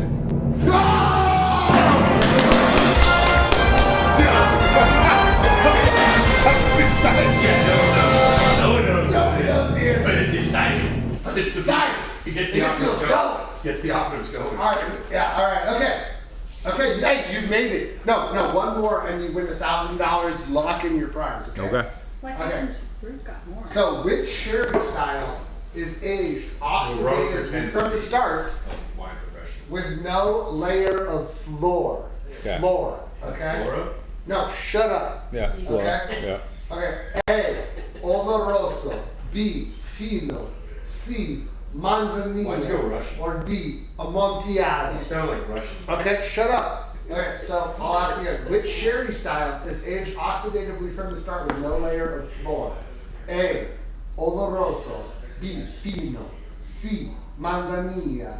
D. Amontillado. I have no idea. Poll the audience. Poll the audience. We're polling the audience, people. It's your turn to get involved. Here we go. Hold on. They're going to be piling in here soon with the answer. I have no idea. Here, let's get some. Why'd you choose that accent? That's my question. Amontillado. Oh, that was like very much like a Russian trying to speak Italian. I have no idea. I would never. Okay, we've got one. What do we got? We've got one vote for Amontillado, but a bunch are going to pile in. Yeah, they're gonna pile in. I don't see them piling in. They're going to pile. They're going to pile. Okay, they'll pile. Okay. Everyone's Googling the answer. Is there like a chat GPT? Hold on, that's all we got. Fino and Manzanilla. Okay, alright, literally this is all the one. Come on, I know we've got way more people. Wow, hey, is this so hard that the audience doesn't know? Okay, wait, no, here we go. So Wesley says Amontillado. It's got, actually, it's confusing. We got Because we have one vote for Amontillado, but 3 people Oloroso. say Oloroso. We'll go with Oloroso then. Oloroso. Alright, you want to go Oloroso? Yeah, I don't think the people would. Final answer? Final answer. Are you ready? Yeah. We've been ready, buddy. So long ago. You won $1,000! Yes! Oh my god, so exciting. Alright. I'm like way more invested in this game than I should be. I should have been a game show. That's what I should have done. I mean, there's a lot of things you could have done or should have done. Or a puppet guy. Okay, so we Or a puppeteer. He's like such a cool guy, doesn't even know the word for puppeteer. Puppeteer. Whatever those lame dudes do to put their hands on puppets. this is Like I told the group out there, it's crazy how cool you are for being such a loser. I mean, my 7-year-old Okay, son. alright. Alright. Yeah, we're trying to play who else to be operative, James. Sorry. Okay. Alright. The Great Mencia is most associated with which Spanish region? A. Rueda. B. Toro. C. Bierzo. Or D. Jumilla. Mencia is. Mencia. Was it Bierzo? Is that one of them? Bierzo is one of them, yes. We got Bierzo. Yeah, and you have used both of your assistances. Yeah, what were the other ones though? Okay, so A. Rueda. B. Toro. C. Bierzo. And D. Jumilla. I think it's Bierzo. Bierzo. Yeah. C. Yeah. It's running. Final answer? Yeah. Oh! That one you answered by itself! By the way, we have an Argentinian wine. Well, We have the Bodega Cantina. I knew it wasn't Toro, and yeah. So the wine you have coming up next is a sweet wine, and it's the only Grand Cru. No, right now is the next one. It's a what? Is the next Cantina Zapata right now. We're on Cantina Zapata. Yeah. Not a whole lot of it. Yeah, no, this is like the top I seller. thought you guys already, they took it away, it's over there. No. The bottle's over there. After that, it's DRC. Well, okay, so so there's a bottle. hey, keep your refreshing fingers refreshing because the next wine is have going a to be, Zapata? let's call it consequential, okay? No, this is like, this is her salute to her father, right? Do you have it there? DRC? What? No. No. What's that? I don't know. Langaroso? This is getting chaotic. What's the next one? This is now just starting to get chaotic? You're making it chaotic. I don't think I'm doing anything wrong. I don't know. Okay, alright. Okay, hold on. All right. Are you ready? I think you I'm ready. Okay. The Hermitage Hill in northern Rhône. That's your namesake. If you can't answer this, it's embarrassing. In front of hundreds and hundreds of concurrent viewers, the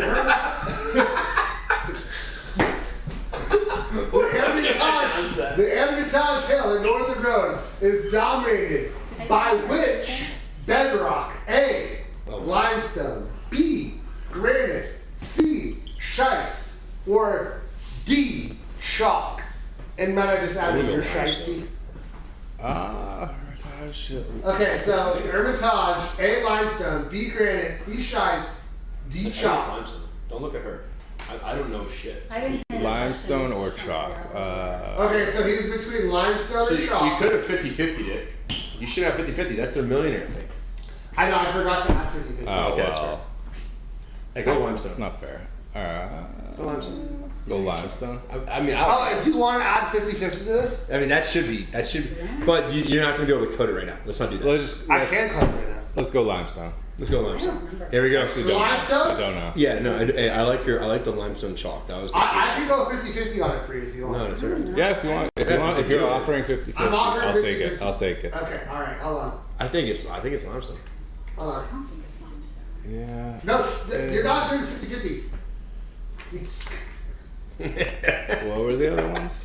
All right, it's not limestone. All right, let's go chalk. Hold on. Save the limestone. Hey, save the 50-50. She already answered. Hold on. I have it right here. All right, this is. Well, let's the answer. I'm gonna feed you. I don't know what question we're on. Hold on.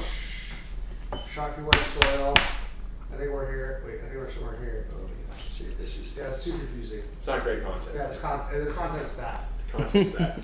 Just go with limestone. He went with limestone. We're on round 2. Hold on. Oh, wait, here it is. Alright, I have it. All right. Okay, so it is. Okay, so you like limestone? No. Well, not anymore. Well, no, it's a 50-50. Okay, yeah. You have to just randomly check. Yeah, give me the 50-50. So the 50-50 is granite or chalk. No, not chocolate. Granite. God damn it!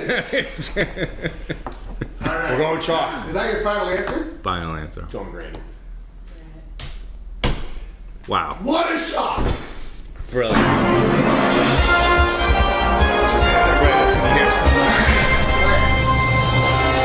Congratulations, you're only 2 away from winning $32,000. It's a lot of money. Okay, the bacterium responsible for malolactic fermentation. I know this one. I know this one. Okay. Without even reading these. Okay, I know this one. The bacteria responsible for malolactic fermentation is A. Saccharomyces cerevisiae. I need to see it written out. B. Brettanomyces bruxellensis. C. Lactobacillus brevis. Or D. Enococcus eini. I think it's the Ooh. I think it's C. Lactobacillus. He thinks it's a lactobacillus. Is that your final answer? For what is it? For malolactic? Wait. What are the first 2? DRC! That's malolactic fermentation. We're on DRC. Malic Hey, acid. we're selling Remedy Conti on the website. You should probably buy it. So malolactic fermentation, the bacteria. The bacteria responsible for malolactic fermentation is A. Saccharomyces cerevisiae. Yeah. B. Brettanomyces bruxellensis. C. Lactobacillus brevis. Or D. Enococcus eini. I would go with C. He's going with C. Is that your final answer? Yeah.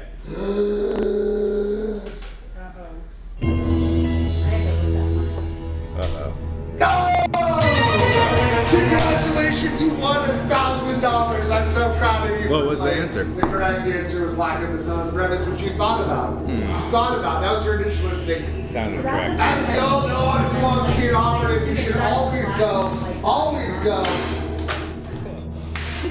You should always go with your initial guess. Jesus Christ. Okay. All right. Well, look forward to seeing you. Thanks for playing. DRC. Not gonna lie, actually, it was super fun. I think I missed my true calling as a game show host. I'd appreciate a little thumbs up in the chat if you agree that I'm excellent at that. Play this with some of the operatives. Which one? Yeah, 100%. All right, so we'll figure out a way to play with you guys for sure. Which one is that? That's good.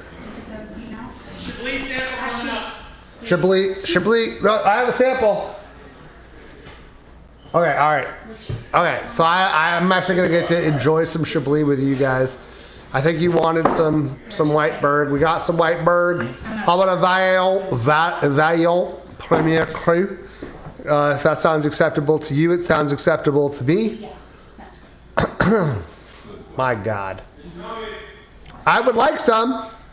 I would like to drink a white wine. Okay, yeah. If it's okay with you.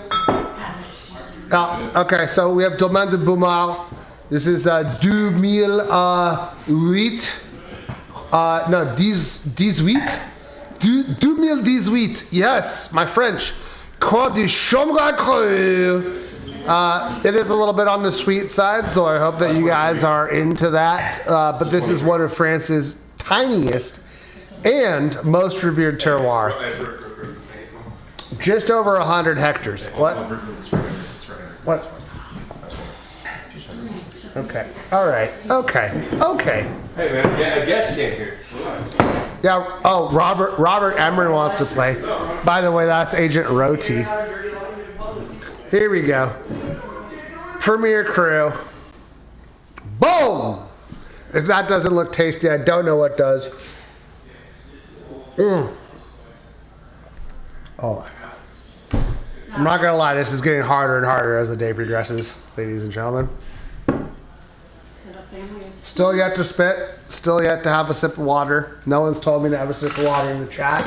I refuse to until I'm told to. Chablis. Chablis, you wanna? I'm gonna do a little. No, you wanna get on? You wanna get on? Sure. Absolutely.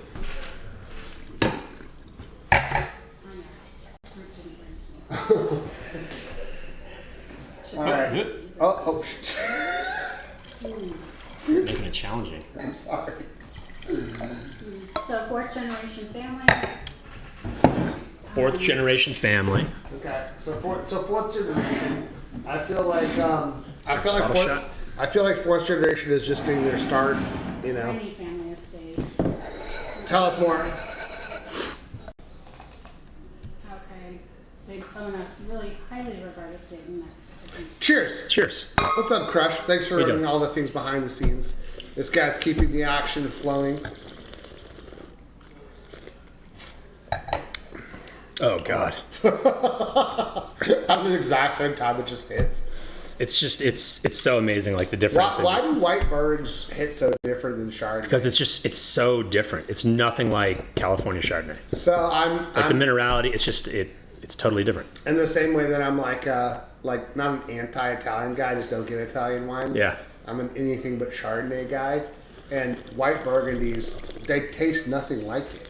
Like, if that doesn't show you what terroir does, what does? I mean, it just... Yeah. Well, I mean, yeah, and winemaking wouldn't be the same, right? I mean, you could have two different people making Chardonnay, one that you like, one that you don't, but it's not going to showcase like where the grapes are coming from. That's 100% true, and obviously malolactic plays a lot into it, but it's just the minerality, the acidity. It's just like, and nothing else tastes like it. Yeah. You know what's amazing is there's winemakers like the Lucier that I was talking about that we showcased today. We've got the Bomb coming up on Monday, who have a great imitation. I don't even know what you were trying to say. I was going to try and help you, but I just didn't know. That have a great imitation of the Burgundy Pinot style. Oh, yeah. But there is nobody in the United States who can imitate the white Burgundy style of Chardonnay. Really? None? No, I don't know. Okay. Anybody in the US have you ever had? That can imitate the Burgundian style of Chardonnay? What? Anybody in the US that you know of that can imitate really well the Burgundian style of Chardonnay? You know, I have had some excellent Chardonnay coming out of Oregon. But not high quality. Yes, Emulates no, white I'm talking burgundies. high quality. It's very difficult to emulate Burgundy because of the soil types. You can't find that soil. Well, that's what we're talking except about. for in England. No. But you can't find that soil really. So we gotta give you a mic at least. Okay, so what we're hearing is in Oregon maybe, but the challenge is still emulating soil type, which is what we're talking about. Terroir is just not the same.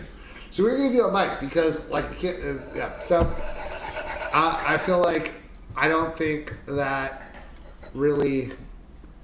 So you have it. All right, so I'll put it to you guys. Have you had any Oregonian wines that really taste like a white Burgundian to you? There was, and I can't remember the name of it. It was a 2004 by some little nobody. That's fair. That's fair. So one time in a storied wine drinking career has she had an Oregonian wine that remotely approached it.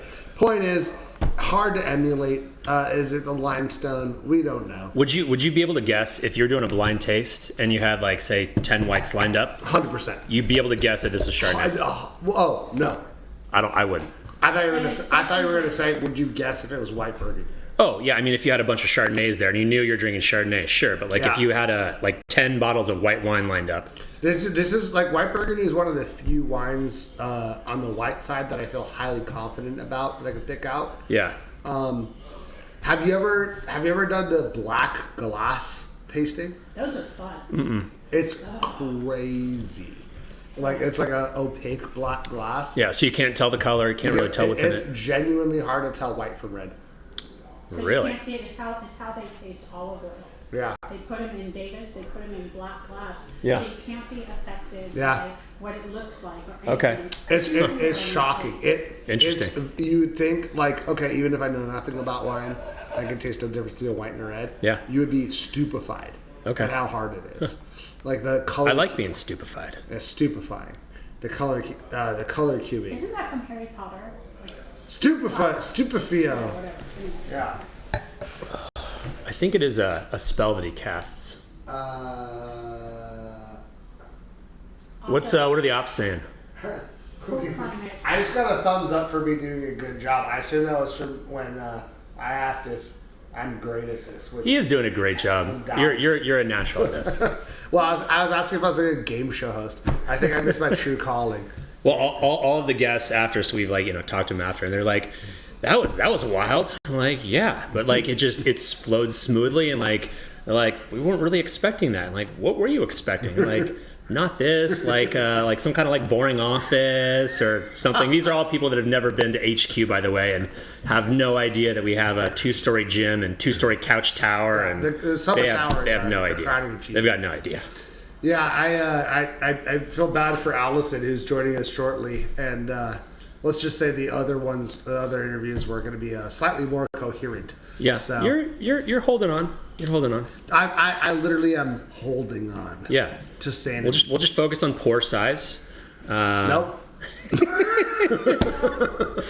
That means we should move on to the next wine. No. I was going to say this wine also too. A lot of Chablis is stainless steel, but this one also sees old oak, which gives it a little bit more roundness that is more traditional of like other Burgundies. You're saying Chablis often sees stainless steel? Yeah, a lot of Chablis likes to do unoaked Chardonnay. Oh, really? I didn't know that. That makes a lot of sense because there's so much brightness, acidity. Yeah, and that's why. So there's a lot of neutral oak on this guy versus many other Chablis. Well, no, I mean a lot more houses are. I get a little bit of oak. It's just barely there. But it's about 20%. Well, you asked for white Burgundy. Here it is. You're not going to be disappointed. Boom. This is the one. Here you go. Here's the next wine. The most requested. Which one is it? The Kapcsándy. Oh, I'm going to stay here for this. Oh, God. Hey, Crush, which one is it? The Kapcsándy. Which one? The 2013 Roberta's. I'm not gonna lie, you should send Allison and send it later because it's gonna go downhill from there. It's gonna be a little sloppy. Oh, we got the 100 points. Still no one has told me to drink water. I'm shocked. Last time you guys were like, please God. Are we on Kapcsándy? I'm not asking you to tell me to drink water. I'm just saying. All right. Yeah, we're not. Oh yeah, because we're on the Kapcsándy, not to be confused with Kapcsándy. Did you just pour out my white bird? No, you drank it all. I drank it all. Yeah, you totally drank it all. What a boss! What a boss! This guy. Put that on the screen. Okay, so I drank this earlier today, but you have not drank this yet because you have not purchased it. Oh, let's get her a little pork. Literally, what? Well, a little pork. It's good. Thank you. Okay, so again, one of the most storied vintners in all of Napa. This is 100% Merlot. Finally answering the question, is Merlot a good grape? Answer, yes. I love Merlot. I know. Such a bad rap. I'll drink Merlot with a big steak, just the same as like drinking Cab. What's insane about the Merlot hate from the Sideways debacle was the lingering nature of it. Like after everybody realized what a ridiculous thing it was that Merlot was poorly maligned in this way, it still kind of had a stank on it. It's because people remember movie quotes. Right. And they just remember, I'm not drinking any fucking Merlot. And that's literally what they remember, and they don't remember why. And it also depends on how educated people are on wine. And if you're not educated, not like our operatives, but if you're not educated on wine and that's what sticks in your head. That's what I'm saying. It's not just that. Because Merlot definitely took a hit among genuine wine lovers. I think it's two things. I think the lasting impact of it was definitely Sideways, but Merlot is it's like a very expansive mid-palate experience, and it doesn't have a very long finish, and so I think people reject it because they're like, oh, I expect this long Cabernet finish, but Merlot offers something entirely different and so awesome. I love Merlot, and this wine they don't even put Merlot on the front label for that reason that. Which reminds me of what's the Verite that's their Merlot? I don't know if it's Le Désir.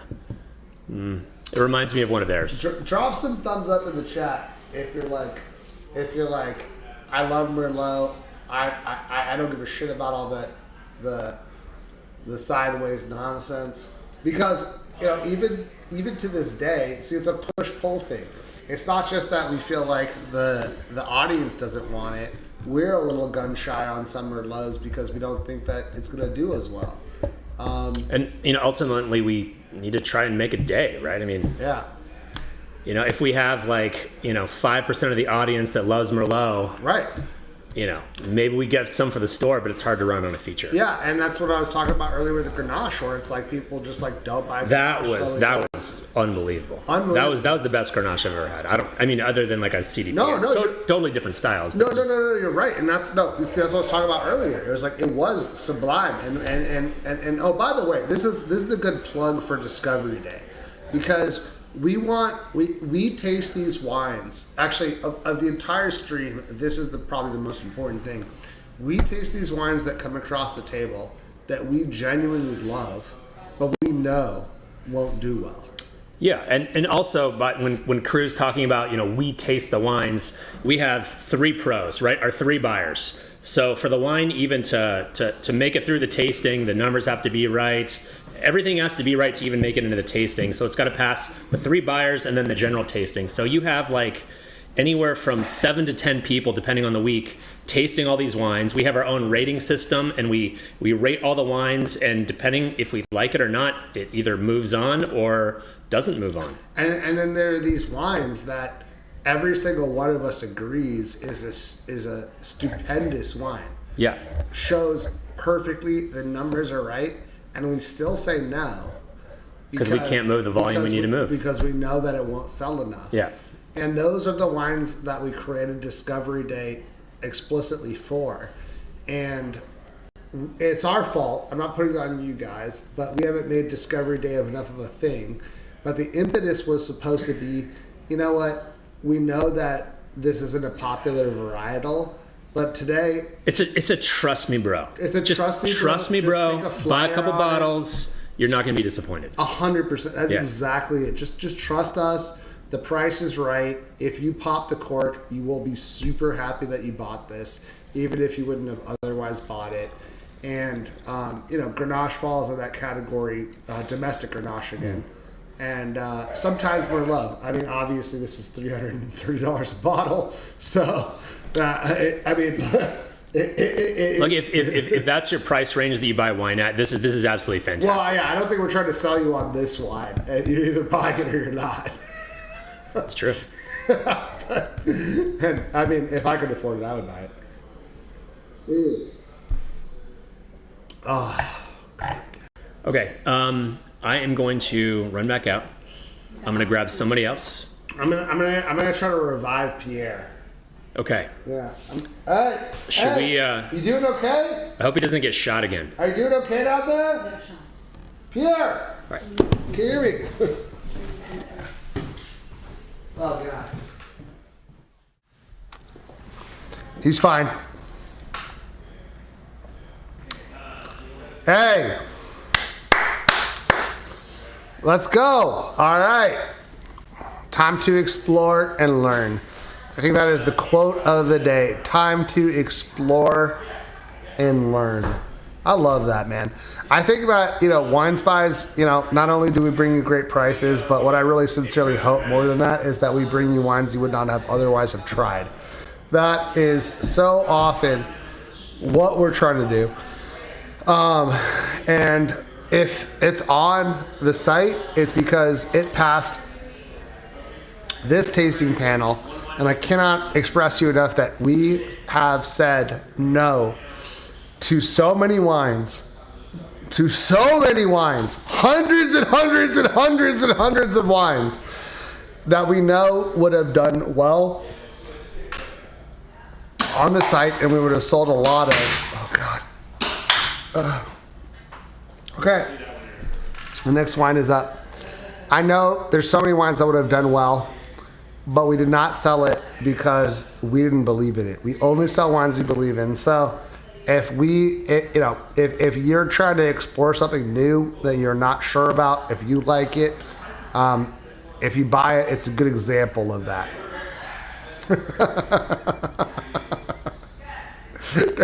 Yeah, the Michael Johnson, trust me, these are not the normal tasting days. Considerably more sober. Considerably. Okay, we got the Poggio del Sotto, which I don't know if I have. Hold on.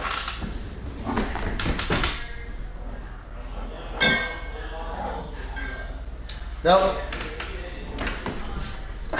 I do not have it to drink, which honestly, at this time is okay with me.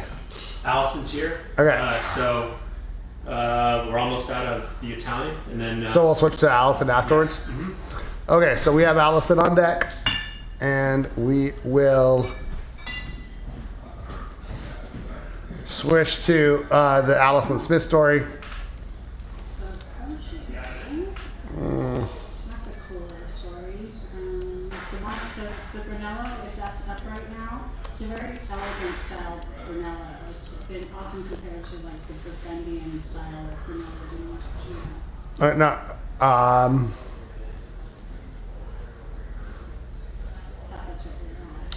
No, okay, sorry. Yeah, no, I got a lot going on right now. Okay. Change the order, so just Yeah, we switched some things up, so. no longer matches the sheet. No, it's fine. It's fine. Poggio del Sotto, 2020. We got a Montalcino up. I'm so terrified at all times. You have no idea. It's very unnerving. It's okay. Yeah, it's okay. We've got a truce while you're here. Please. Hello. Please join us. Hi. So Hi. nice to finally meet you. Good to be here. Thanks for having me. Please, welcome to Wine Spies HQ. Alice Story in the house, everyone. Hey-yo, wait, we got Alice Story in the house. My favorite camera one. Love that. That's what we use to keep our dogs from barking.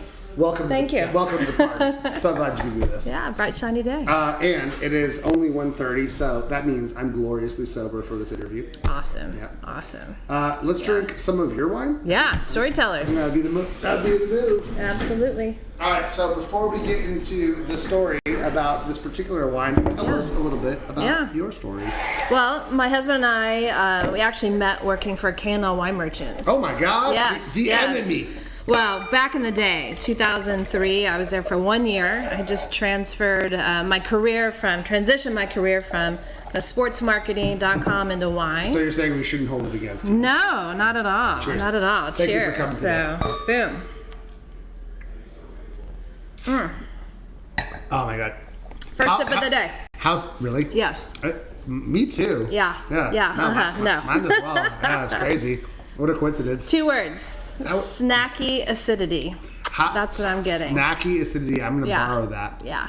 How awesome is it to taste your wine and be like, yeah, that's fucking delicious? We talk about that all the time. I mean, particularly it started in 2020 when, we were doing a lot. We did over 600 porch deliveries all over the Bay Area. We were open at the time up in the porch deliveries, Anderson Valley. But we would stop and go, thank God we love our wine. Yeah. In 13 years, it's been the most consistent thing in our life is the quality of our wine. You know what? I always think about that whenever you're in a position where you have to pour wine that you don't really believe in, and you're like, it's good, and it's fine. And then when you absolutely love your wine and stand behind it, it's so satisfying to pour it for somebody. Instant smiles, man. Cheers every to time. That. Yeah. Congratulations. Thanks for having me. Yeah.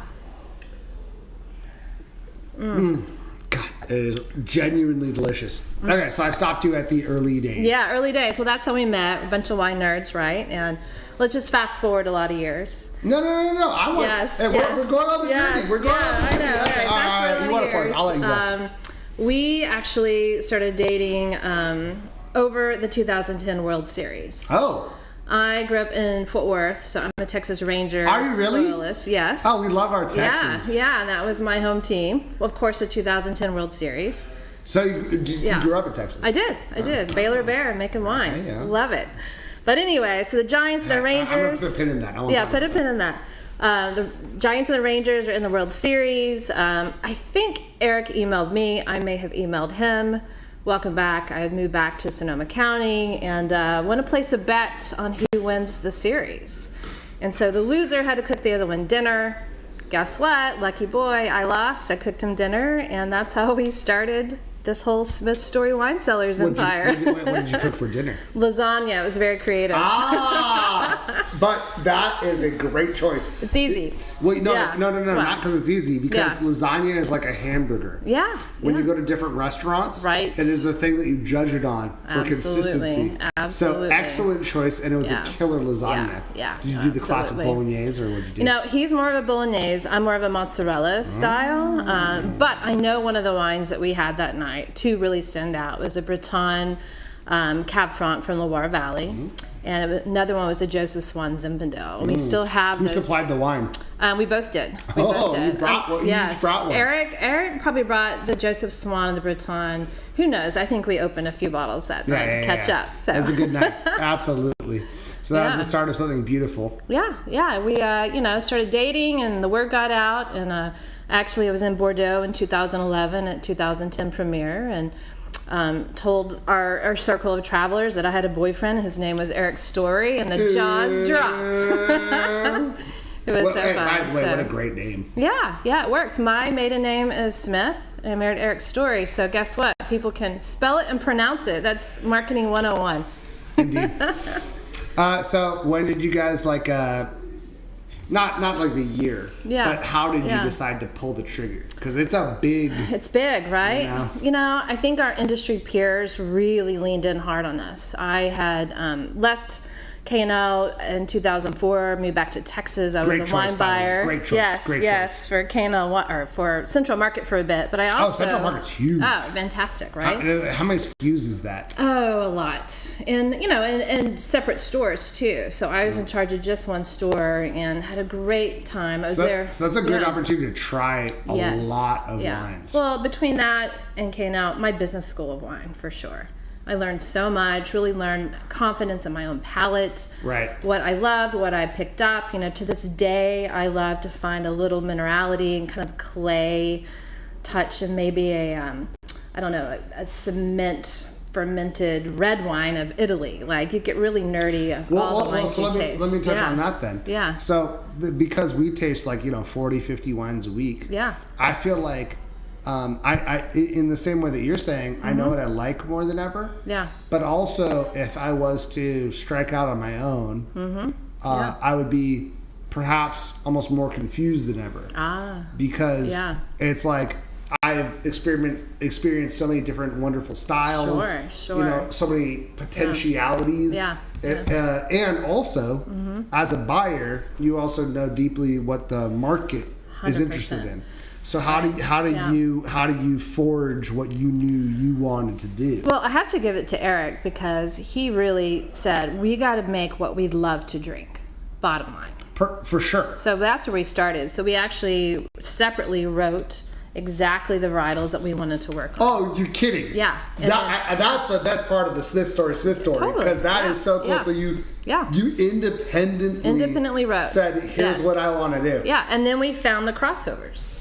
Oh wow! But okay, wait. Now you got to share it. Okay, Sure. I love that. So then, what was before you go to what was the shared passion? You got to say what was on your leftovers. Right. Yeah. Well, I really wanted to make Chenin Blanc from Sauvignon, which would have been the worst business decision, right? Horrible. Correct. But I'm pretty sure that's how he fell in love with me, because that's my desert island wine region. So, really? Still to this day? I love a good aged Sauvignon. For sure. Wow. Sure. Okay. You know, that was one of our. How to be? You were tuned in before. That was on the questions. I know. Yeah. That's so fun. So fun. But anyways, we both said, oh my God, we love Sauvignon Blanc. Who do we love in Sonoma County? Why don't we do this? What's happening here? What can we really make a difference with our style? And 13 years later, I feel like we have. A lot of people walk in our door and go, Smith Story is our house style. We love the vibrancy. We love the acid. We even love your Cabernet. We're not Cabernet drinkers, so we love your Cabernets. Why is that? So we've really stuck to drinkability. We definitely started making Cabernet in 15 from the Pickberry Vineyard. Obviously, Cabernet is a big seller, particularly my background in Texas. I used to also have an agency. I represent a lot of great Cabernet producers. What was the agency? Tell me that part. Called Texicali Wine Company. Texicali? Texicali Alley. They call me that. Oh, you're kidding, dude? Yeah. All right, we got code name. Yes. Texicali Alley. I just learned that today. I had no idea. Yeah. So my beginning of my career and how I got into wine, I used to work for the Dallas Stars and CBS Broadcasting, Texas Rangers. So. Well, we glossed over that. Yeah. You were a media personality. Well, I wasn't a media. I was more of a sales and marketing wizard. But, So, wait. So there's a huge sports aspect to this. Oh, 100%. Well, in the 90s, we had this thing called an expense account. And that is how I got to know a lot of great wines. We love the expense account. Yes, and there's definitely some players in the world that now drink good wine because of my influence. I think Blanc loves your wine. Yes. So cool. So, anyways, I think that. Where's the Chablis? The Chablis. Chablis, I think, is on the desk right there. I passed Perfect. it. No, yes. I didn't want some. I told her, I was like, this is stupid. I love it. So, we're in the business of not only making great wine, but also building some emotional loyalty. And that's what sports teams do. Don't show me a fan of anything that's not totally dedicated to why and what they like about that team or that winery. So it's very similar in that sense. Yeah, it is, and it's also like that same kind of symbiotic relationship between the fan base and what you're doing. Yeah. And in the best of worlds, you're giving the fans what they want, and the fans are asking you for what they want. They hold us accountable more than they could ever understand. Yes. And I mean, like, you caught the earlier parts of the stream, and my particular deficiencies as a wine taster in terms of Italians and stuff, and my sweet spot, not to be confused with actual sweet, is right here. Good. This feels like home in the glass. Thank you. This is exactly what I want. Walking in, absolutely. And I mean, and I cannot stress this enough. Like when I taste so many different wines, and I I love wine. That's why I do this, Yep. as so many of us do. Yep. So that means like when I'm on my off hours, Yeah. I still am popping a bottle. Yeah, and, us too. And I Yeah. want it to be a particular thing that I'm looking for, and it is this absolute deliciousness in the glass. This That's what is it what needs I to want. be, It's you what know? it needs to be. I don't know. I kind of when I drink wine, I build visuals in my head, kind of like music, you know. And I feel like this wine puts me in a rocking chair on a porch, a friend over, maybe drumming the guitar a little bit, chilly at night, maybe a fire pit happening. Chili and I see it's so funny talking about those visuals because it actually really I think that I always have a huge problem with the wine tasting notes. Me too. Yeah, Me too. and because it's like it tastes like Fendi handbags and like it's like what does that mean? I don't understand. We all have different tastes. We all drink different types of coffee in the morning, or not if you're a freak. And we had that awesome Chateau Neuf earlier, which was super complex and super interesting, and it was. But I had to like wrap my mind around it. Right. This wine is so absolutely beat you over the head delicious. Yeah. Just the first word is tasty. Yeah, thank you. And that's what I want. Yeah, I don't know. absolutely. Well, and that's back to it. You know, I think that we all know that wine has been taken incredibly serious, too serious sometimes. Yeah. And I think just right now with the world going on, you better pull a cork and that bottle better be full of joy, you know?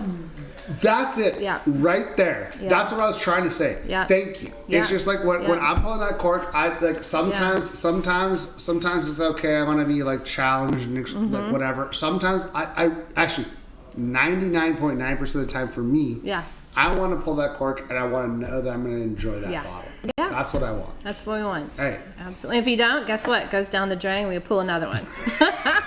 Pull another one. Yes. That's called exactly right. That's called wine people problems. That's wine people problems. And my girlfriend's a doctor, and she is horribly shocked every single time. She's like, "What are you doing?" Like, I'm like, and it's not even that it's a bad wine. No, just not it's for just me. like that's not what I'm drinking tonight. Yeah. Listen, I'm a Gen Xer. Calories count. So if I don't love it, bye. 100%. Absolutely. By the way, we have moved on to another wine. However, your wine is now in our store channel at the very top, and I posted that on the video so everyone can go see your storyteller at the top of the page. Cool. But you're not going anywhere. All right. You got a lot more ground. No, yeah, you don't have to leave. I'm I'll just keep saying we're chatting. already on the next wine. Ooh. Nice. Again, this one's coming to us import. So we will drink this together. Yes, thank you. Well, this is another 2000 Bordeaux, but this one's coming to us via import landed today, so that's why we don't have it here with us. You almost saw me pour that out. This is your first marathon. So Yes. welcome isn't everything that it was correct. Telling you. I only poured it out because I want to have a full sip of this little puppy. All right. I'm now fishing for compliments, but I'm remarkably coherent. I love it. I love it. Well, I had a great night's sleep. I had a wonderful bottle of 2023 Chablis last night with a good friend up in the Anderson Valley. And, oh man, I can't get out of my head today when those things happen. You know, those special wines just sit with you, you know? Yeah. And I mean, that is the beauty of it, though, is that it doesn't matter how long you do this. When you have a special wine, it hits you just the same. Absolutely, every time. Every time. Brings it right back. What does this do when you put your nose in this guy? I don't know, let's find out. Or this lady. Hello. That's Earth. Ooh, yeah. Talk about different. Yeah. 2000. All right. Should we find out a little bit about this wine? Yeah. It's been a while since I've had it. I just always laugh at Jim Dunning. Bordeaux 2025, a vintage that delivered. There we go. I don't see snacky acidity anywhere. Yes. No. But I get a little plum. I get a little. The snacky acidity has long since died, and instead what we get is a remarkably refined one. Yeah. Oh God. I need a proper robe and maybe a pipe on the side. It's wild. It's wild though. This is a good cheese. It's like just the difference night and day. Yeah. I mean, it's like shocking. Yeah. And like it just goes to show you the range. This is what we're talking about. It's like so last night it was the Chablis you had that was so good. Yeah. I mean, think about it. It's like everyone who loves wine has had that first experience. Absolutely. And like you're like, holy shit, there's something special happening here. Yeah. It's not like when I put a really good piece of food in my mouth that was remarkable. Right. It's something special. 76 Riesling from Germany. I'll never forget that. That was it. Yep. Yep. And you're just like, holy shit. Yeah. I think about it almost every day still, and that was a long time ago. I had that, you know. I don't think there's a single wine lover who doesn't have that. It's a true wine lover. We have when you walk into our studio tasting room in Healdsburg, there's a couple of big shelves, and the very top are empty bottles. We call them our inspiration bottles. Yeah. And they're the best of. Some DRC, some old crazy Colomai Kama and Ridge from the 60s and 70s, like great Riesling bottles. And if somebody walks in and immediately goes there, they're vetted. They're a wine person. You know, if somebody's in our room for a few hours and they never notice it, then it's an opportunity to educate and make those memories, you know, from the very beginning with us. So and that's also the beauty of it too, is you could like bring people along for the ride, you know. The more that I've had the opportunity to get to know our operatives,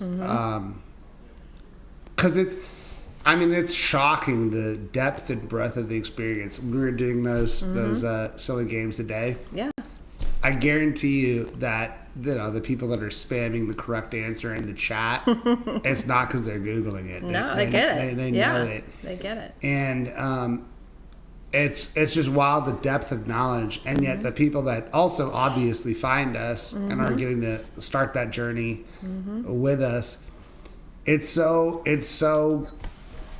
rewarding, because we in the industry know if you're not from Bordeaux, because they're assholes. Oh, shit, did I say that on the stream? Oh, not the wine we're selling, the other. No. That other Bordeaux. That other Bordeaux. I'm specifically talking about the wine negotiants. Oh wait, no. You guys are nice too. So we have a thing back home. You have to say, "Oh, just bless their hearts." Oh God, I'm gonna have to remove this stream. Bless their hearts. No, but seriously, it's like it really is like this thing where it's like, it's a joyous opportunity to bring people into the fold wherever they are. Yeah, not judging. Just bring them in. For real. Know? Like it's so nice because wherever you're at, and it's a never-ending journey. Like I've been doing this professionally for 20 years, and the amount of wine knowledge that I have is barely contained in the pinky finger. Because we're always learning. Of Agent Noir, Agent Lee's. Like it's remarkable, you know, and so that well is infinitely deep, and it's about finding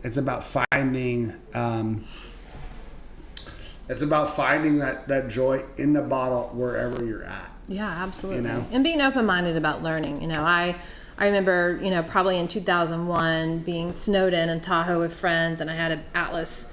Hugh Johnson Atlas, World of Wine book. So I found a highlighter and a junk drawer and a pen and opened a bottle of Brunello I think I had. And I remember those moments and those maps that same like weekend, like just connecting dots. Oh yeah. And, we carry a lot of those books of our own in our place, but one of the newer really great books that I love is Rebel School of Wine. Rebel School? Yeah. If you guys have flipped through that, it's really great. Rebel School of Wine, add it to your Amazon list. Yeah, it's a great book, and it's got a lot of cool illustration and great maps, and just it really it's a little bit more 2026 in wine speak, so you don't have to have another wine book to look up what you're reading. That makes sense. Oh, that does make sense. Yeah, it's cool. And speaking of, we are on to the next one. Cool. Right. Let's go. Gaslighter. I can't tell you how much it's refreshing to not be shot at every single time. I know. I figured we'd give you a break. All right, was very curious. Little Hal Mountain. We're selling the Cornat and the Clonakilla Syrah, right? Yeah, they're coming up. They're not. Yeah, it's a Gaslighter. Okay. The Gaslighter. Center. Alright. I don't know why, but honestly, like, I think this is worth talking about, actually. The branding exercise. Mm-hmm. Because Ooh, I know where you're going with this one. The bottle. Yeah. Yeah. Oh, here we go. Hot Mountain fruit, by the way, the juice. So Hot Mountain juice. But No, I mean, like, it's super. I don't know this producer at all. It's super important because I mean, like, this is like by pedigree and everything else, and the wine in the bottle, absolutely 100% top tier, and the bottle itself, ironically. So I've made my share of wine in the past, and I actually recognize this very specific glass mold. I think it has one of the most ingenious molds of all time. Looks like the Punisher. It is like the Punisher. It is. But look, so the capsule fits over that flat. Oh wow! And then you still have a neck. It's a fake capsule. But when you put, so ironically, the cool part about this bottle that they didn't even do is when you put the capsule over it, it stays flush and it still has a neck to put the knife in. That's fantastic. And they did such a cool negative silk screening technique. I've never seen that. No, it's all very innovative and very beautiful. And I'm not even talking shit on the word gaslighter, but I honestly feel like, and this is like, here's what I'm really trying to say. This is one of those things where you can technically do everything right, but still not convey what people are looking for in the bottle, if that makes sense.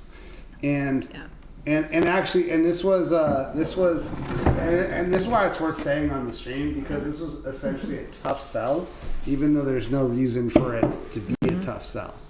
And it's like, how much more as a producer work do you make for yourself? Right. You know, even if you've done everything possible to create a good product. 100%. And Eric and I talked about that even with our label. It could be more artsy, cooler, all the things, but guess what? It's classic. It stands out. People know what it is. It's clear.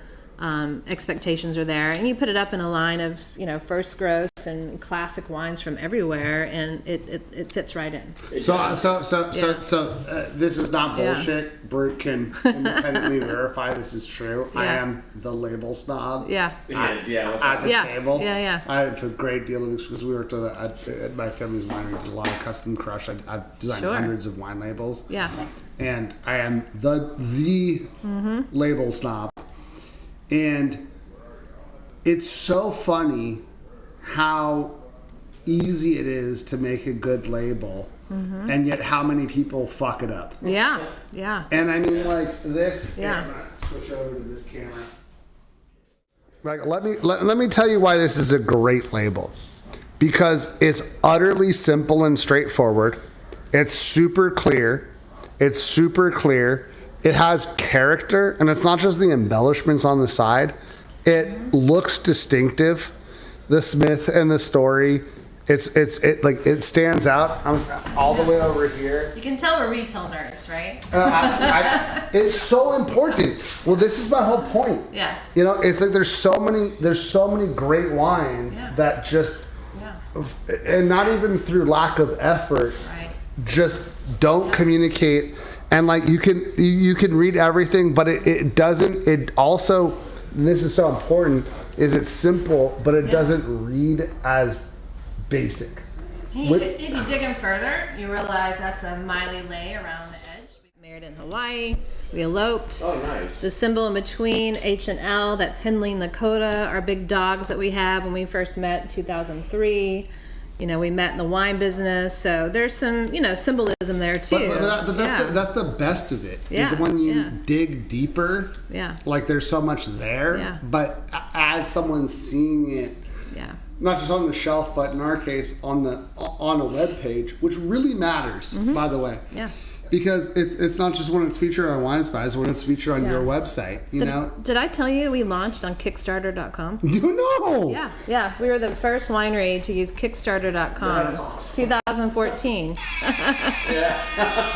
So Dude, I've literally never heard of a Kickstarter launch website. We did it, and we did it without any good production. We used my MacBook to create a wedding video, to use, and our campaign was Family Farmers First. We were only going to contract and work with families that grow grapes, and we've done that for 13 years now. So 13 years. yeah, how about that? Let me get some wine. I'm Yes, I'm yes. very, no, whoa. No, that's Smith's story. you But my psycho. point is to that Cheers. though. Cheers.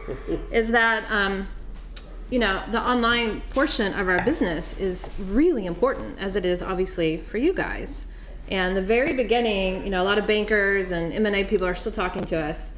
And the first thing they ask is, how big is your wine club? And I say, why don't you ask us how big our daily sales are online? That's the world we live in, you know? And so that's the hanging on to the old industry thought mentality. yeah. How I big mean, is your wine club? listen, and that wine club is so important. It helps us decide tonnage. It helps us decide so many things. And most of them become really great friends. However, that online component, it's our teacher. It's our encyclopedia, but it's also the greatest storytelling platform of my lifetime. 100%. You know? And like, I feel like there's that huge divide between, because there's all these small family wineries that have, and it doesn't matter when they started. This Hell Mountain is banging. Wow. It is great. It's like crushed cherries, like good.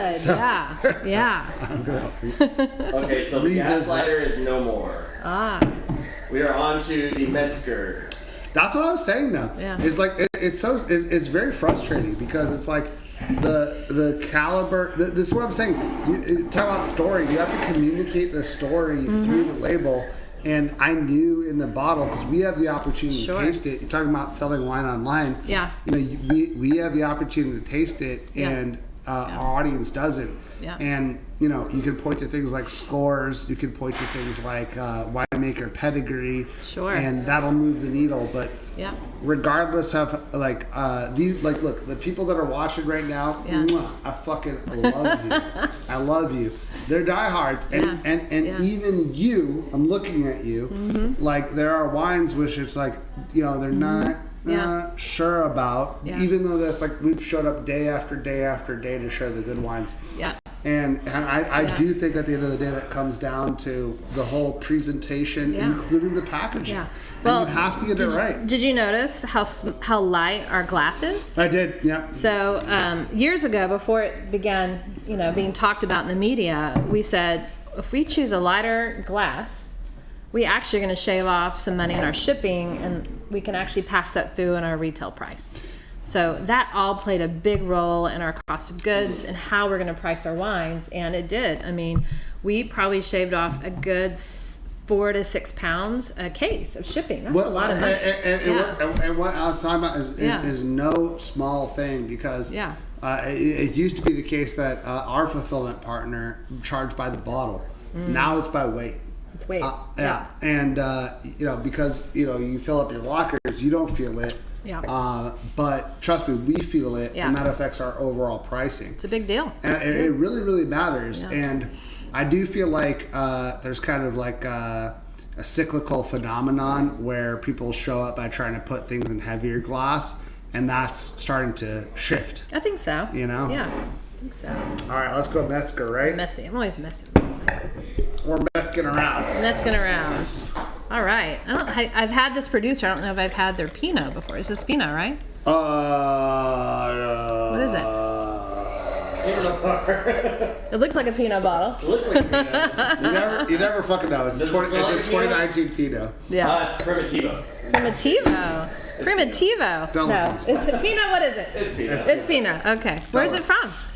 I should be quiet. No, sorry, Sonoma Coast. Sonoma Coast. I literally just read Sonoma Coast, and he said Oregon, and then I'm like, oh fuck, did I? We had Oregon today, so that's why I was all messed up. But no, this is Sonoma Coast. So this is it did well for us in the past. Terra de Promicio. Oh my god. Yeah. It's an operative favorite, so that's why we brought it back. Yeah. This might be the best Pinot of the day. No. What? Second best Pinot of the day. He loves his anthill. I don't know. We had Anthill Farms today. Well, I like this more Oh than no, the it's anthill. Harmony Lane, so it's Sonoma Coast. Oh, that's cool. I like this more than the anthill. This is probably earthier. Anthill is probably more vibrant. Lighter, floral, Yeah, a little floral. more fruit forward. Yeah. Like I keep making delicate. excuses for him. Yeah. I know. This has got a cool little It's probably what's in my glass. I'll be quiet. You're not gonna be quiet. Yeah. Dump this out, sorry. Yeah. I need a rinse. I got a little Cabernet in my Pinot Noir glass. I do it. I'm gonna do it. There we go. Me too, because that's what I wanted to do as well. Yes, thank you. There we go. All right, I feel like we're approaching the bitter end We're of this getting marathon. close. Yeah. How many wines do we have left? Okay, so let's do a count. So, not including the current wine Metzger, we have. Let's see.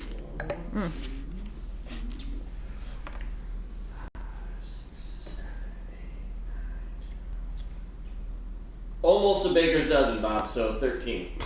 Almost a baker's dozen. All right. Well, it is a baker's dozen. 13 is a baker's dozen. Yes, it is. Yeah. Allison, Lucky number. I need to bid you adieu. I'm so happy. Thanks for having me. Thank you for sharing. This has been a the wine. blast. This has been more fun for me than you. Hey, I'm listen. sure. Anytime. I noticed that all the agents, there's not any women around here. Oh yeah. There is? We do. We Okay, hide I wasn't we introduced. make sure to hide them in the back. Oh Lord! No. Look at that white wine. Oh yeah, that's. Oh, I love that. A little Wait, Austrian. you haven't seen Agent Lee's our newest wine buyer? Oh, good. Hi. She's lurking somewhere. Thank you for having me. And Yes. the pleasure's all mine. All right. Thank you Chill. so much. I will drink. I'm leaving you guys with a little Anderson Valley. Don't give me a Yes. Mine. All right. 50% whole cluster, 100% biodynamic Pinot from AV. Oh, that's my jam. From our club. Great to see you. I'll make sure he has at least one sip. Oh.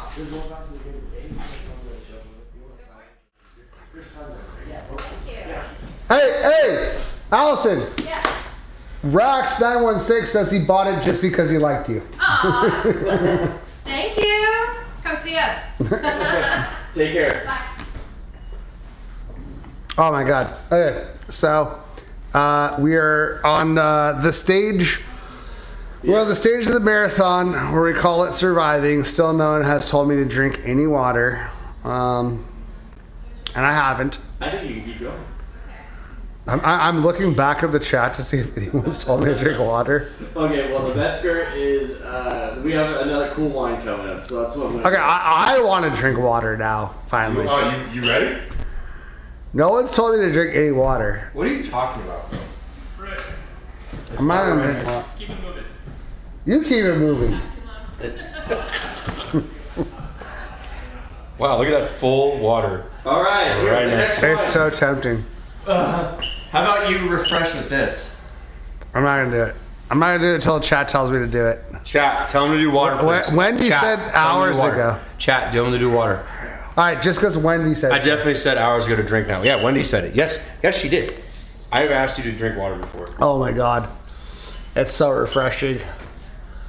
This is the next one, so here you go. Oh my God, water has never tasted so good. See, Trevor's disappointed in me. See, Jeff. See, Wendy. Jeff is disappointed in me. Jeff. Whatever. Okay. You're doing great, buddy. I got this. You're doing great. I don't know. You want to put this one? There you go. Nice. Power of the people, buddy. Power to people. Hey, by the way, Henry Patton's here. He says hi. Was he really? Yeah. Want me to send him in and say hi? No. I can't. The great shit. I can't. Next wine. I can't do another interview right now. No, you don't need to do it. I have to be. He's here to I have to be respectable for an interview. Yeah, no, you have to do it. He's here to hang out. Oh God, I'm not gonna make it, you guys. I can't believe it's 2 o'clock. I've been doing this for 5 hours. This is by far the hardest marathon I've done so far. I don't know why. Okay, maybe it's because you guys didn't tell me to drink any water. I blame you. Jeff. His name is Jeff. Jeff. Okay, what are we drinking? Riesling? Oh my God, give it up. All Riesling from one of my favorite European countries, Austria. right, get this guy the fuck out of here. You sit down. sit there.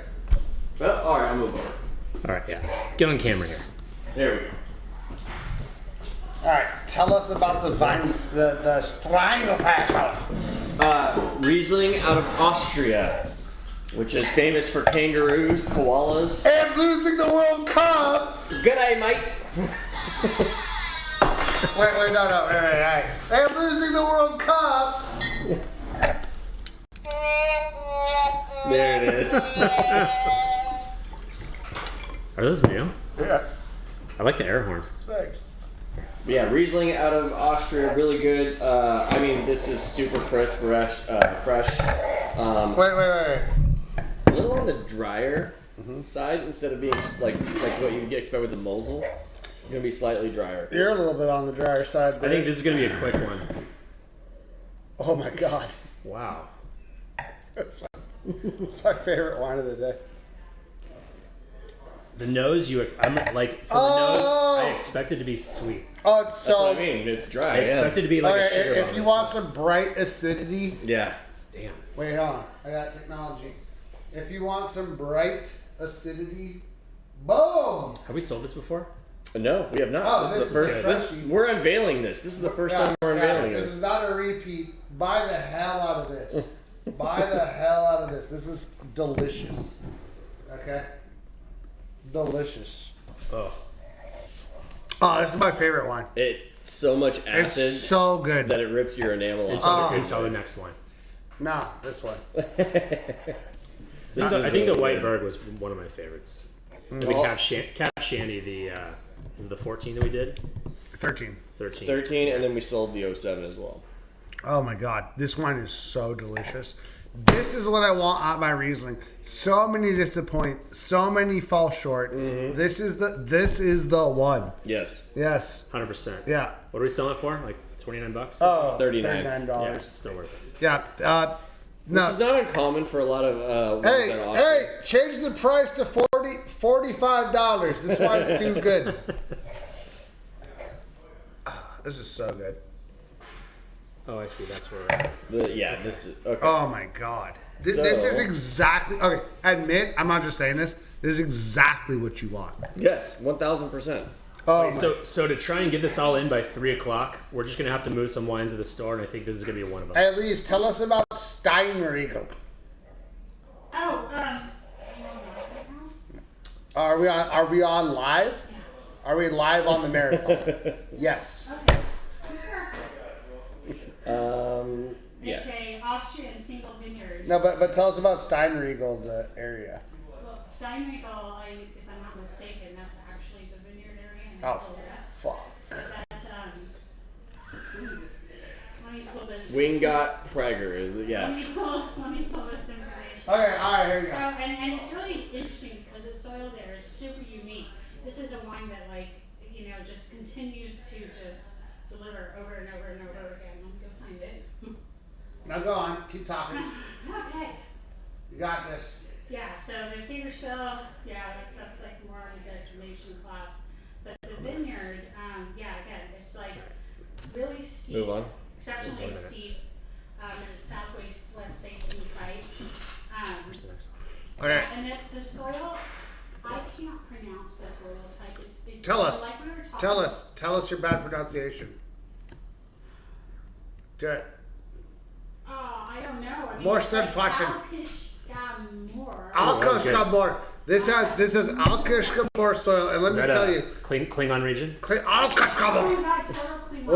When I taste the Rieslings, if it's not Alkishkamor, it ain't Riesling. Yeah, that's what I'm saying. Okay, so we're moving the Riesling to the store. Wait, and, what? No. We are. No. Yeah.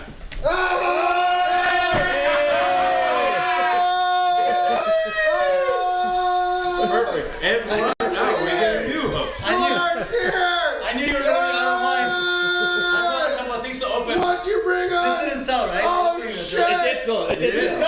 It's sold. It's sold. We gotta open it! We didn't plan this. No. Why did you motherfucking No. nowhere? I'm gonna go put it back in the vault. What about this? What is this? What did you get us? I think. I don't know where we at. What's going on? We have no idea.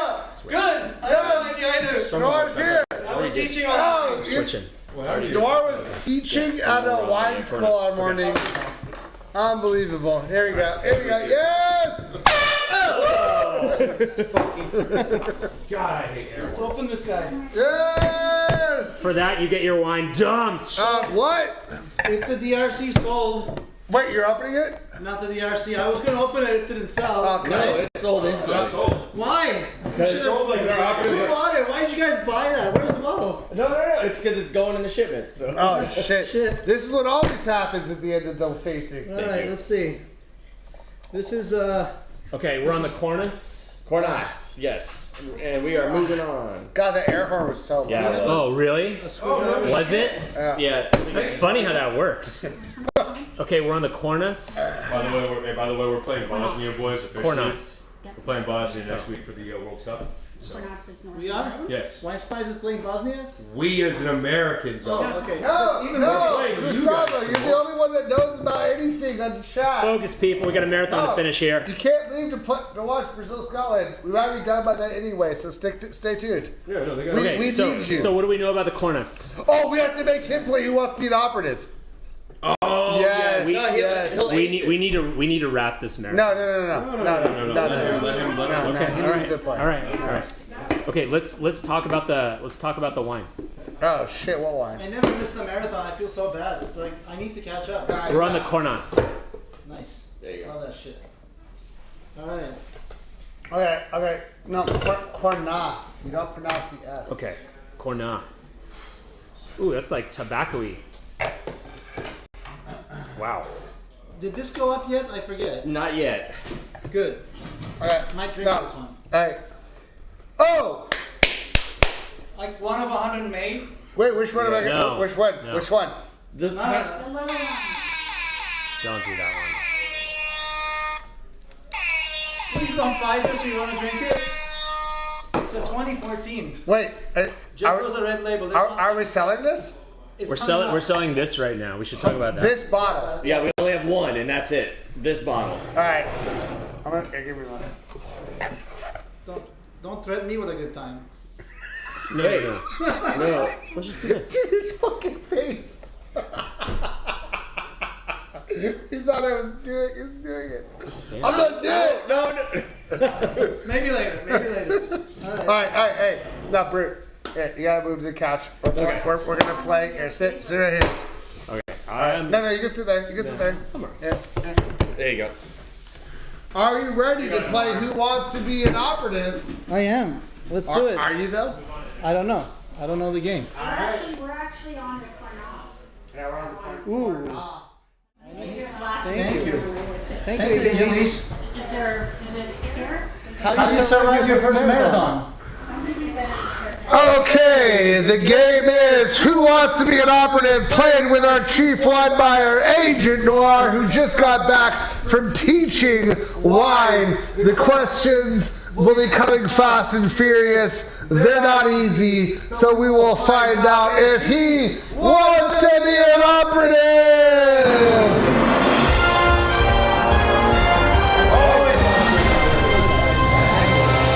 Okay, they start easy and they get hard. The first question, my friend. Chardonnay arose as a natural crossing of Pinot and which near-extinct grape? A. Sauvignon Blanc. B. Trebbiano. C. Gouais Blanc. And D. Aligote. Am I supposed to be answering that? Yes, you are. I know you're on dominance. Yeah. Of course it's way wrong. Of course. Is that your final answer? Of course, it's Casanova grapes. It made it when everybody disappeared. Okay, the Gouais Blanc, let's find out. Oh! What do I win? To get harder from here, you've won $100. The next question. The Gallo Nero Black Rooster Gallo Nero seal identifies wines from which zone? A. Chianti Classico. B. Brunello di Montalcino. C. Barolo or D. Soave? A Chianti Classico. A. Chianti. Final answer? Final answer. All right, he's going for it. Oh. Don't you final answer me. Okay, I get it. Okay, Madeira. Prolonged heating in warm rooms or tanks is called A. Solera. B. Pasito. C. Elevage. Or D. Estulagem. D. Estoril Gem. I genuinely got that wrong. Let's find out if it's D. It's just the one you opened? No. Oh, I definitely had that one wrong. Well, I'm polite. I pronounce it the way you Which do. classification-free Bordeaux appellation home to Patrice is famed for Merlot on iron-rich clay? Is it A, Sauvignon, B, Pomerol, C, Margaux, or D, Pauillac? I'll get it right even if I don't listen. D. Pomerol. D. Dude, yeah. You should have seen these earlier. It was brutal. You know, and so Crush got the easiest ones. Crush had like the most basic ones ever, and then like all of a sudden it got significantly harder. Ron Kelly Fox, you guys. Dominus just sold out. Dominus. Kelly Fox.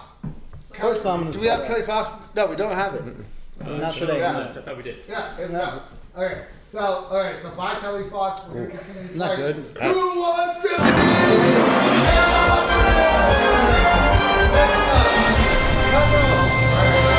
Yes. Okay. Dude, he's into it. I love it. He's so into it. Okay. Cano, Sardinia's most planted red grape is identical to This is phenomenal. A. Carignan, B. Mourvedre, C. Grenache, or D. Cinsault. C. The grape that Aaron Pott was talking about earlier. Grenache. Oh, he's even going with the extras. Ah, it is Cinsault. I'm super impressed. Okay, are you ready? Is this AI questions? Maybe. AI could do better if it's AI. Dude, these are fucking hard. Dude, the first questions we had were like we started doing, like- ridiculously easy, and so I asked you for expert level questions. So you're not doing expert level. Should I guess one wrong to be like polite?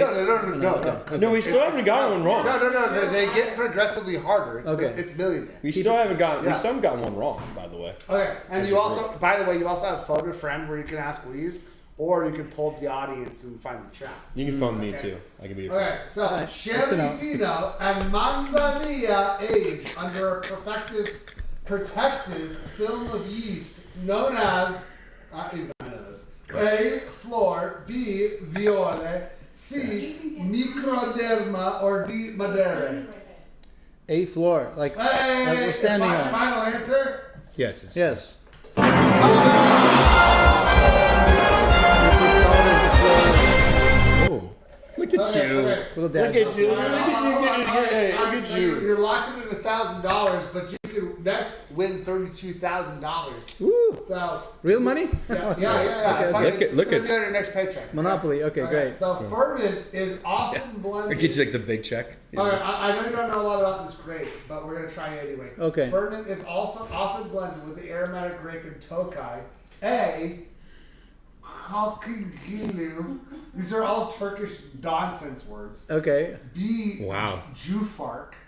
C. Kadarka. And D. Harsfrahol. Oh my god. Okay, D. Harslevelu. He killed him. We've officially killed Chris. I mean, it's a Tokai question. That's unfair too. All right, so if you're tuning in and you didn't know, his son is literally named Tokai. So I'm gonna go ahead D final answer, and the suspense is killing everyone. I guarantee I don't actually guarantee that. I actually bet some of our operators did. well, maybe the operators. No, none of us. And there's a couple of other grapes too. Well, I won't say them. No, please say that. For a Tokai blend. Yeah. Serge Herslevu, Serge Moscatelli, and one more. It's in there. Anyway, there's a very obscure fourth grape they use.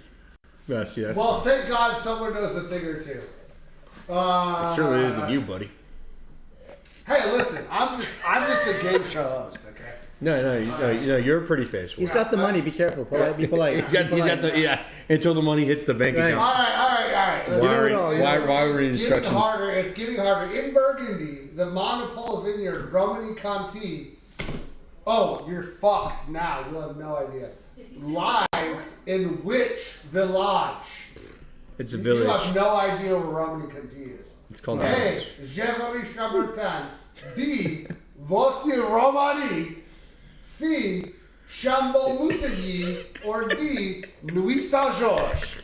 B one Romane. Oh, what? I'm gonna Romani Conti lies in Visne Romani? I'm gonna sleep if you keep calling like that. So He's offended. Okay, I don't know how many operatives are tuned in. I'm gonna share something We super. literally have 150 concurrent viewers Okay, right now. so I'm gonna share something super weird and super geeky. So my son's Tokai, and because I'm Turkish, we have a very weird tradition. When the umbilical cord from the baby is cut, You eat it? parents You eat keep it. No, we don't eat it. Yeah, we keep they it. eat it. They eat We it. keep it. They eat it. And, No, they eat and it. we're supposed Yeah. to bury it somewhere to influence them for life.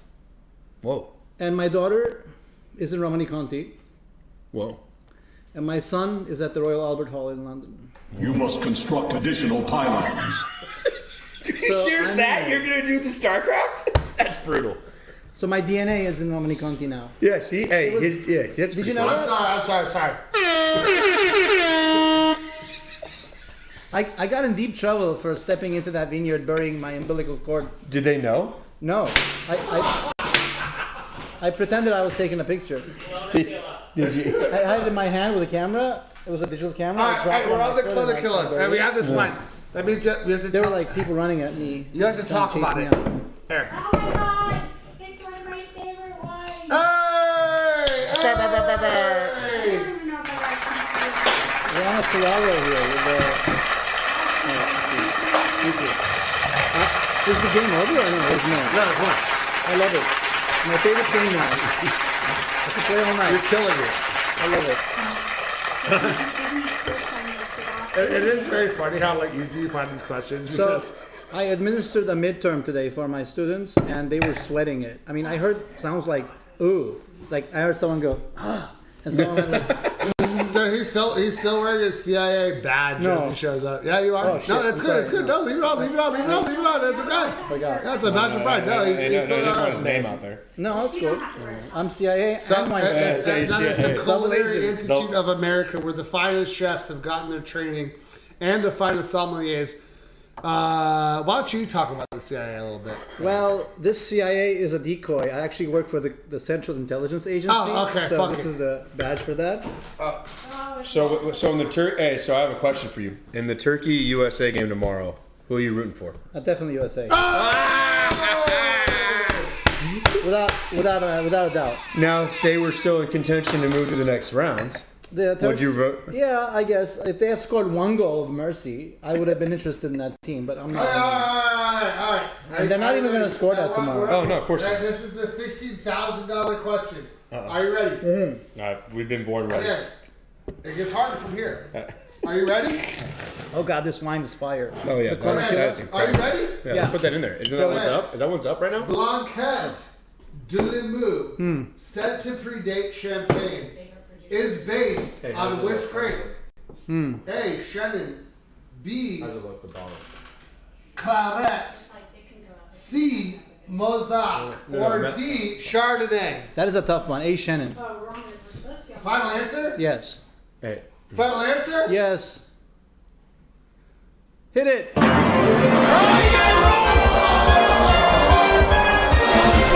Whoa! Did you know that?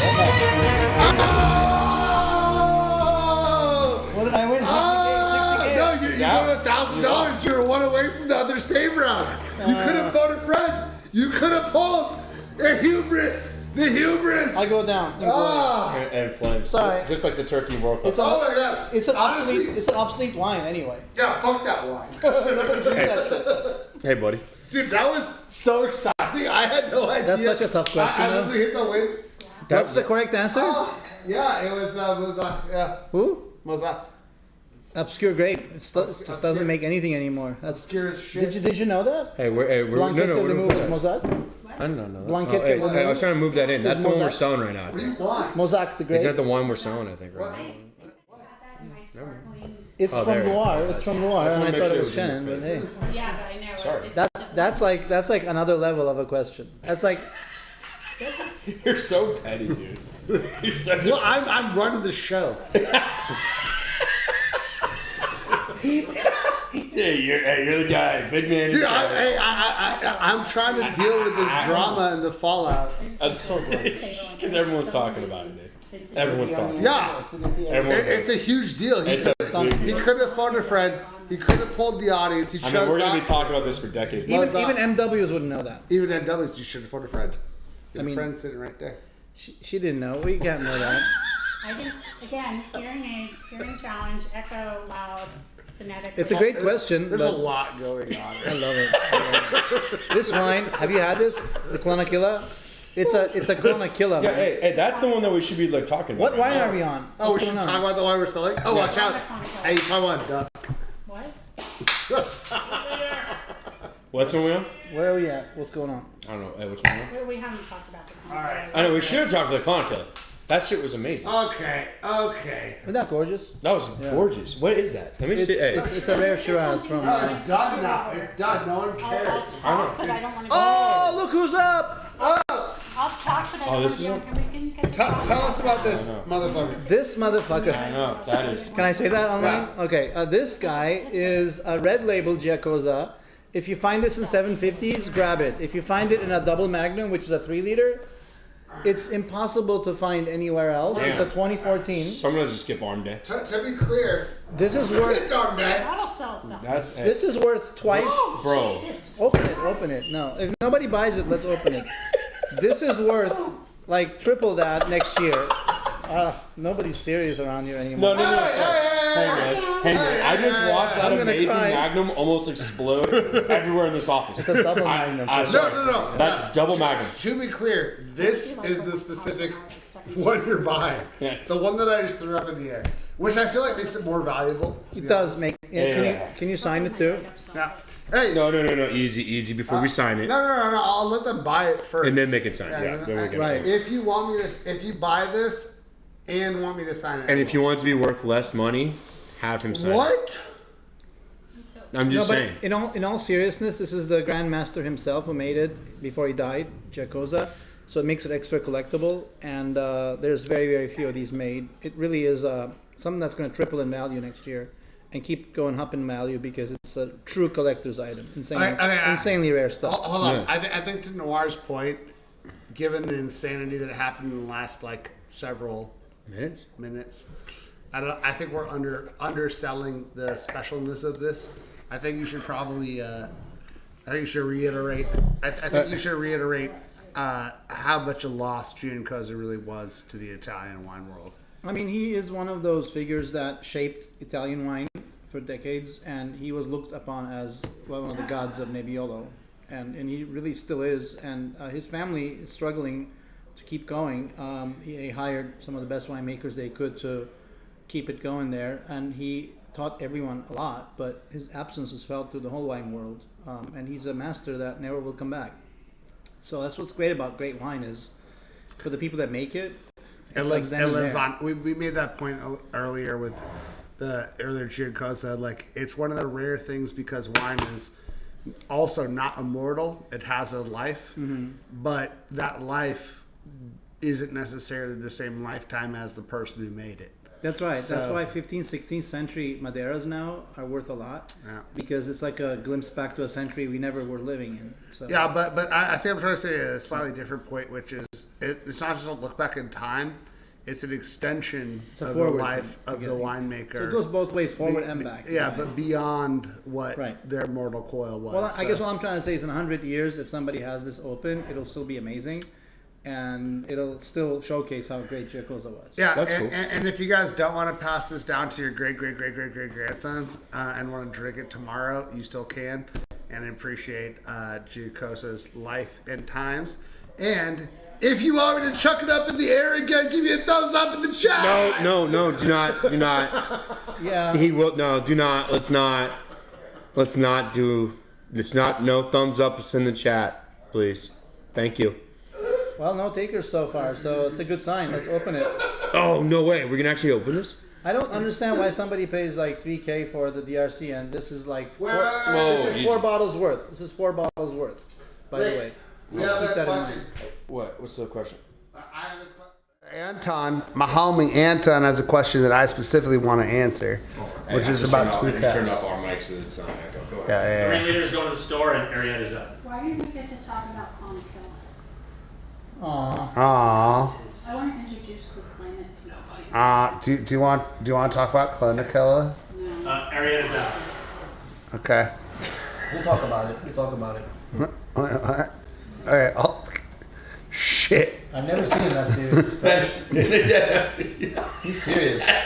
How much are you guys pissing off? I haven't drank any water. He needs water. This guy's. Did you say you want water, Dude. It's crazy. I'm like the wildest. Are you hydrated and fed? And watching this, it's crazy. I'm doing great. You're doing great, buddy. You're about to fall off your chair. Hey, I'm watching it. Let me answer. Can I answer a question? Yes. Answer the question. Okay.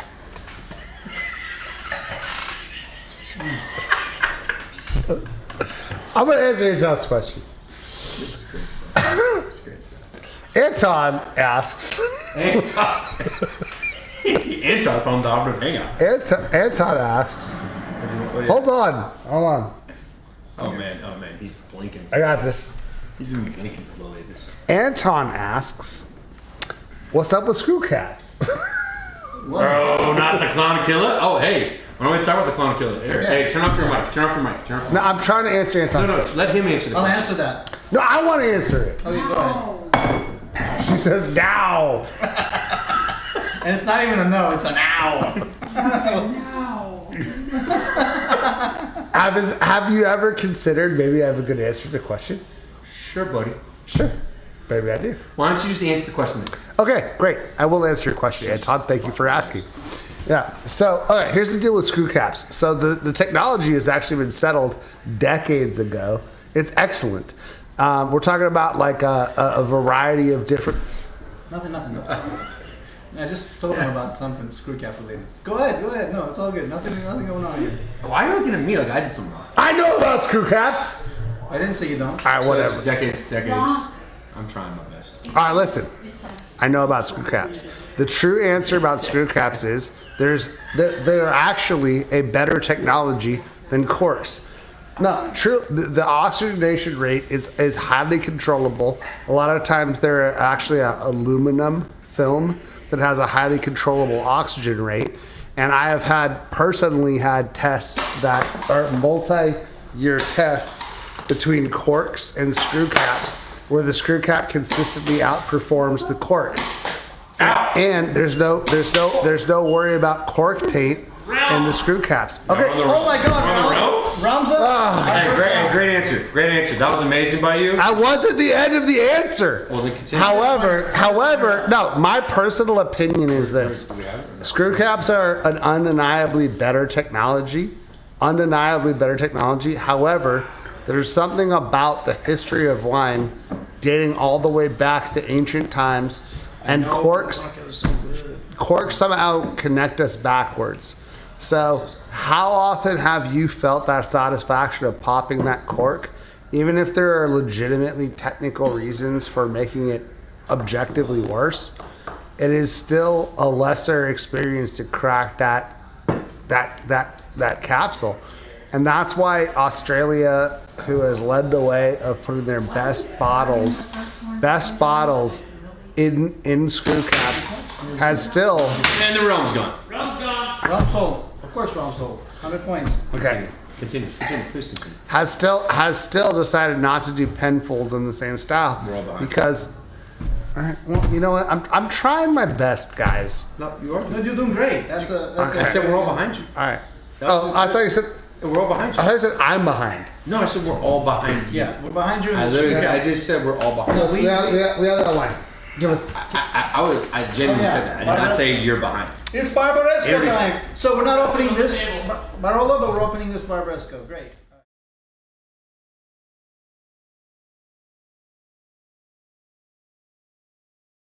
Mike, turn off that mic. So, That's guys, the echo, bro. There's an echo. That was a different thing. Okay. Because I got in here late, I understand everybody's like really getting exhausted and a little intoxicated. I just got Not here, all of so us. I feel a little fresher. One thing I want to say, I know. Who are you calling intoxicated? You. Agent Lease. You. Please, Yeah. I need you to sober up. Yeah. Okay. All right. But before I get a little tipsy, I'm gonna say something really important about this wine. In defense of Agent Crew, like salsa. I'm listening. Hey, in defense of Agent Crew and his dissertation on screw caps Excellent. and how accurate it was. That was an excellent dissertation. It was. This is one of Australia's finest wines that collectors go crazy about, the Thank God. Clonakilla. My point was it's an excellent technology. It's a great This is from the Canberra district in Victoria. It's a really amazing cool climate Shiraz that is as good as that Northern Rhône we had. So this is as good as Côte Rôtie. Wow. It's as good as Hermitage. It's actually like Côte Rôtie. It's got Viognier in it. That's why it's so delicate and perfumey. It's got great acidity, and it's one of Australia's greatest wines. And they trust a screw cap with it because they know it's going to age better than cork. But that was my dissertation. You're right. No, you're right. Which is what I'm saying. Like pointing at you, saying your dissertation is 100% accurate. Why would one of Australia's great wines be under screw cap? Is because it's better than cork. It's a better technology. And if I may just say, of all the wines I've tasted, I think that's my favorite wine of the day. Yeah, really. Like actually, It's exceptionally good. Yeah. It's incredible. And that's the point. Is the screw cap has no. Here's the thing about the screw cap, which if you don't already know this and you're watching this, I don't believe there's 0 people watching this that don't already know this. But the screw cap has 0. That's just no.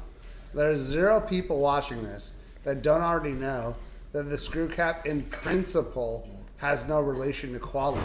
The reason it has an unfortunate association with quality is because of the self-fulfilling prophecy where people cannot sell high-quality wine that have a screw cap on it, and therefore less high-quality wines are then placed in the screw cap. All right, look. All right, can we talk about the Barbaresco now? Yeah, thank you. Yeah. Talk about the Barbaresco. Yeah, because that thing is fantastic. Yes, I know. This is a stunning Barbaresco called. It's a Stella, Tre Stelle, 3 stars, because it's a stellar Barbaresco. It's Nebbiolo in its purest form. It's 3 stars? Tre Stelle, the vineyard, yeah. Oh, fuck it. We only drink 5 stars. I'm sorry. Their scale is up to 2. This is a 3-star. Oh, fuck. Okay, all right. So it's like a 7-star. There's a hotel like that, right? That's an 7-star insane hotels. amount of stars. It's a lot of stars. Well, they did 2 stars. Well, they gave this one a 3 stars. I'm seeing stars. Hey, starry-eyed surprise. It only goes up to 5 stars. I know, but dance all night to this, DJ. I don't know what to tell you, buddy. He said that they have a 2-star system. This one was called 3 why stars. don't you just continue on your Barbaresco choice? It's just so beautifully done. It's Yes. like That very is tannic, typical Nebbiolo, but it's got great acidity. Have you tried it? This is amazing. No, I haven't tried it yet. Please go ahead. Try Isn't that it. lovely? It's nuts. I mean, it's hard to follow that Clonakilla, but this is. You love Italian wine, don't you? This is a perfect example of that. That's hella good. Isn't that bad? No, I don't like it. Like bad in a good way, like my kids say. I hate it. Yeah. Oh yeah. I hate it. It's my least favorite wine. You know what's funny about him saying this, guys? He was talking about this earlier on like how we all taste together. I really don't like it. And like he genuinely doesn't like really most Italians. It's beautiful. The only reason I actually got into Old It's World rustic, is it's because I went to a tasting with Noir and Crush, and Noir quite literally brought a map of all the regions and all the varietals, all the different grapes and stuff in the different regions. And then we went to, what was the tasting called? It was the Gambero Rosso Trebicchieri event. Yes, the top 100 or whatever. This might have a Trebicchieri. Yes. I forget. And it was amazing going around and like tasting all these different wines with a little bit of background in the history. It made me appreciate Italian wines. The real point is, if you like Italian wines, buy this wine because I hate it. Yeah, it's a good endorsement. Sophisticated, so it makes sense. Similar to the screw cap dissertation, it's 100% accurate. Yeah. That if you're an Italian wine lover, this is your wine because Crew hates it. Brilliant. Hey, Rioja! Oh, we're almost done? You can't say that. Yo. Ah! That's second dad joke. Wait! I have this just for you. You can't say that. Oh, I love that. You bought that for me? Bro, that's crazy. My heart's melting now. You actually bought that? That's so great. And you used it. I love it. That's incredible, folks. May I keep that with me and use it when This is incredible stuff, folks. I'll follow you around. Well, what I want to do with that is if it's not noticed, that joke, I'll follow you around. Okay, good. Just make sure that. But what if you miss it too? The joke. No, I never missed it. Okay. Ucan, I mean, he misses a lot of things, not the dad. This I discovered on a trip to Spain. It's one of those really amazing newer Riojas in a very fascinating bottle. like nobody else. Yeah, I've puts in never this seen bottle. it. It's like a cross between a Hawk and a Burgundy. And it's a new generation of a winemaker kid who had like a phenomenal family history of winemaking. And yeah, try it. This is like the bottle disgusting. Yeah, no, that's what we're pouring and talking about. Yeah, we're synced All up. right, We're synced we up. got it. We got it. I got it. We got it. I'm glad That was the first wine of the day that I poured out. Yeah, because it was horrible. There was a Rioja that was horrible.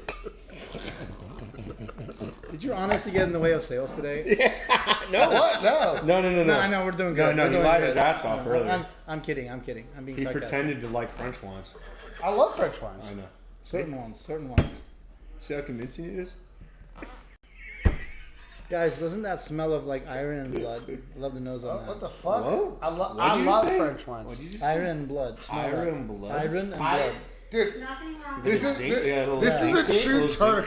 He's like, do you smell it? Do you smell conquering in the air? Yeah, no, the Just Ottoman. the blood and fire. The Ottomans used to conquer. Turkey can't even get out of the group. So We can't even get score. out of the group. We Can't score a goal. Can't score. Can't score a goal. Can't score, won't score. Hold on, I got some catch up to do. Oh, jeez. Alright, so Tina is like insisting I drink water.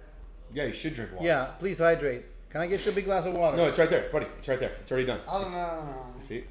All he has to do is drink it? Yeah, it's right there. Bro, I've been trying to give him water for like the last 3 marathons. I don't want to call 911. Anton is thanking me profusely for an excellent job that I've done.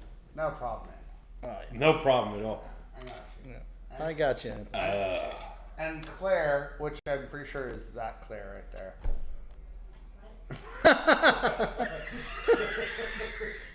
She's pretending she's not.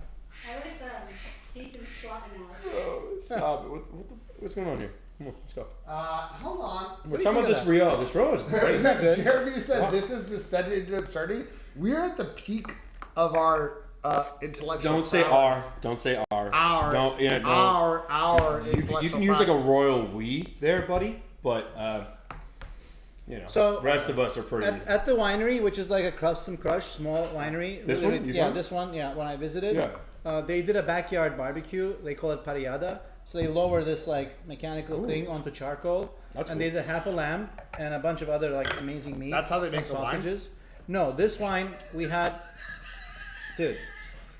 With that food, this wine was like amazing, impossible to forget how good it was. Oh, so you had that at the winery? With a half a lamb. With yeah. with the barbecue that he called. I Guess was- what time it is? It's time for. Matrimony time. Oh yeah! Wait, no. Wait. Are we off the Yukon yet? No, switch that already? was UConn was great. It's in the store. It's in the store, I think. We Yeah, just need it'll to- be in the store. I think we need to wrap it up. That's All right. all. That's our last wine. Oh, patrimony. Yeah, we got Hey. more of these. Hey, really quick, while everyone's coming in here, shout out to Lucas. Shout out to everyone at Dow. My mom went there a couple days ago. She got a nice tasting. She got a very nice tasting. They really took care of her and her friends for her birthday. My mom said it was one of her best birthdays she's ever had. So thank you guys at Patrimony. You guys treated us super well. Thank you for making my mom's birthday that special. Really appreciate you guys. Thank you, Bob. And honestly, this is the last wine of the day, and I think this is our 5th ever live stream Here, like this. here, hold the wine. Hold the wine. We made it. It is 2:40 in the afternoon. We started this at. Let's toast with patrimony. Let's toast with patrimony. We will. There probably some. Let's do it the proper way. We started this at 9 a.m. Please come on. We're toasting. So this is. Oh, sorry. This is now nearing on 6 hours of insanity. Every single time that we do this, it gets bigger and crazier, and it's all thanks to you guys. Thank you for tuning in for this whole thing, this whole madness. Wow, And you know what? You know what the best part is? It's not just us saying in this room. It's you guys out there tuning in, because all of this would not be possible if it wasn't for all of you. And I think you'll all agree that I handled this soberly and magnificently. And No lies were detected until the end. No, I was not drunk at all the whole time. No. So I think we can all appreciate how entirely compos mentis I was entirely. What the fuck did you just say? Yeah. It's a Latin phrase. Subtitles. It's okay. You wouldn't understand. You might Subtitles. have to participate. Contemplacent? What? Compos mentis. It's a thing. Okay. Yeah. Did you look that up on ChatGPT just so you could say that right now? No. Does that sound like cautious interrupters? I do like the name of it. So, can we tell everybody why patrimony is so great? Yes, Yeah. please. If you did this blind, you wouldn't be able to tell the difference between this and Napa. and just like elite Napa. it's for Paso to come out like this. It's just absolutely insane. Okay, Before we do our so good. Before we do our goodbye, let's say this. We understand that splits are a surprisingly hard sell because it's like a little bottle. But the thing is that this wine is so fucking good. It really does stand up. And how often do you just want to have a bottle of wine that? No, don't laugh. No. How often do you just want to have a bottle of wine between you and your sweetheart tonight for this like rant? There you go. She said. Doesn't want to share with anybody. That's true. How often do you just want to drink a split to yourself, to your dome? I do. With a straw. Actually, way better point. Thank you, Lise. How often are you by yourself and you just wish you could drink a $300 bottle of wine, but you're by yourself? Watching the Kardashians, putting makeup on. If we haven't made our point, I think that we already have. Make it. Hey, cheers to the operatives. Thank you, guys. All right, okay. Cheers. Cheers to you guys. Cheers to the operatives. Cheers to the spies, boys and girls. We did it again. Well done. Cheers. Well done, everyone. Thank you. Well done. You. All right, there we go. Cheers. Lee's first marathon, your first rodeo. Yeah. Congratulations. Hey, thanks to you guys for tuning in. Great job, y'all. Well done. Hey, we did it. Thanks, you guys. We will see you guys. We will see you guys on the Operative Hangout. If you haven't already joined there, you're missing all the fun. If you've joined in all day, holy shit, you're a legend. I'm sorry Pierre didn't come back from the dead. Maybe next time. I love you all. Mwah. Okay. Peace.